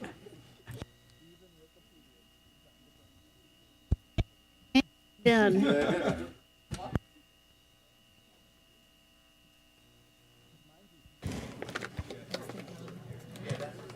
We could play some trivia or something while we're. Ben, if you'd like to throw out some trivia questions, we can. What year was the town incorporated? There we go. That was an easy one. 30-year anniversary. I mean, I think we can start and we'll kind of work through these as we're talking about them just so that we keep moving. So I heard support for staff's recommendations, and this was slides 19 through 24. So these were the ones that we recommended in the staff report for MAPS comments. And then modifying both resolutions for the final EIR and the general plan adoption. Can you bring these up, or you? Oh, yeah. No, I'm just going to look at it myself. We all have to have some extra patience. It's very late. How's this? Add clarifying language to the final EIR and the two resolutions defining operational as time of permit issuance by 2028 and certificate of occupancy by 2030. Modifying conservation open space, action 1C, adding the wording ecosystem service habitats. So we had confirmation on that. Yeah, so Lisa and Jan messaged that was the language they brought up, so we got that, and maybe we can leave this up for a minute to make sure that Alexis and MAP has a chance to fully see it. Yeah, what's an ecosystem service habitat? Let's not get into discussing that. I mean, I heard Lisa is a biologist of some training, so I would trust she wouldn't add more language than we need. I just don't feel like we should get into what exactly that is. I think she gave some examples, right? Like marshes and wetlands and meadows that act as carbon sequestration. So I think I'm comfortable there. Thank you.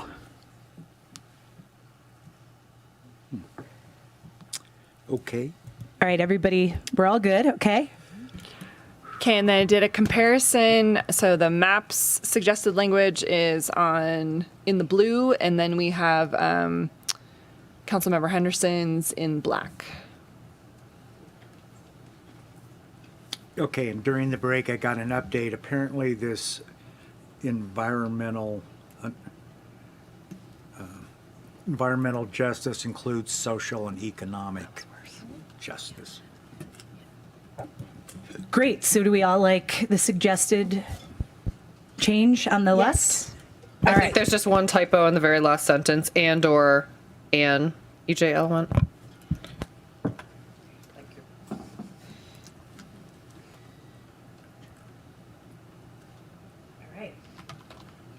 Oh, so we're leaving in the last sentence? I think we should take that out. Why bind ourselves to SB 1000? Councilmember We're not. Henderson. It's an and/or. We're not binding ourselves. We're saying, as identified, develop appropriate EJ programs and/or an EJ element. My mistake. All right, we're all good.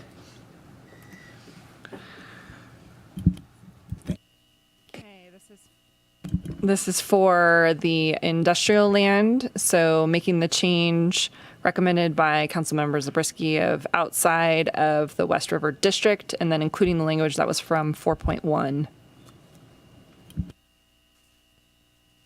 And then also, I'll put a space, but deleting land use 9.8 about the river setback. Yep. This Is that okay. where we want to add anything that will commit to revisiting? Unnecessary? Or did I not read it right? Or we're good? If we're all good with this, I mean, great. I think it gets re-looked at as just a matter of check-in, and I don't think we need to call it out, or we'd be calling it out in practically every policy. Okay, in this that sounds good.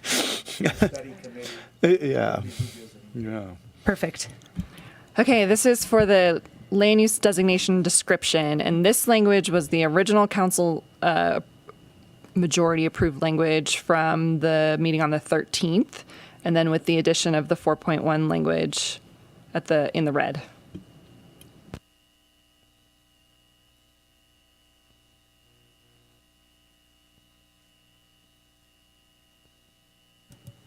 So essentially copying what you just saw it in 4.1. Yep. And then asked to have it carried over into the description of the land use designation itself.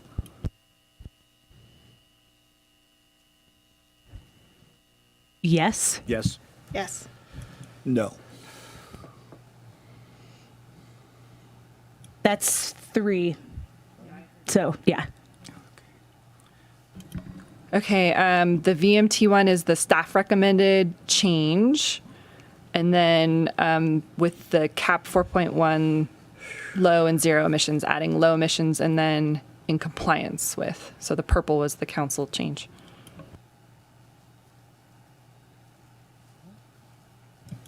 And just to confirm, the slide before removes industrial as a use in the zoning map on West River.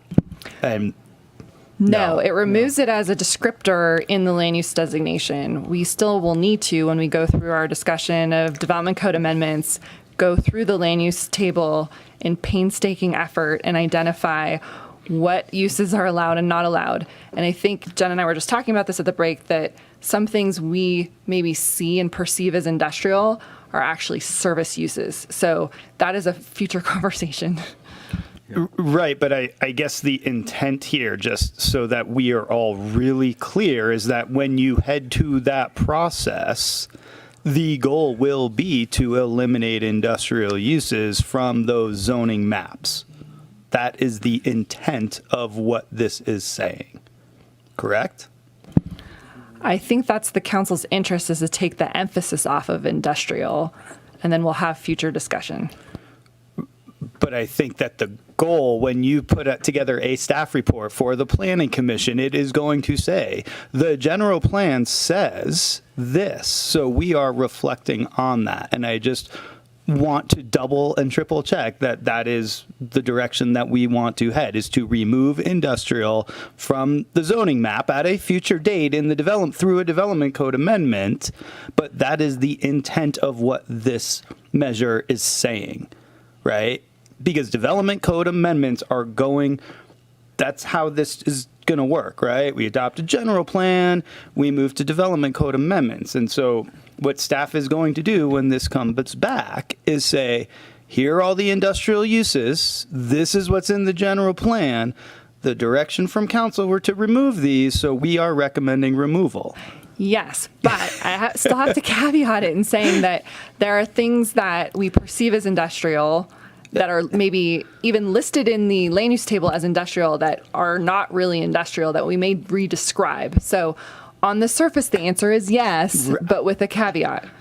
And I'm very clear on that. And I know that the Planning Commission can, dissect that thing as far as they want to take it. But it's still in the general plan as a goal, and that will always be reflected back in the interim. So, yeah, what I read, though, there's a line in here, 1, 2, 3, the fourth line down over on the right that says existing industrial uses are allowed to continue under this designation. And there's nothing saying they're going to be non-conforming uses. So the zoning's an open question. yeah, I agree with that. And that's what Danielle's saying. Yeah, all right. I just want to make sure that that's okay, right? Like, I don't agree with this. So I'm just making sure that you are all understanding what you're saying yes or no to very, very, very clearly. Because okay. Good. Everyone else? Yes. Yes. All right.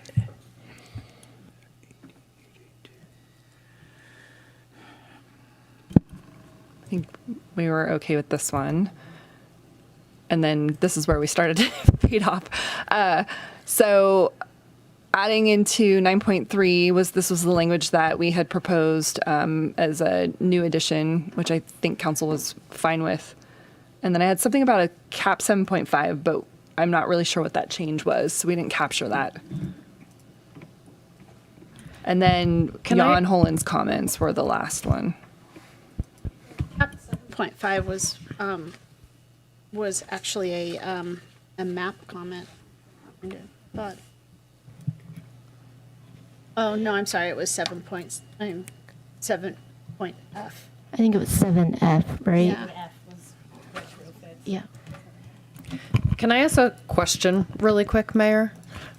Yes. That might be a little bit of a can of worms, but no, just kidding.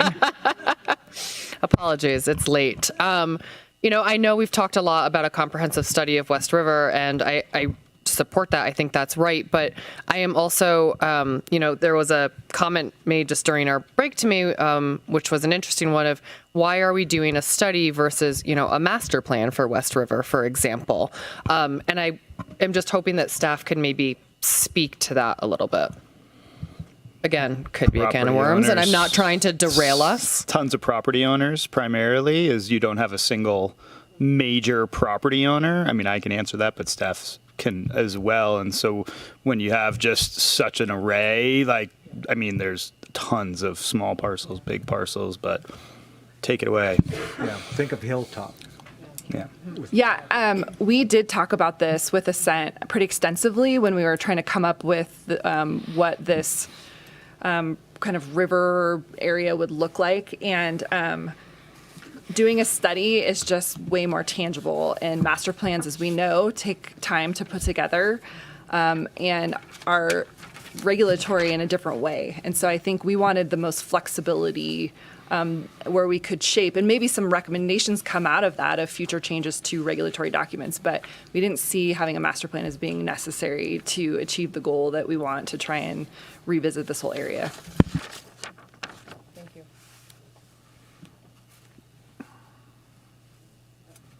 Okay, so cap 7F, that was what we were talking about, was to add the sentence, explore phasing out natural gas use in town facilities greatest degree possible.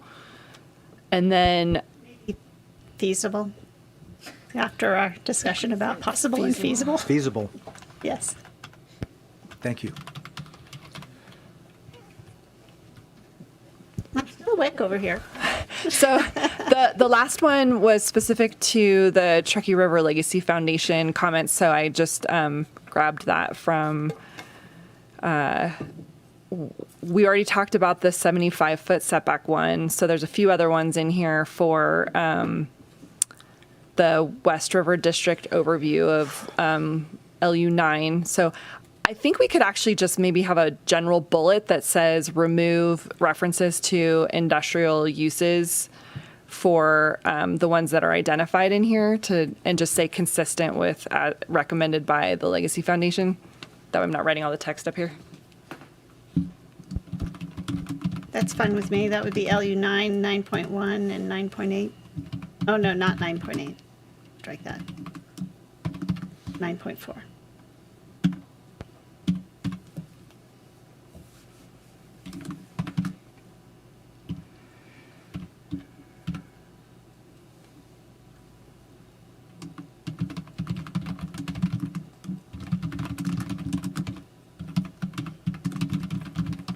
It's a test in how fast Danielle can type. And interesting fact about me, I never took typing. The things we learn at 10:05. So, okay. Does everyone feel comfortable with that? No, but that's okay. Okay. Yep. Okay, so that was everything that we wrote down. So that would be all the summary of the changes you've discussed and majority accepted for responses to map comments. All right. We are going to come back to the workforce and affordable housing, or should we just do that right now? I know we received that other comment on the town from Ben about adding that sentence. So however you want to do that. Let's see. Let's go into our new. I mean, we had these maybe ones. just to we addressed that one. Finish that one, and we have addressed those and that one. Yeah. So that's fine. Let's just add that one in. So everyone comfortable with adding in, particularly those who would otherwise be unable to afford housing within Truckee? Yes. All right. Thank you, Ben. I know he worked tirelessly to come up with that.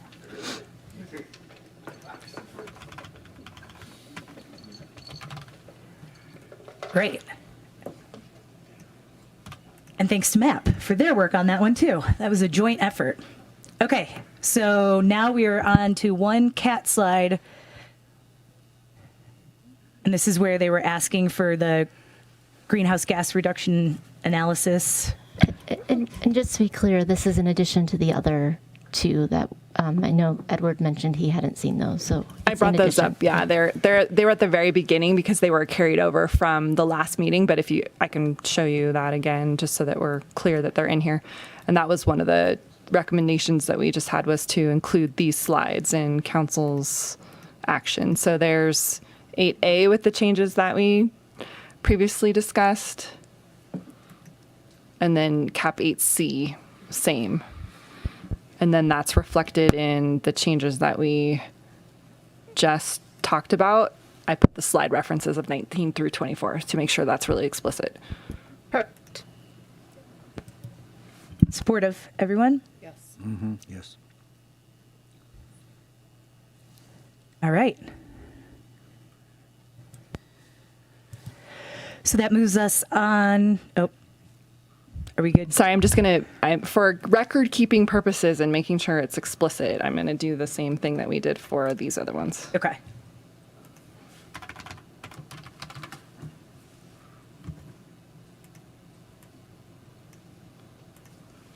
Okay. All right. So hospital, I know there were some. What about the two new ones? We just confirmed that we have. Oh, I thought we were confirming 11G. This one. I thought we just confirmed this one. No, I was not confirming that. I was confirming the previous approved slides. Got it. Okay. Yeah, I'm sorry. That's okay. So back to this one. I support staff's alternative on this one.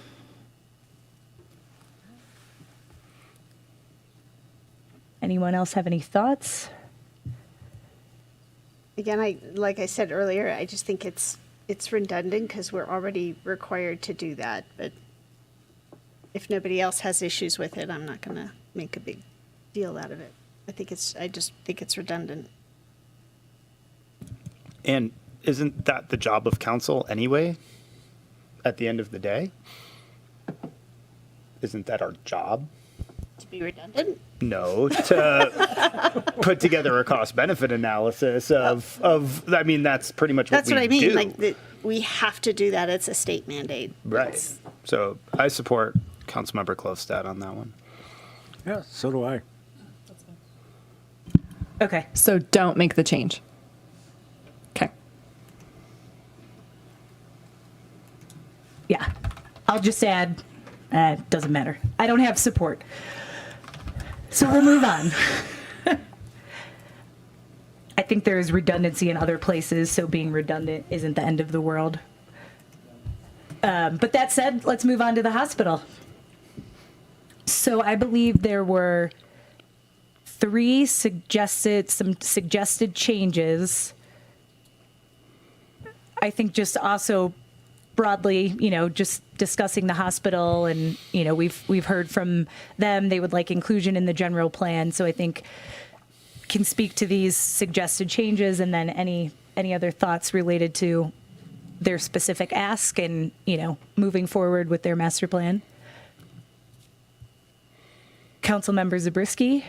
I think just about all of these edits were in response to discussions with the hospital to make it more acceptable to them.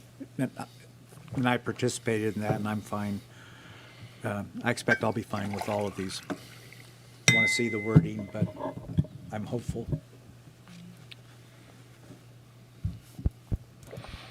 Councilmember Henderson. Can you just scroll through the other two really quick, just so we can?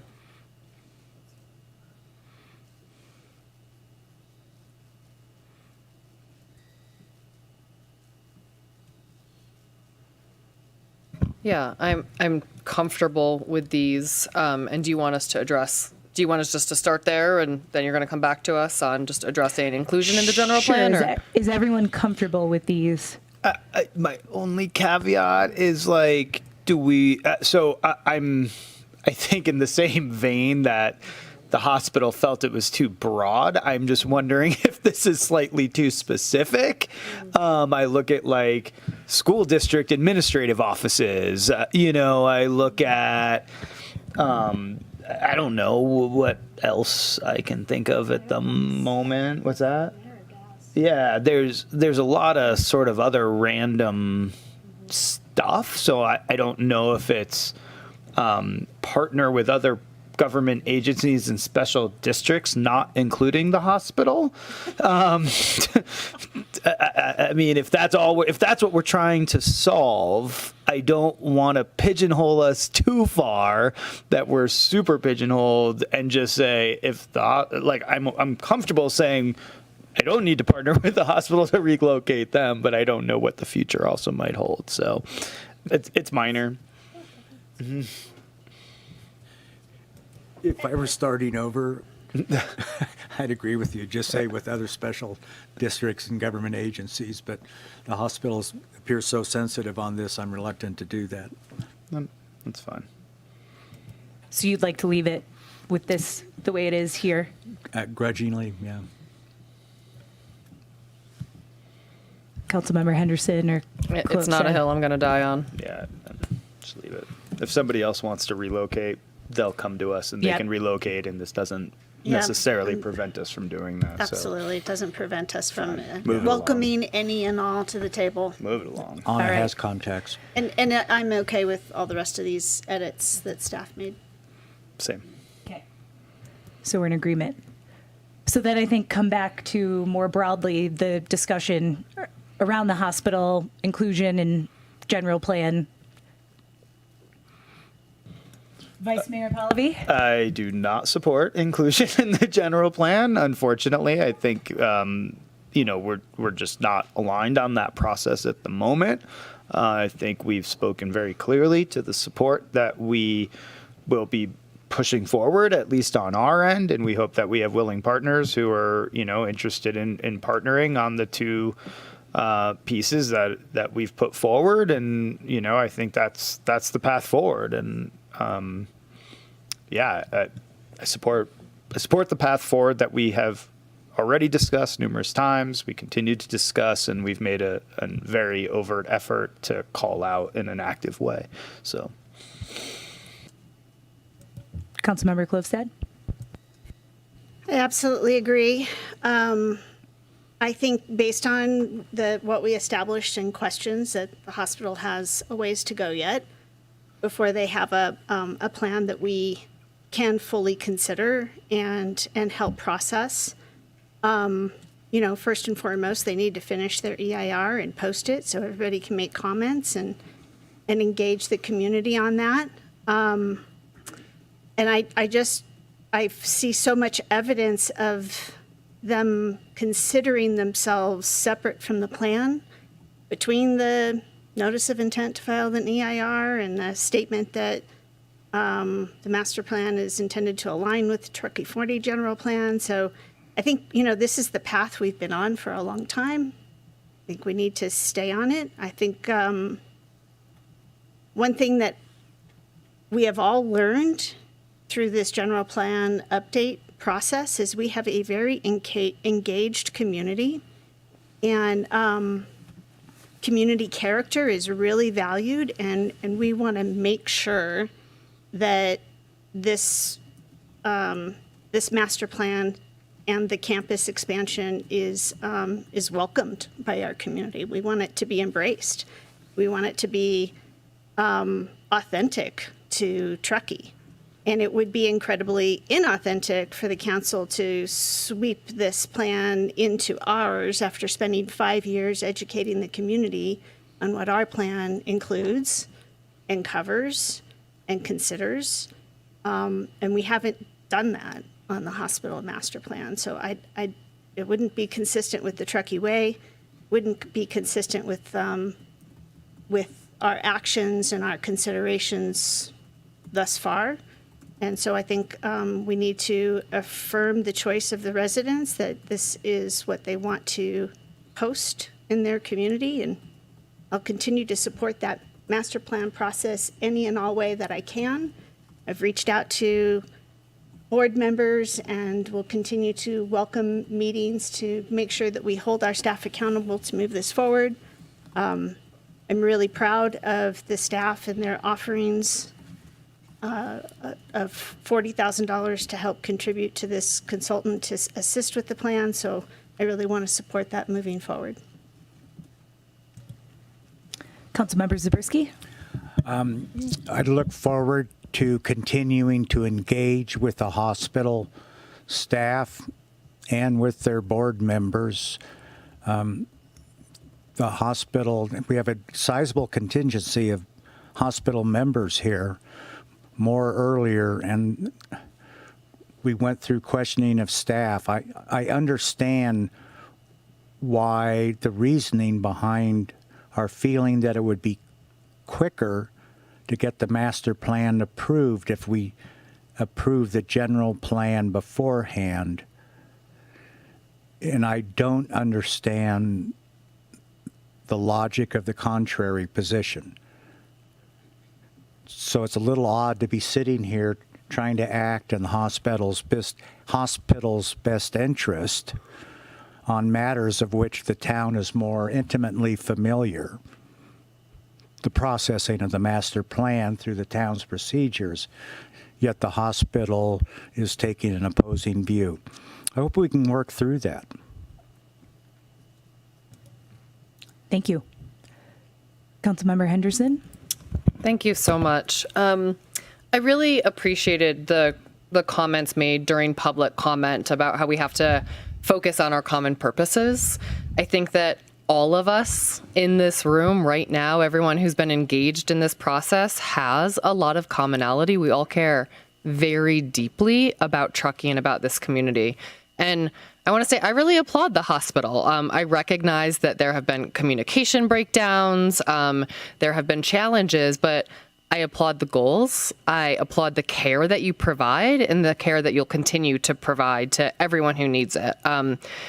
I've benefited directly from the hospital services. I've had an emergency appendectomy at Tahoe Forest. I've been in the ER for mountain biking injuries. I birthed my son there. I was there in urgent care with my 6-year-old yesterday afternoon. So I see eyebrows raising. So I am very grateful for the services that this hospital provides to Truckee and beyond. I also share the passion about healthcare. I spent a decade working in public health and healthcare. I worked all over the U.S., in West Africa, and in northern India, making sure the people who need it most have access to affordable healthcare. So I really do applaud everything that you're doing, and I don't say that lightly. I think that said, I also I still have not heard it articulated as to actually why the hospital wants to be in the general plan, only that is desired. What I have heard is that the most pressing priority is to have the hospital master plan approved as promptly as possible, given all of the constraints and considerations, the need for more parking, the need for more buildings and expansion for more services, for services that you already provide and additional ones as well. And our town staff has advised that the quickest way to actually achieve that objective is for the master plan to move forward in its own path. And so in my view, the best and clearest way that we can actually support our hospital district to help them achieve their objectives is to move forward in that parallel process. I think that if we had a master plan where we had all of those answers, where we could anticipate those foreseeable impacts, that would be a different thing, but we don't have that, unfortunately. When we do, I really look forward to a robust, full public process where everyone in our community gets to engage in this, because it's really incredible to hear from all of our constituents on what they actually want. And I think the hospital will benefit from that tremendously. And so our community as a whole will benefit from that. So all that to say, I support continuing the path that has been laid out, to have a parallel process, to not be incorporated into the general plan. I know that that's disappointing in all likelihood to members who are here tonight from the hospital and potentially to others. But I want to help you achieve your objectives. And what I understand those to be is to have it approved as quickly as possible. I'll just add a few quick comments. I really appreciate everyone who is here from the hospital, the board members, the staff, all the hard work, and everything you do for our community. Just talking to Harry at the break of how, the hospital doesn't shut down during a snowstorm, and they have to ensure there's doctors there and there's nurses there to take care of people that have an accident. And we are so lucky that we have such a wonderful hospital in our community. And Councilmember Henderson, you said a lot of great things. And also Bob Barnett, board member, I really appreciated him, discussing where our values align. And I think that is something we want to ensure that there's a healthcare system in our community, and we want to work with you on your master plan. So exactly to what Councilmember Henderson said, it is my understanding that that process is going to move faster outside of the general plan, and I support that. I think you've heard from all of us. We are here to ensure our staff is doing their work and sticking to what we've committed to, and happy to meet with whomever, whenever, to ensure that we are moving forward on this process and getting the community's input on this process moving forward to ensure the healthcare system meets the needs of our community. So thank you. All right. With that, Danielle, I believe Jaboom Street. 1 second. We didn't have any other slides for Jaboom. Okay, so, but that was kind of the next topic to discuss. And I will share at the coffees, I think Jen kind of mentioned this, I think this was the topic that was discussed most at the 2 coffees I was at, and I think I heard from a few folks at the chamber. So I definitely know this is something people are very passionate about and care a lot about. Councilmember Zabriskie, I see you. Sure. I'm just looking for the quickest way we can, what's the best process for getting to revising the development code or looking at revisions that would change how we calculate building heights, and trying to do it from the bottom of the building, measuring from the bottom of the building. And then there's additional, we should be looking at objective design standards on the view sheds. And I don't know if we do those in 2 steps or 1, but I don't know if it's a matter of giving direction to the staff or doing something more formal. I mean, we have draft objective design standards that we'll be bringing forward shortly. We've needed to kind of get through this hurdle, but that's coming likely this summer, early fall. We could certainly look at how we prioritize the height calculation, either within the context of that or within just a change to the height section in our development code. I think there's a couple ways we could do that, but we have already moved forward with draft objective design guidelines, and that'll be before you shortly. Okay. I'm all in favor of the quickest way of getting to the height measurements, but maybe the most efficient way is to include it. I mean, what I will say is that there's going to need to be a fairly robust discussion about height, and we're going to need to spend some time with our design and architecture community, and then also just researching what other jurisdictions, kind of in the Western United States. And I say that just because we typically have similar topography. That we want to look at different methodologies and the good and bad of each of those, and what do they facilitate and what do they regulate. Okay, so you'd have an open door for the architect types that are really interested in these calculations. I don't see why not. I mean, they're probably more well-versed in the nuances of height calculations than we are, especially if they're working in multiple jurisdictions. Okay, thank you. So I'm hearing you would like to Direct staff to get to work. They've been working really hard. I know. We do have the specific spot, Jaboom Street, that is, part of the SB2 portion that we're discussing tonight. So I know I heard staff had a suggestion an idea was we could pull that out if we feel like we need to have more conversations, leave it in. So I guess I would also just ask if you... I would leave it in. Okay. I think. I'm open on that. I need to hear from the other council members. I'll speak up. I am in no way interested in removing SB2 from what we are doing tonight. I think that's a huge component of what we've been waiting for. I agree with you, though, on, how do we just want to articulate, emphasis on revising the height standards in the development code. I do support that. I support it as a short-term goal. I'm not sure if it's a general plan issue or it's reflected more just in the record, because it doesn't feel like a general plan issue to me. So that's where I'm just a little bit, I'll defer to the experts too, but I do think that would be my intent, would be, hey, let's have a conversation about this. We do have a lot of development code stuff to get through. So I would almost say, like, and I know this is going to pain some people, but to me, this is almost like a phase 2 development code. I think there's a lot of stuff in the development code that is going to need to be revised in phase 1 that's going to be reflective of all of this.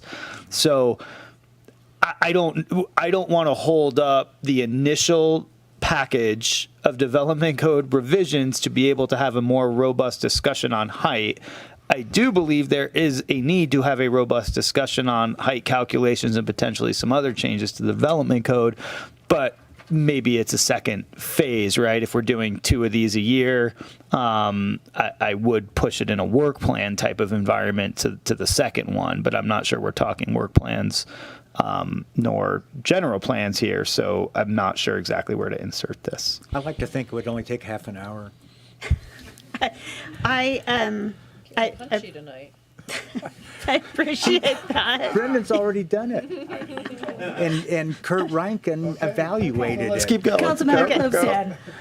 I agree this is not a general plan issue. I know a lot of people utilized this public process to share their concerns with it, and I think that was really, really valuable. So I'm really glad that people showed up to those coffee talks and brought this up, because it made me really realize that we do need to reevaluate how we want to measure building heights, and if we want to try to craft some language about protecting view sheds, and it does not belong in the general plan. I would reverse that, though. I'm sorry. I know that's going to pain you, but I want to see this as soon as possible, because we have pending applications that are going to come in, and I want to get this right. So I would like to see it come back as soon as possible, and then we follow up with the rest of the development code updates. So my preference, but either way, it's a separate process, and it deserves to be a separate process where we can engage the community specific on this without all the other attached baggage. Are you willing to sort of push that to a work plan agenda item? I mean, I feel like Yes, that's that's where I think that's what we're it should doing be. here is Yeah. we're directing a work plan, not the general plan on this specific topic. So I'm fully supportive of discussing this item in our work plan conversations and leaving it at that. Councilmember Henderson, do you feel? So, I think that this one, when we say there's a 50-foot maximum, the general public who doesn't deal with calculations on a daily basis is going to say, okay, that's from the bottom of my building to the top of it, right? It's not based on some average where the actual height from the ground to the top of the building could actually end up being much higher than 50 feet, right? Like it's just sort of how I would imagine one would logically apply some common sense to that, right? So I agree we need to resolve the height measurement calculations in a really timely fashion. I guess a question is like, how timely can we do that? I know that we're not getting into a specific project, and this one's a little challenging because the site is really unique. But are we able to do that in what amount of time? I see Councilmember Vice Mayor Palovey, excuse me. That's why it's a work plan discussion, in my opinion. That's a Jen. Yeah, so let me pop in here, and I just want to make sure that we're all talking about the same thing. So the SB2 sites are special. There isn't development code updates that are needed for those sites to proceed. You're asking to have a work plan item added specifically about heights and how we measure heights, and we can do that. We'll have to adjust and move some things around or put some things in the bike rack or something, but we can do that when we come back with the work plan. We were going to come back with that at the next meeting. It might be the June meeting at this point. And would these SB2 sites all then be constrained based upon whatever the result of that work plan item is related to building height calculations? It would probably depend on when they submit for a project. So if somebody submitted tomorrow, then no. If they submit after you've had the discussion and made changes, yes. And we have an option not to halt the SB2 process, but to pause on one particular site, this particular site, because of all of the community consternation around it. You can pull out the one site. Which I'm not advocating for. I'm just asking questions because I know that we have a landowner and a developer that has been very committed and very, very patient with this process. I mean, I don't know how to get there, but what I want to get to is a place where we say, hey, 50 feet means 50 feet. And that makes sense to the general public, right? Which is, I see smiles, like I know that's a hard thing, right? But I want to be really clear with the public and what we mean by that, because it's really confusing. And when we say 50 feet, people are going, no, these calculations, it's not 50 feet to the top of the building. And that concerns me a lot. I really appreciate the additional conditions that I think the development team is willing to, that they have proposed. But again, we can't legally obligate them to those. And we also have no control if, any state-based density bonus is sought based on affordable housing. So then, they could go up a couple more stories. So, our 50 feet, if it becomes 70 and then they get state-based density bonus, I mean, that is what concerns me. So I want to see housing there. I think it is a good location for housing. It's centrally located. It's near services. It's near businesses. But I have really big concerns about this. So I think I'm hearing everybody agrees, let's talk development code updates on height and how we calculate it, and looking forward to talking to experts like Brendan and Kurt and others, whether they're in a room together or not. The second question then is, do we remove this from the SB2 sites, the Jaboom Street site? I hear maybe Councilmember Henderson is leaning that way. Yeah, I guess I would just say one other thing is if we're saying that we need to resolve height calculations and height issues, how do we then move forward with this when we've recognized that this is a problem?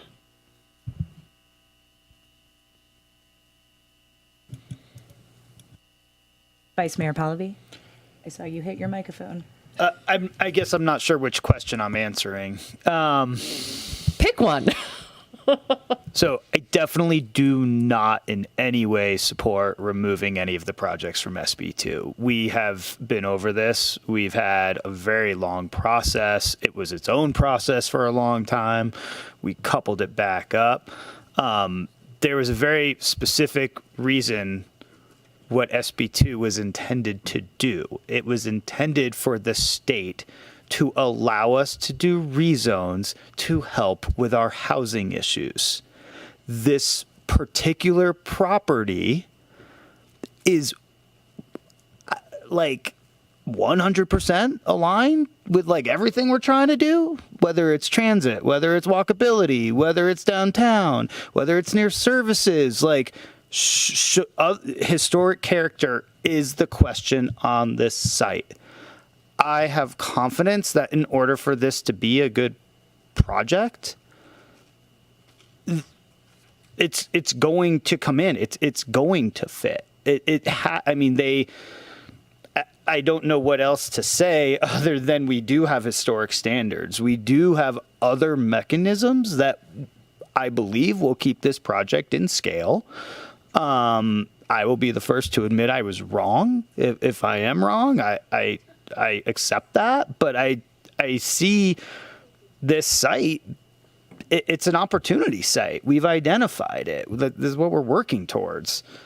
That's why it was an SB2 site at the end of the day. I don't know what else to say. I mean, so what are we going to do? Say there's a maximum height of 20 feet in town, so everybody who uses a density bonus then gets to 50? I mean, that doesn't make sense either. So we are not solving this problem up here tonight. We have objective design standards that are going to help solve this problem. We have a further discussion about how height is calculated that will help solve these problems. And we have a Truckee specific plan. What are we calling it? Downtown Truckee plan. That is speaking to the character. That's speaking to the historic district. That's speaking to all of these things that need to be in alignment for this project to move forward. I don't know what changes that dynamic that we are going to solve up here. So be specific in what you're proposing. I would say to the rest of us, right? If there's something you're proposing or it just doesn't sit well with you, that's okay. But doesn't sit well with you doesn't get us to an end goal tonight, right? So either be specific about what you're proposing or we need to move on. I am not, I think I said, I don't know how to solve for this, but where I want to get to, right? And I think I was specific in that. I'm not proposing we limit to 20 feet, but I'm proposing 50 feet where the public actually says, hey, this is actually 50 feet, right? And we can't control a developer coming in and using state density bonus and having something higher. I recognize there are things that are within local jurisdictional control, and there are things that are not, right? But what I am concerned about is all of the public comment that we've received on this. Most of the coffee talk chats were on this. And, maybe it is just that this doesn't sit well with me and we haven't resolved a problem that we've identified and we're now going to push something forward and we haven't dealt with the problem. That doesn't sit well.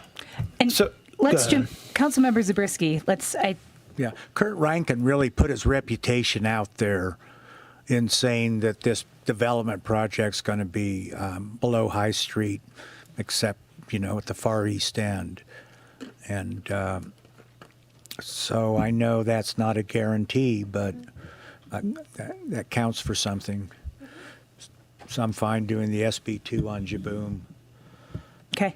Along with the other projects. Councilmember Klövstad? I was only going to just add some historical perspective because this has been an opportunity site for a really long time.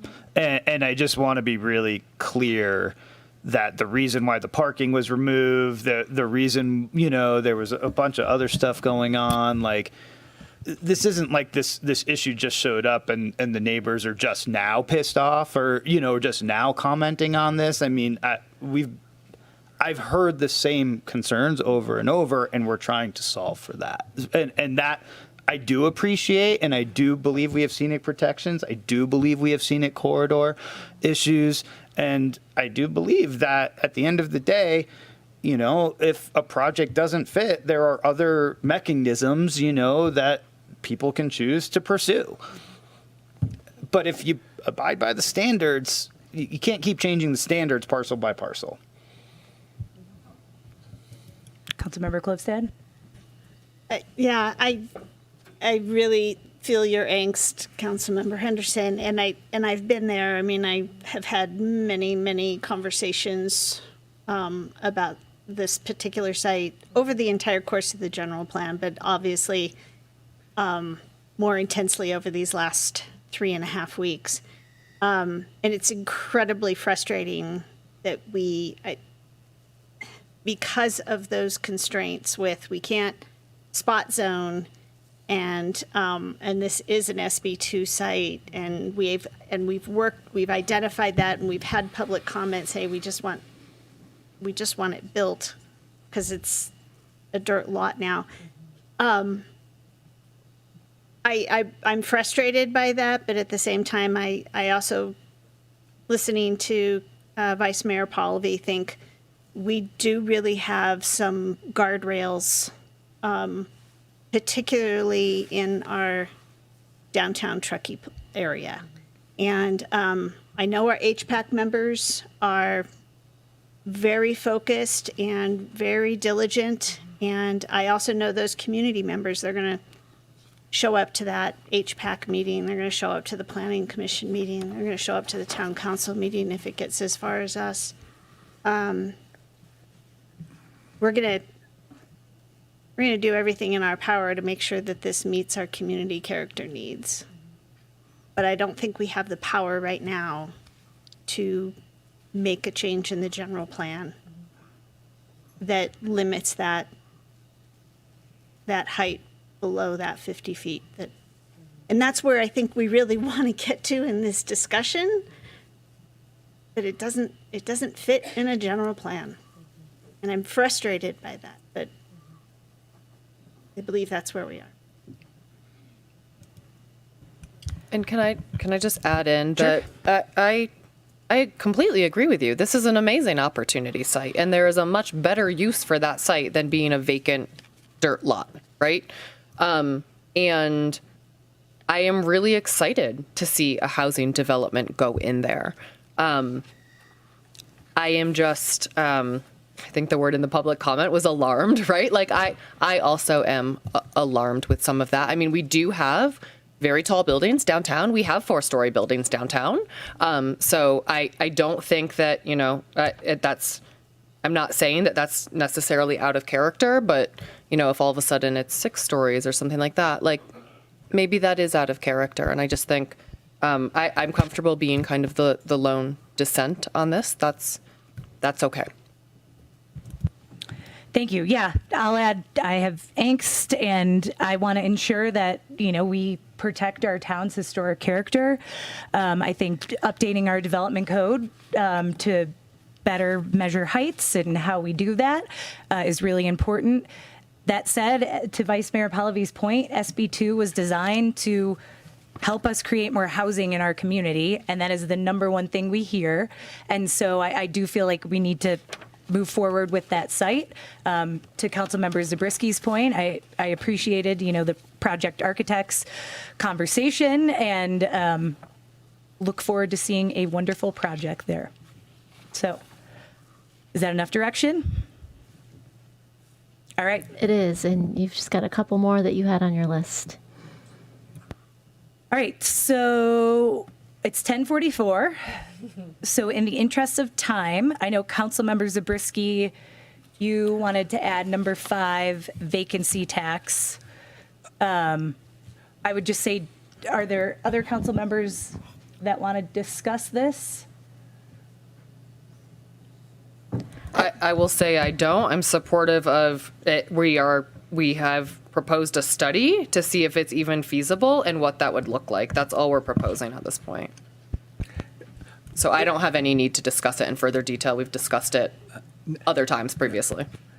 Neither do I. There were no in-person comments Okay. on the vacancy tax. We're going to have a study committee look at it. I'm ready to move on to it. And we welcome public comment and participation at that process. Yes. All right, so then number 6, residential density on the north side of Donner Pass Road. I think you requested this one too, Councilmember Zabriskie. Yes, we had it up to 32 dwelling units per acre and then brought it down to, I think it was 8 to 16, or is it 6 to 18. 6 to 18. And looking at it, one of the main objections to the general plan update came in the form of alternative 3 out of MAP's environment and community element. And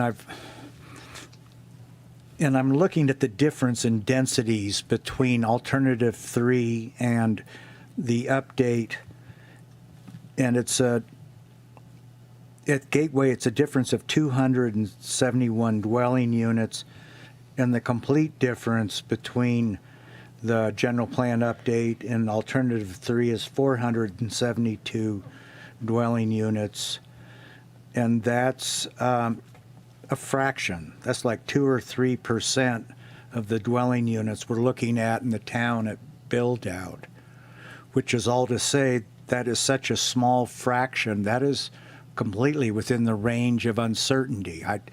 It's made it difficult for me to understand why there's been so much vitriol and extremism in trying to contrast the two plans when they actually are very close together in terms of dwelling units at build out and population at build out. And are you suggesting any change then, or you're just making an observation and you're comfortable where we're at? I would like to see us go to 32 dwelling units per acre, in part because I think for those who are opposing or wanting to limit growth in Truckee, I have to say they've already won. The Gateway District includes a limitation on unit size of 1,000 feet on average per unit. So if the maximum number of units is 16 per acre, we're talking about 16,000 square feet per acre. So that's like about 27% if it's all single floor. It's less than 10% if it's a 3-story building. So you can do very little residential. So you are suggesting that we bump the density back up to 32? I'm saying if we really want to see development there, we need to make it financially feasible. And Okay. And we have a mixed use requirement, and mixed use is the most costly form of development. Pure residential development is less. We're requiring 25% commercial in a development, which is not paying. We have vacancies in all of our shopping centers. So I think this is, open it up if other council members are interested in this. I mean, this would take 3 people. I understand all your points, Council Member Yeah. Zabriskie, and I think those are very valid numbers to be discussing. If anyone else, I feel like we've hashed this out so many times. Twice we affirmed 32 dwelling units per acre, I know. and then only once. And then the state came down and we realized the impacts of their new programs and our loss of control over some of those programs or over some of those densities. So I know that's what we were responding to. I think I'm not really interested in increasing density there. I think there's other means and methods that are being talked about or have potential. I'd be willing to talk about the mixed use component if other council members are willing to deliberate on that. So talking about residential standalone? Okay. I'm going to jump in. And again, I appreciate your numbers, and I know we've heard from a property owner that is interested in higher densities, understanding what would work with his project and not. I feel like we have debated this multiple times, and we decreased density based on feedback we heard from community members, along with what we were seeing was coming down from the state. So while I know that's not going to make one person in this room happy, I do feel like we've already had this conversation, and it's literally almost the 11th hour, and I don't feel like we should have this conversation. We should move forward with what we have in here. Well, maybe just allow residential standalone then. I'm fine with that, actually. Okay. Without, are we just talking about North Donner Pass Road in the corridor from all the way from Frady's, or are we just talking about from the property in question? I'll take whatever I can get. I'd love to do it all the way down Donner DPR within the gateway. I don't know that we have a zoning district that allows for a mixed use option, I guess, is the problem. And I'm not interested in changing the zoning to all residential all the way from Frady's to wherever. So that's my concern, right? Like, I'm willing on like a single property, and maybe that's part of our density bonus overlay is more what I would consider is, hey, as part of the density bonus overlay that the town does, right, that could be a stipulation within there. So you want more density, fine. Let's put it into that bonus program, and then it's a one-off decision. Okay. Well, density is one thing, and I'm hearing we're not going to reconsider density. Correct. Residential standalone's another. Let me ask staff, could the corridor mixed-use land designation allow standalone residential? It's watering it down. It's the problem. Like there's another side of it. I mean, yes, we could change it, but we were purposeful in leaving that out to recognize that's one of our service areas, and we want to maintain that.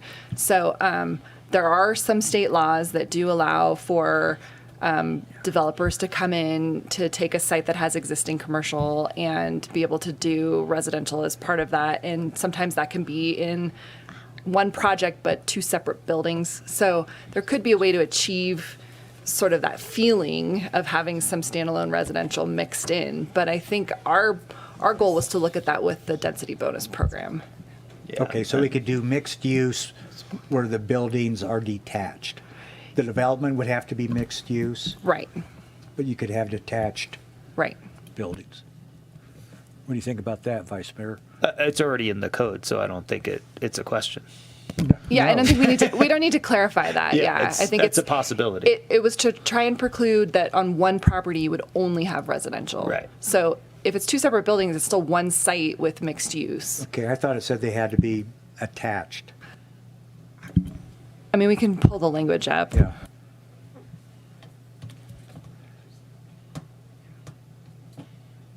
Councilmember Henderson?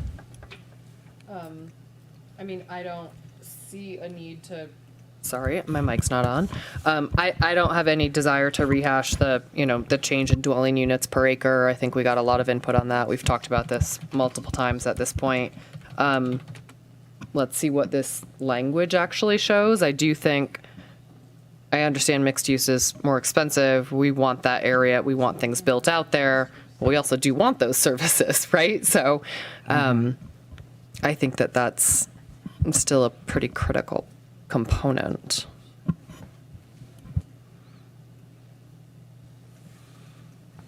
That said, if it's so expensive to build it that we're not going to get anything built anyways, then maybe it doesn't matter.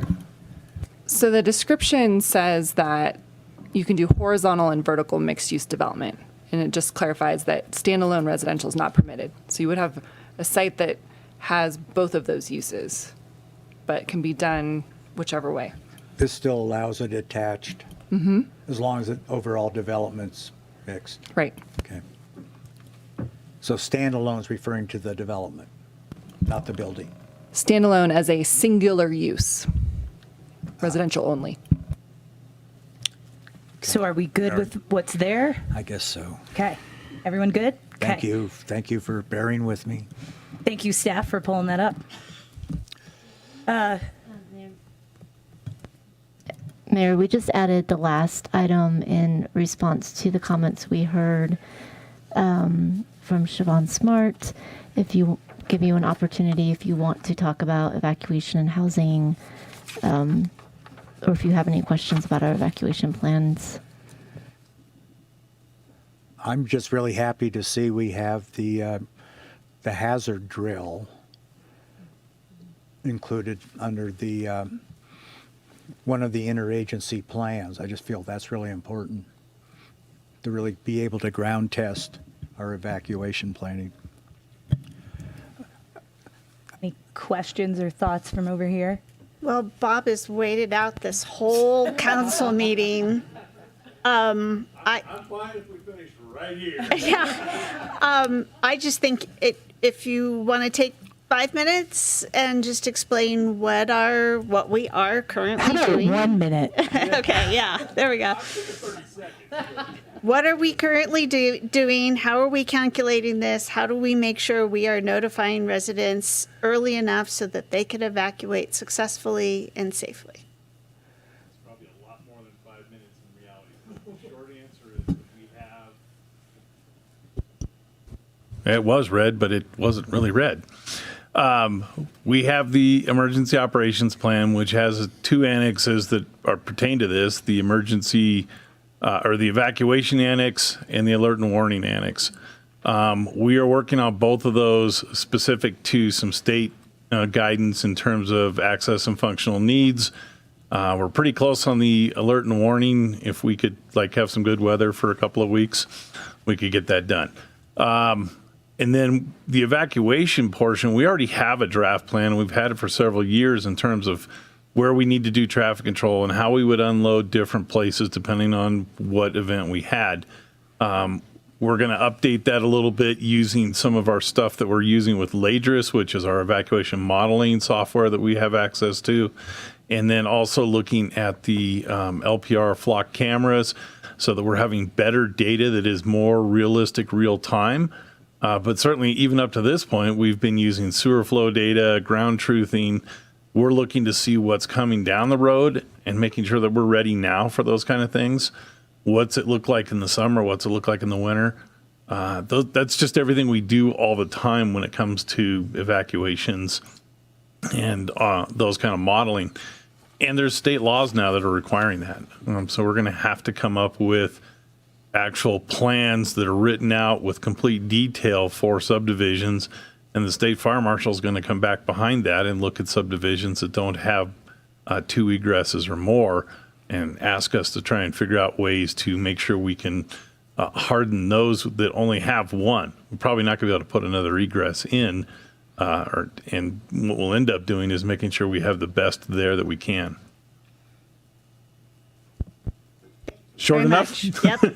That was perfect. I think the concerns that we've heard about this specific topic are that the 731 new units that comes out of our density and zoning changes as part of this general plan is too much.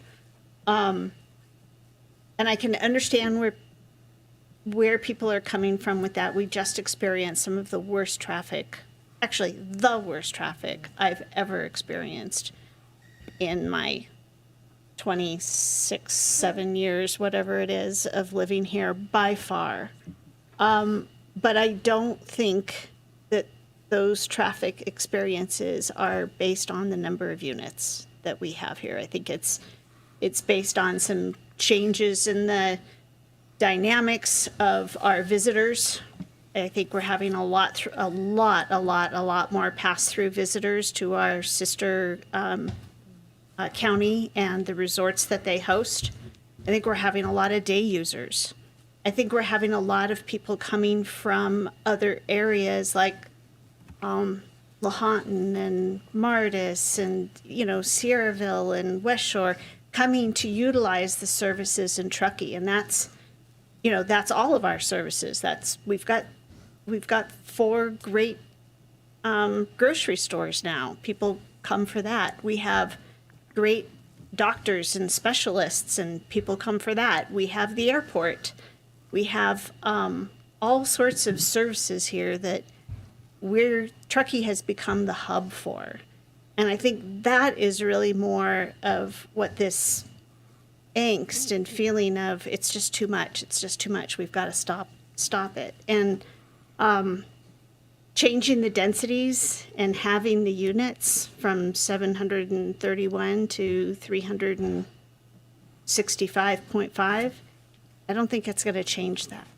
And I know that's a disappointing answer, or not very satisfying to the community, but I do think that there's so much embedded and embodied in this general plan that speaks to all of those issues and how we mitigate them, that my hope is by approving this and being able to implement some of those things, we will be able to see improvements in mitigations and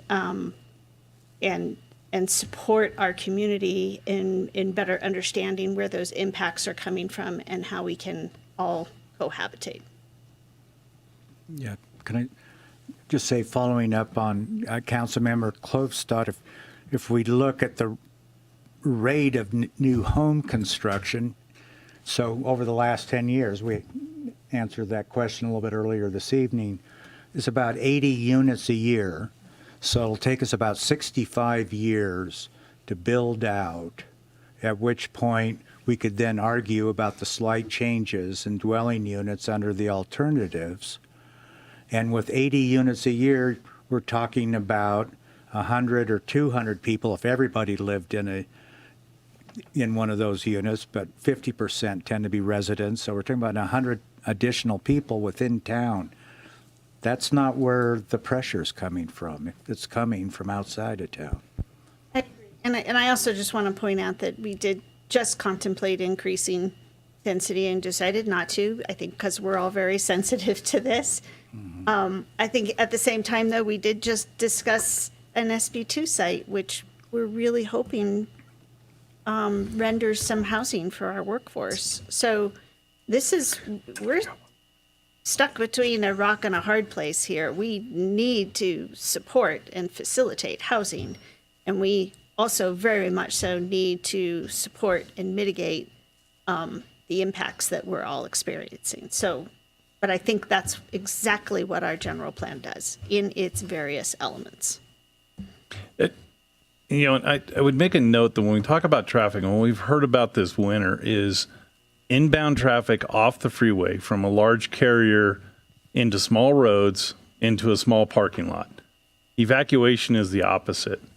And generally, even though the afternoons are really bad when you leave Palisades, by the time you get to Truckee and you get onto the freeway, the issue isn't there anymore. So I think it's important to realize that when we're talking about evacuation modeling, we're looking at that secondary issue where we're having people leave from a small area to a big area. So if that helps you, I mean, that seems to be most of what I've heard is that it's the resort traffic coming in and through. We're able to handle the other stuff. There is a lot of traffic in town. There's no doubt about that. But we have to look and see what happens this summer when we're able to do really significant car counts. And I think the other complication that we have here is how would we even do this? How would we have that number? Where would we take those densities from? How would we do that equitably? The only option that has been presented is to just not adopt the land use element. But I think that has some other very significant ramifications on the rest of our general plan, which render it ineffective. Can I ask a question? So we also, the additional 731 units above the 2025 plan, that's also in anticipation of the state giving us new RHINA numbers in 2 years. Can you speak to that? So our last housing element accommodated the current set of RHINA numbers, right? But we're expecting, sort of forecasting, that we're going to get an additional 700 to 800. I mean, I don't know that we know the exact number. Our current number within the context of our adopted housing element, I think, is 755 that we were given a couple of years ago. So I think as long as the state of California continues to grow population-wise and there's pressure to provide, over 3 million units of housing, we will continue every 8 years to receive some unknown number of housing allocation from the state of California. And really getting out of that is, I would just say, nearly impossible at this point, given the current state of housing law. So we're trying to be proactive in recognizing that we're going to continue to get RHNA allocations, at least for the foreseeable future. And this would help, offset some of that. So in every 8 years, so it is in about 2 years that we're going to get our next allocation? Well, the last time they really didn't actually give us much time in advance, but we're going to start planning for our next housing element probably starting around 2025. Because once they give us that allocation, we have a certain amount of time to actually demonstrate that we've done the work to basically ensure those housing units are. Yes, okay. And we need a new housing element in 2027. So we're only 4 years out from our next 7th cycle, Yumi, is that correct? So are we, will the next housing element be 7th cycle? Okay, yeah. And Bob, your expert opinion, because you do a tremendous amount of evacuation-related work and anticipating, is that these 731 units are not going to be the cause of an evacuation failure, if I were to. It's an interesting way to put it, but I think when you're talking about evacuation planning, particularly where if I understand where these units are really going to fall into, we're looking more at how do we handle people that probably aren't driving in vehicles. So we're talking about mass transit and having plans in place for moving higher density housing. That's the kind of planning that needs to be in place for that. I don't know that really adding cars on the road, from the way I understand that these housing units would be, is really where the impact is going to be. It's going to be people that need to leave that don't have cars. And we're going to have to work on that. But that actually reduces the number of cars, and it's a good traffic or evacuation solution is to get people out of their cars and into buses, so we put less cars on the road. Thank you. Very well said. All the comments that have been made. I second that. I think we move on if everyone's comfortable. So that is the end of our 7 discussion topics. So now, Councilmember Zabriskie. During the break, Mr. Vento, the executive director of CAT, asked that we mention, and he stayed, asked that we cover the second page of their letter to acknowledge and appreciate their support for adding a definition of workforce housing, reducing greenhouse gases through a workforce housing program, or providing workforce housing is a high priority, building energy efficiency retrofits for existing housing stock, recognizing that's where the bigger savings are. And then they're hopeful about a backup power source and prioritizing general plan action items to reflect the highest priority items and inform the community. And then an ongoing assessment of the general plan's policies and action items. They want us to recognize they favor these things, and I'm happy for the council to do so. Thank you. And I will note, I heard from Kat about the action items prioritization. We've heard from other folks about understanding what action items are you working on first. So thank you to staff. Attachment 7 in our report was all the action items that are in our draft work plan that we still will have to approve. But again, I would put this back out to the community. That's where you can see these items that we've said these are the priorities in our 2-year work plan, and we get quarterly updates. So that is a great opportunity to stay engaged on the process. So just wanted to highlight that. Meant to mention that earlier. That's an excellent document and for reference for the community. It's very succinct and calls out the exact goals and elements. So if you're curious, it's all right there. It's 2.5 pages. Quick read. So with that, we're going to move on to staff has a recommendation for us to take a few actions. I'm guessing council members have a few thoughts they would like to share. This has been a long night, but a long process. So I'm going to start Council Member Klövstad over there, if you want to go first. Yeah, boy, thank you for all the diehards that stayed. And I know we've said this many times before, but I'm so sincere in this, that the public participation in the last 3.5 weeks has been stellar. It's really invigorated me and my commitment to this community. All the small group discussions, the coffee talks, the one-on-one meetings, the phone calls, the emails. It's just been fantastic. And I think we really made some significant improvements tonight, and it is because of that engagement. So I want to just sincerely thank everybody and all those who already left too, because everybody that was here tonight contributed in one way or another. I very clearly love Truckee and all of the community members in it. I know I have not made everybody happy tonight.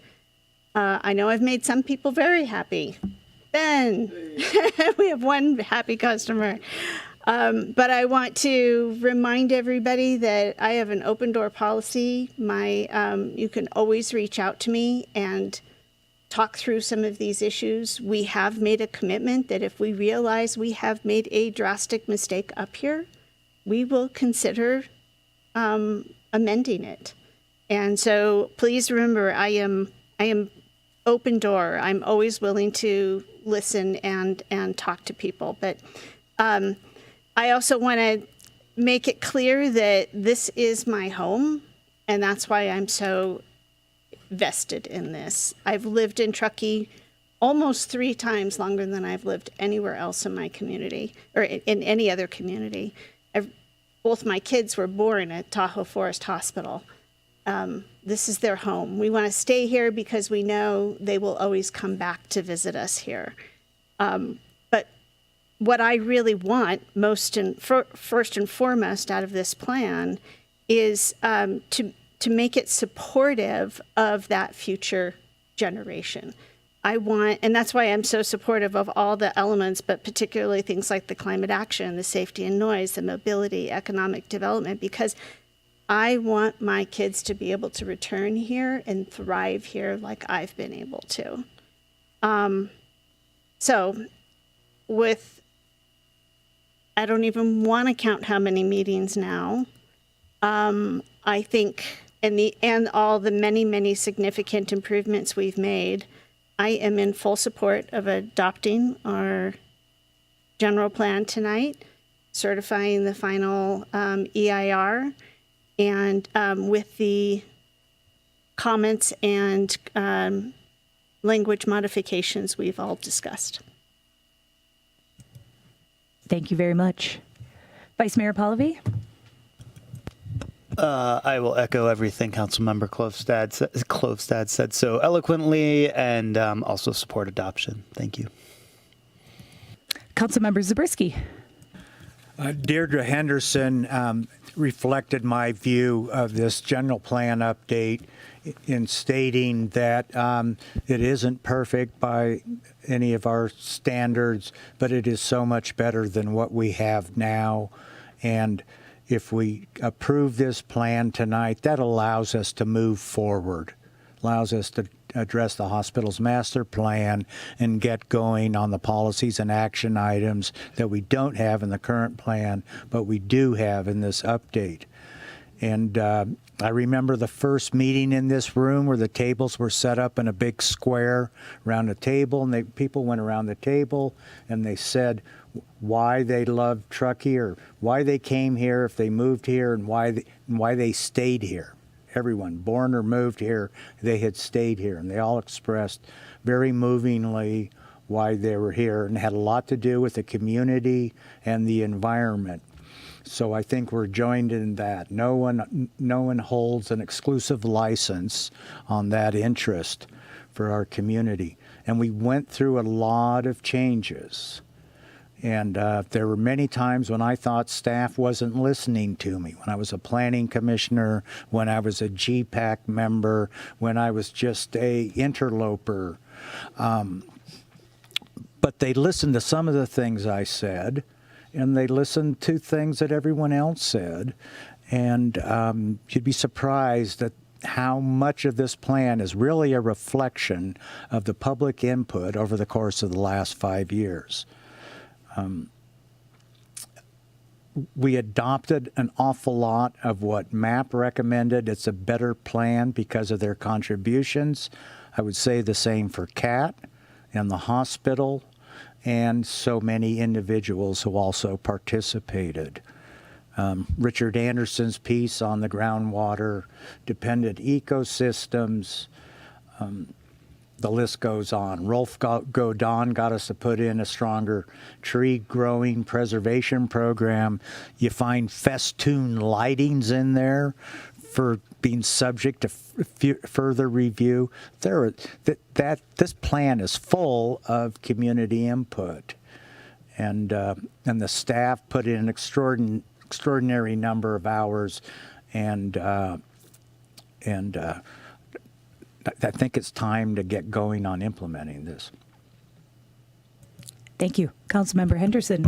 Thank you. I believe that we're creating positive change with this plan.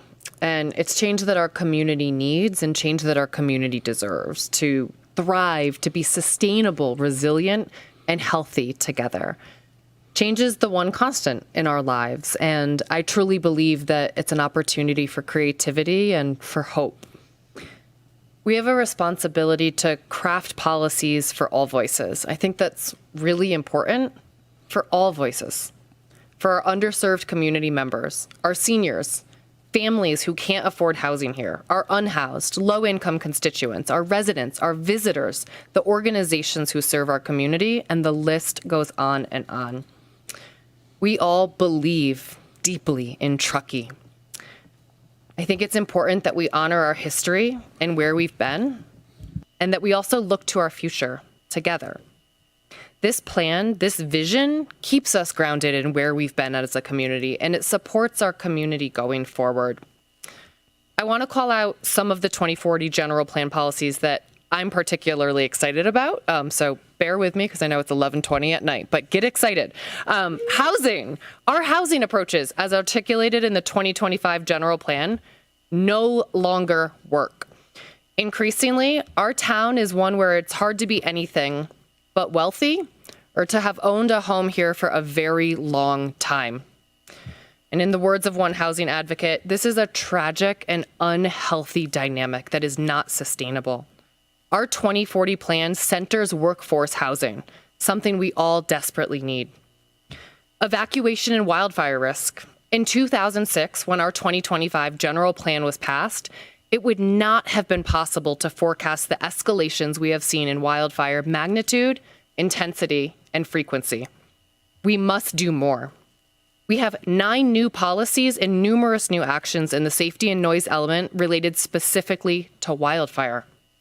Things like working with the U.S. Forest Service, Truckee Fire Protection District, and CAL FIRE on prescribed burns, reducing fuels on public lands, identifying and analyzing new evacuation routes with state-of-the-art technology like our new license plate readers. We have a first ever climate action plan, or CAP. We're all connected, and what we can accomplish here locally impacts all of us.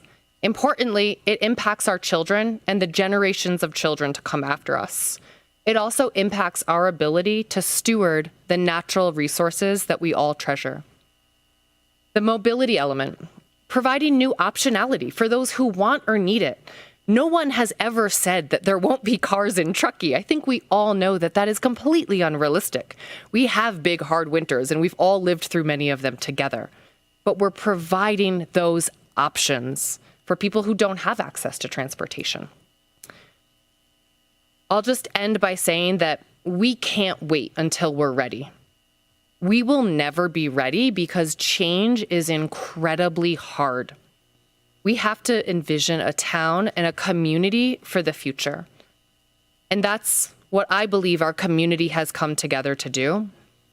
I desperately hope that everyone who has been a part of this process supports and is excited about the opportunities to begin implementing this plan immediately so that we can all thrive together.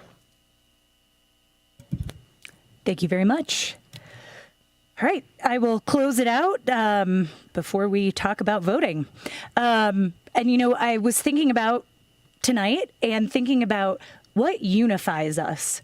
You know, we talk a lot about community cohesion, and I think there's been a lot of this or that or you or them, and I wanted to come back to what unifies us, and it's passion. It's passion for this community. Everybody who is here tonight cares. Everybody who has come to a coffee or a chamber event or called someone or stopped us at a grocery store has done it because they care and have passion about this community.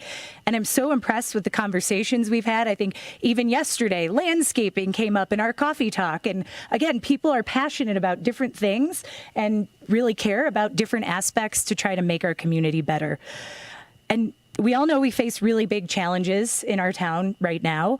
How do we house our community members, our local workforce who support our economy, our seniors who want to be able to age in the place that they love and are passionate about, our young people who want to be the future leaders of our community. I think a lot about my son who will graduate high school right before 2040 at the end of this plan. And it's crazy to think about that, but I want to ensure, just like Anna mentioned, that he has a place to thrive here in Truckee. We also have to think about how we prepare for wildfire, climate change, how do we protect our open spaces, alleviate traffic, and I look forward to engaging in conversations on these big issues moving forward. And because of the wonderful conversations we've had with the community in the past month, in the past 5 years, that I support adoption today. Because it was great that we were able to do that this last month, but we were getting into, should it be this word or that word, or this sentence or that sentence? And I feel like we're at the point now where, like, let's talk big ideas. Let's figure out what the Truckee workforce and affordable housing density program really looks like. Let's figure out how we re-envision West River Street and find incentives for businesses to move off of it and get the kind of development we want. And how do we continue to look at our active transportation plan and update options for our entire community?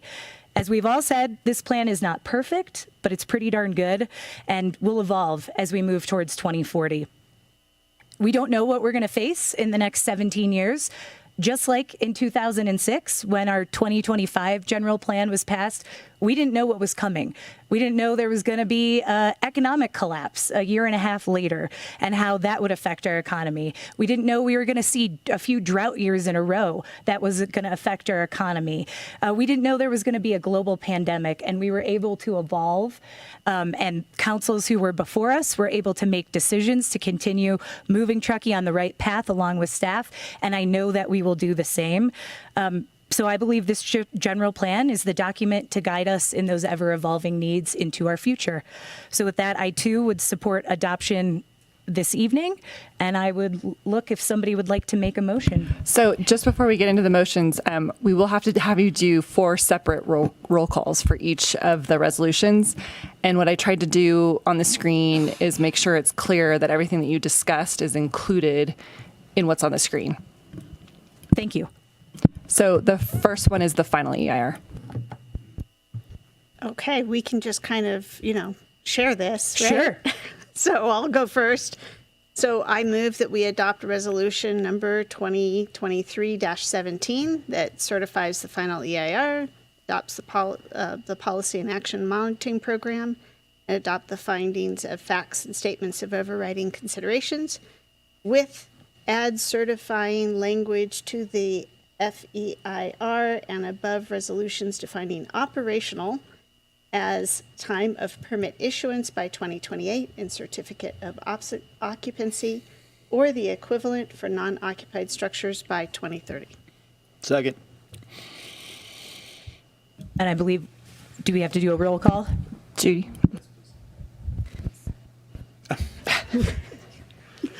Councilmember Klostad. Yes. Vice Mayor Pallavi. Yes. Mayor Romack. Yes. Councilmember Zabriskie. Yes. Councilmember Henderson. Yes. Thank you. I will note there's 2 slides for this also. Make a motion. We adopt resolution number 2023-18. Do I need to read it out? I would just say with the amendments shown With the on amendments this slide and the next shown- slide. With the amendments shown on both slides. Need a second? Is there a second? I'll second. Anyone? And then I believe we need another roll call. Councilmember Klostad. Aye. Vice Mayor Pallavi. Aye. Mayor Yes. Romack. Yes. Councilmember Zabriskie. Yes. And Councilmember Henderson. Yes. Okay, for this one, because you haven't seen this, we did a little bit of cleanup for the resolution. So this is just more of on our side to make sure the resolutions are good.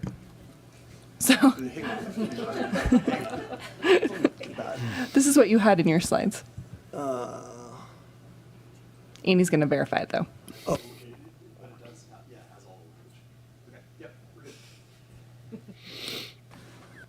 Councilmember Zabriskie You want to do it? or Councilmember Henderson? Pretty exciting. I will move that we adopt resolution number 2023-19, adopting the downtown Truckee plan, rescinding the Truckee downtown specific plan with modifications to resolution 2023-19.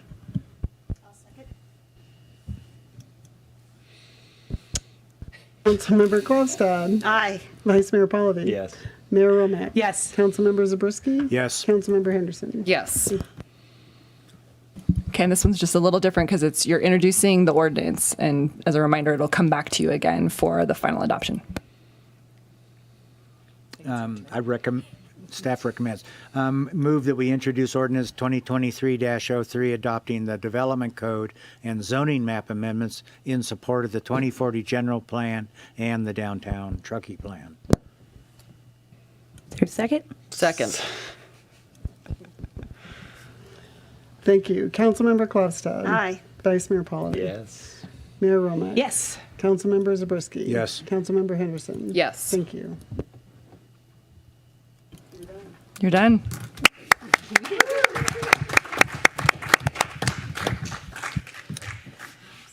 Thank you all. Thank you, staff, for all that on the fly. You We want to normally- go with council reports, or you want to defer? Let's defer council reports to next meeting. Thank you all very much for being here this evening, or tonight, or tomorrow morning, whatever time it is.